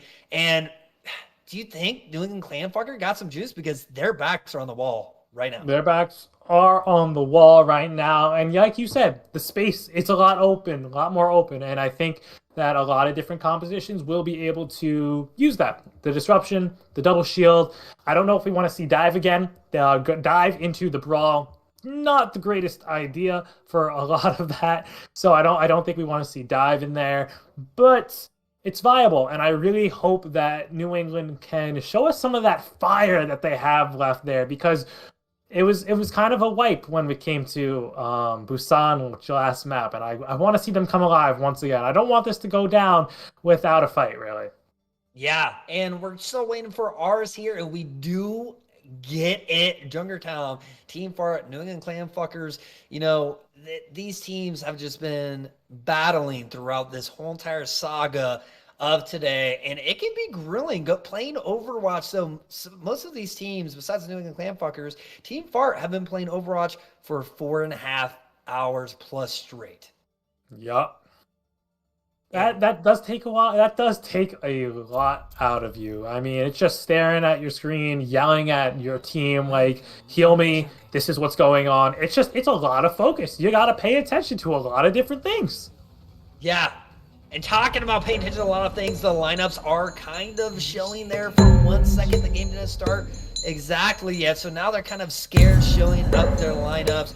But I'm with you, partner. I think on the red side, the New England Clam Fuckers, I think they're going to probably go double shield here. But, you know, you're scared of this brawl that you were questioning at one point. I was questioning, because we did go brawl on brawl for Ilios, and it was a little shaky for Team Fart. But I think the loss was good for them, because they realized, hey, we need to figure out what we did wrong, iron out everything, and that is exactly what they did. They figured out what they needed to do. Guess what they're running, partner? Again, Team Fart's running the brawl, which I'm happy with, because they were dominant on the last two maps with it. So I'm very happy with that. We expected that. However, with New England, we gotta wait a little second, you know, before we really see what's going on there. But because, you know, they are on attack and they could just be baiting us a little bit, so we gotta wait a little second. But the brawl expected completely for the Team Fart there. Yes, and here we go. Finals, they need this game. Does the New England Clam fuckers to stay alive because they're down 2-1 and the brawl is holding close and they say go back in your spawn. And oh no, arrow dropped for a second and she is in trouble and she dies. Genos goes ahead and solidifies that kill and Fine goes in and takes out Doofus. So now it is even, but it's not really even because the respawn advantage is in favor of the New England Clam fuckers. Oh, yes, it is. And they are going to be able to break out of spawn, get Genos out of the mech and killed. So that is going to open up a lot of space for them to move this payload and really start getting into this fight. Yeah, and Hyperna is no Snorlax. He is no slouch from the Widow position. People say bench Widow, but he is a pretty diabolical one. And talking about that, Rocky's going to go ahead and take the Temera. Fine's going to take Tegan, and Fine is popping off. Woo! And they are going to continue their payload progress, and I'm very happy to see this. I'm very happy to see that they are not going down without a fight and forcing Team Fart off of the brawl composition. Look at this. They are having a complete swap. Ultimate restarting completely here to the Sig Ball. Yeah, on an open map, it just feels like the Rejuvenate, but Arrow is left by himself for a second. The Mercy Bucket goes ahead and helps them because they do go ahead and go ball like what you're saying. Unfeatured was a menace earlier on the ball position. Yes, they were, but it was not necessarily enough. The rest of the team needs to be just as good, and they're going to get hit with an anti-nade and go devastatingly loud for a second. Yes, and Chimera's going to go ahead and take down Arrow in the background, and the Mercy's going to try to get the res. The Mercy does get the res. Hyperna taking down the Tracer. That takes some skill from the Widow position, especially being locked in. And Genos is getting all of the love. The CC on the left side and finds hog play. He is eating. Yep, and the Nano is going to come out onto Rocky there, and they still have the Flux to use, but it looks like they're not going to need it. Rocky putting out the incredible damage with the help of Zoe's Nano Boost there, and they're going to walk right into .1. And now, this is a different look. They've come alive, and this is exactly what I was asking for. Yeah, this tank line, this is a fine Rocky, but Doomfist says, hey, you got a Widow, I got a Widow too, and I got a Mercy Boost as well. Takes out Arrow, but Renaro is going to go ahead and pick up Arrow right away. We have a Sig ball fight over here in the right corner. Rocky looks like in rough shape, trying to go ahead and take an angle, goes down. Deegan gets one as well, and this looks like a team-win fight for Fart. Yeah, they are stabilizing, getting those turns around, but not to worry, the spawns are right there. They will get back and pushing those payloads very quickly, and they have a lot of ultimates online. Bob to just kind of disrupt, get on point, just be a nuisance. Rocky has that Flux, which just does massive damage and has incredible capabilities, which is going out now. And Rocky's trying to initiate, give him that combo like he gives to Apollo Creed a lot. Hybernet's going to go to take down Silent Storm, and this might be the change that they need, and Fine's gonna go ahead and get the full hog and take them out. So even the compositional changes here for Team Fart, it looks pretty promising, but New England Clam fuckers back at it. Yep, and we were saying they need to get Team Fart off a brawl, and that's exactly what they did because they are not looking as dominant on these types of compositions right now. Maybe as we go into .3, where the space does become much more limited, we'll see more of them swap over to the brawl where they're more comfortable, but right now they gotta get something done here. Yeah, and the Nano Bomb is going to come online. They don't have an Ana to go ahead and sleep it and neutralize it, but here comes the Flux here from Genos, and it is big. It gets Rocky and Zoe to the ground, and now they are trembling with the demon himself. And Degen, yo, hello? The Zenyatta getting not one, but two? Zenyatta's a DPS character. I don't know what you're talking about. That is all they do. And whopping all 3 DPS now on the... for Team Fart, and Zen does have that Transcendence now, which is going to give such incredible sustainability. But we know Zoe. We know Zoe can absolutely destroy with those nades. If they get a nade while that Transcendence is online, that will cause so much devastation for Team Fart. Yes, they need to try to take them off the high ground here because they are doing a really good job. Is Team Fart by going ahead and splitting the angles, but Rocky gets the nano, trying to go ahead and get the flex. The ball's trying to come up, but he gets stunned out of actually way behind, and now Renara is just going to go ahead and sweep it out, but Chimera's going to go ahead and take down Zoe. Doomfist taking down the Ash, Chimera killing Rocky, and again, it looks like in the way of Team Fart. Yep, and respawns are pretty even for the most part here, so it's not going to be too much. And Fine is still that Roadhog getting caught out of position, but they have taken a breather. They'll be a-okay. They'll be fine as their ultimate comes online now, along with Rockies and Arrow still holding on to that bomb. So we are probably going to see quite the chaotic fight going in, as we are going to minus 60 seconds very soon. These ultimates need to come out if they want to see any progress on this payload. Yeah, with 60 seconds coming out, here comes the Hunter Dragons, here comes the Bob, the trusty Bob, but it's just feeding Geno's all of the shield, and here comes the Flux, and it does get Chimera, but the res does come out right away from Silent Storm. Deaton goes ahead and takes care of the Brig, and Fine popping another foil, but Geno says, get out of my lobby. Genos is popping off with this Sigma right now, and our third DPS hero of the Zenyatta is also doing some incredible damage, and they put quite the stop onto New England's strats here, and Zoe's going to get taken out and staggered out, and without your Ana, that's going to hurt just a little bit. Luckily, they are a sniper hero, and they can take that from a distance, and Hypernaut is going to be swapping over to the Soldier to get a little bit more of that hit scan damage out onto the rest of Team Fart. Yeah, last fight, Fine does go Diva as well. They're trying to touch here and do something with it, but Doomfist says, not today! Feature's going to go ahead and put them up in the air, but Rocky says, come here, boy. And Feature's not looking too good because of the anti, and right here, the New England Clam fuckers, this is the time to shine. This is now or never. You need to win this fight to stay alive in this game. But Chimera says, I created this team and I am going to put you out of your misery. Jeez, what a turnaround for Team Fart there. A little shaky at the beginning, needed to swap off of Brawl onto the Sig Ball. They were a little shaky trying to get used to it, and then boom, all of a sudden they had it locked down composition. Absolutely nothing was getting by. What I think New England's problem there was target focusing maybe, and you know, Unfeatured was being super annoying on the ball, just causing a lot of disruption, causing a lot of chaos. But what really was putting out the damage to the rest of New England was Genos, was Doomfist on that Widow. No one was dealing with the Widow, and then Deegan with the Zenyatta DPS was like putting out so much damage. I think they needed to switch who they were focusing for those targets, and they would have been fine. But now we have them on the defense, and they are going to be going double shield rather than Sig Ball. Disruption, no Roadhog this time. We're going pure double shield, and Arrow is going to be on the Torbjorn to give themselves a little bit of that 6 teammate. Yeah, and it seems like Team Fart is like, whatever you can do, we can do better. Because that's exactly what they did. They matched them on the second point, and then they just held the high ground and just demolished them. And that's what they're doing here on attack. Besides, they're having the Mercy Zens, so they're going to be low on heals. And we got 5 seconds. This might be our final game, partner. Here we go. Organized Chaos, Snowy Gauntlet, Finals 2-1. Does Fart take it? And already we are getting some shots being fired really close to these ears from both teams. Yep, and Unfeatured's gonna go in, get stunned and really low, but it looks like they are going to manage to escape.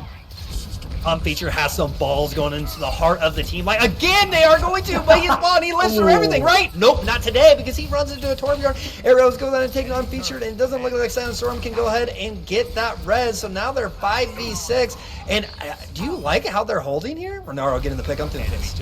I think they got pushed out of position a little bit too much right now, and exactly, Chimera's taking advantage of that. Everyone's out of position, not behind the shields, and when a Hanzo can go ahead and just start picking people off like that, you know that the shields are not covering anyone. And Unfeatured was about to boot the Torbjorn off the map if he wasn't that low. And Unfeatured again playing that ball. But you are right, Chimera, with the Pocket of Mercy. Talking about the Pocket of Mercy, Hibernate says no mercy for you. But they are going to go ahead and lose this fight. And with the ult economy, what is going to transpire here, partner? Well, with this ult economy, they really are... New England's not in great shape, to be honest here.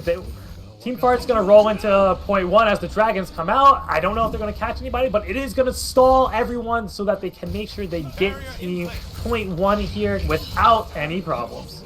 Yeah, Chimera has been like a demon that just ate Fruit Loops. Like, he is just bouncing off walls and using that Hanzo buff to great success here, but Sig is way too far out. It's Genos, and he goes in against it down, but Unfeatured says, Hibernate, get out of my lobby again, but runs into the Torb, which is a counter to the ball, but Genos is going to go ahead and get rest, and now it's looking in the favor once again of Team Fart, and this might be it! Pause. It looks for a pause, though, apparently, in the middle of this fight. That's okay. That's okay. Usually our pause happens at the end of a fight, so that's okay. Pauses usually happen end of fight.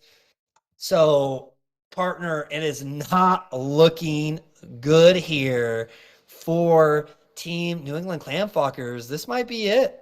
Yeah, and with the ultimates that have been used, the ultimates that are still in the bank, it's not looking great. It really is not looking good at all. I mean, the double shield in theory could work because they have all of the time to give all the damage out, you know, because they don't have much heals. As you mentioned before, Zen and Mercy don't have such incredible healing abilities together, so they have the time to do it, but they're getting taken out of those shields with Unfeatured on the ball, rolling through, taking people away from the shields, and then Chimera popping off, and Doomfist popping off with those snipers, and we're going to get right back into this fight.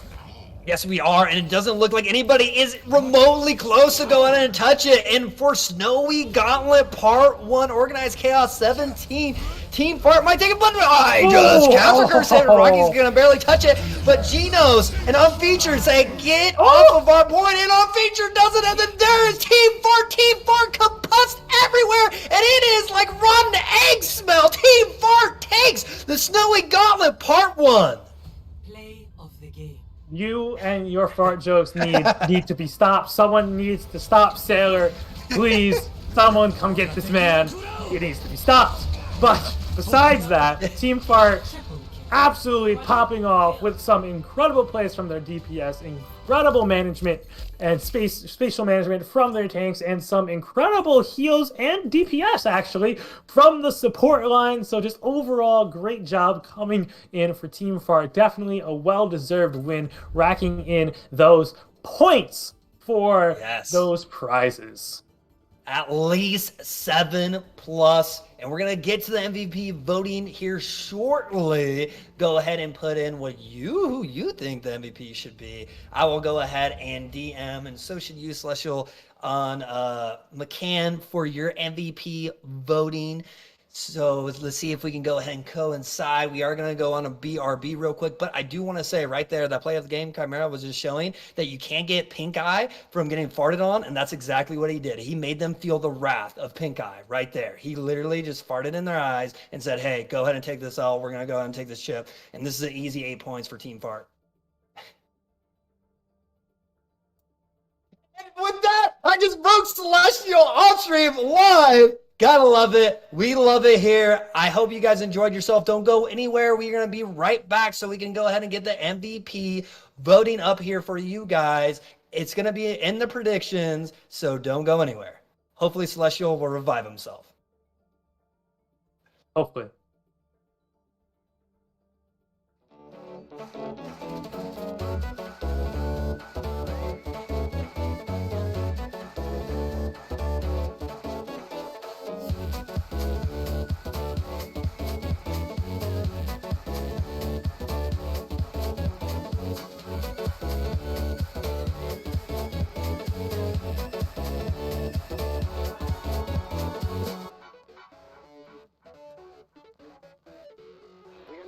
lawlessness with the farce of prohibition.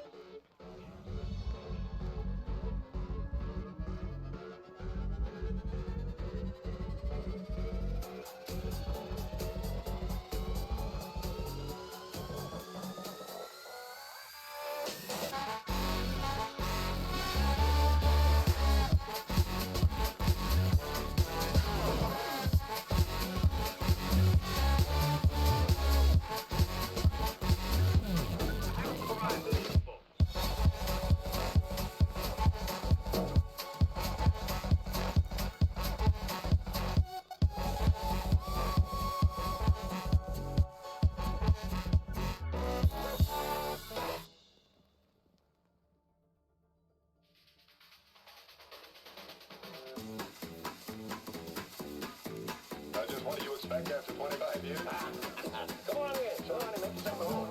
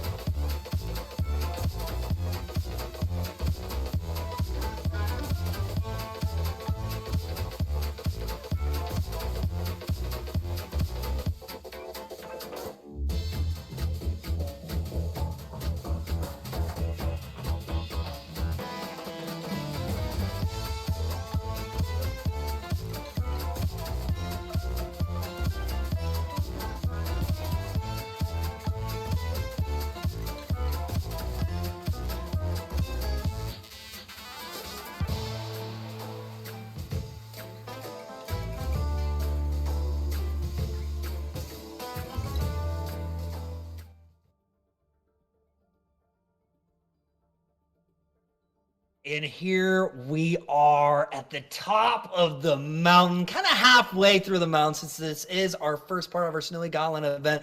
Team Fart is just gloriously farting on top of the mountaintop right here, okay? And they go ahead and take it 3-1 against the New England Clam Fuckers. But now it is MVP voting time. Yes, it is.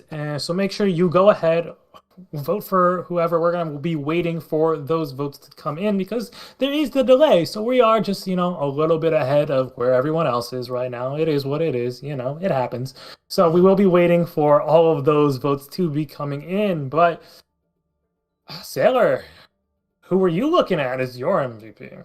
Well, my 5 MVPs that I would go ahead and put out there that I think our producers are going to go ahead and put out there for you guys to vote between is Chimera. His cranium must be outside of his head for how good he played today. He just took off like one of Elon Musk's rockets, okay? Like one of his rockets. And he has a bajillion of them. That's how good Chimera was, okay? Genos, go ahead and give me what you think Genos did so well today. I think Genos was just able to create so much space on that off tank and was able to really just kind of put out the damage that the off tank needs to do. We saw them on Ilios with some of those hooks were absolutely nasty with that. And we just saw them throughout just being a very consistent factor, just being that off tank to Unfeatured's main tank. Yes, and my other one is Djan that popped off on Junkertown when he needed to. What else did you see from Djan that I might have missed on the other maps? I saw when it was coming down to brawl compositions and playing the Lucio, they were always able to be there when they were needed, putting out the speed boost, understanding when to go into speed boost, understanding when to go onto the heals, because as I mentioned before, that speed boost is really coupled with that Reinhardt, space-making ability, and they were really able to do that very, very well. And from the losing side, I have Zoe and Rocky that played so great in their respective way. It sucks that they couldn't go ahead and take the win. But especially from those two players, what stood out to you with Zoe and Rocky?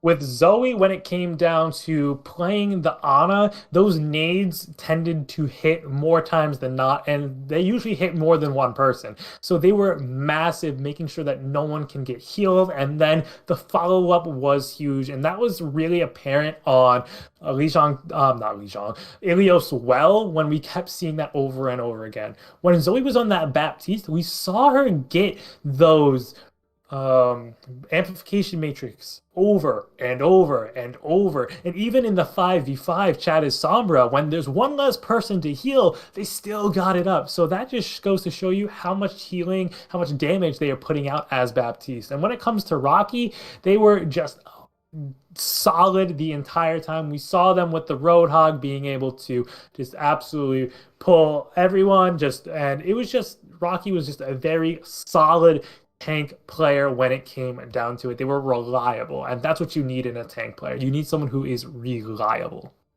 Yes. And talking about reliable, the votes are coming in, and 82%, 9 votes are going to the one and only D-Jan, leading it, not even close. D-Jan with 9 votes, with Zoe at 1 and Chimera at 1. So it seems like the whole entire team for Team Far, and maybe even the New England Clam fuckers, and maybe you at your home, are voting for D-Jan. And why would that be your MVP for this organized chaos? I gotta say, they were just there. They were consistent. They were the consistent Lucio, and then they were the DPS Zenyatta. When you see a DPS, they were just there. I just love that. I'm so sorry. They were just there. They just played. They just played. They played the game.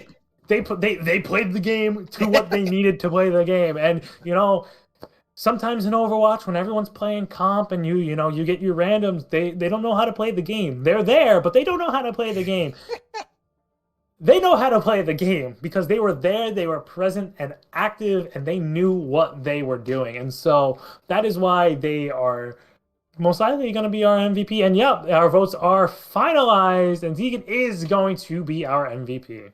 Deegan is the MVP of Organized Chaos 17 Snowy Gauntlet. We're going to go ahead and bring up the MVP and also the low SSR person, which is Amakazoku, if they're still here, if they're still in the chat. If it's not Amakazoku, if Amakazoku is not there, which they are still there, we are going to go ahead and ask them some questions. We're going to go ahead and 2 each. If you guys haven't been part of Organized Chaos, well, now you know how we do it. So Celestial, let's go ahead and ask, just like how we did with our hostage situation, let's ask a question each for Amakazoku and keep on alternating. All right, I'm gonna go back a little bit, Amakazoku. You were on support from, as far as I can remember. That's where you used to be. But this time, this tournament at least, from what I know, you're on DPS. How is that change feeling for you? I feel more involved for sure, but I still had fun on support and letting my team do their thing. So Amakazoku, for those last couple of games, were you like the ultimate cheerleader? Were you giving them like some, let's go team, let's go? What were your little chants? What were you doing? I was eating dinner, so yeah, but we cheered them on in spirit. Yes. Ooh. Yes. Amakazoku, how many wins is this for you now? How many Organized Chaos have you won? I think this is 3. This is 3. Wow. Yeah. So yeah, Organized Chaos, and is this the sweetest one? Yeah, this was pretty sweet. I think the sweetest one though will have to be the one I captained. That was a good feeling. Yes. The team that you selected wins it all. Well, when you were in the battlefield, you played so great, just like how Celestial was breaking it down earlier and just now. But now we revert to our MVP, the Zen Shredder. The Discord orbs just passing it around. G-Jan, how do you feel? I'm feeling pretty good at the moment. I'm feeling pretty good, I'd say.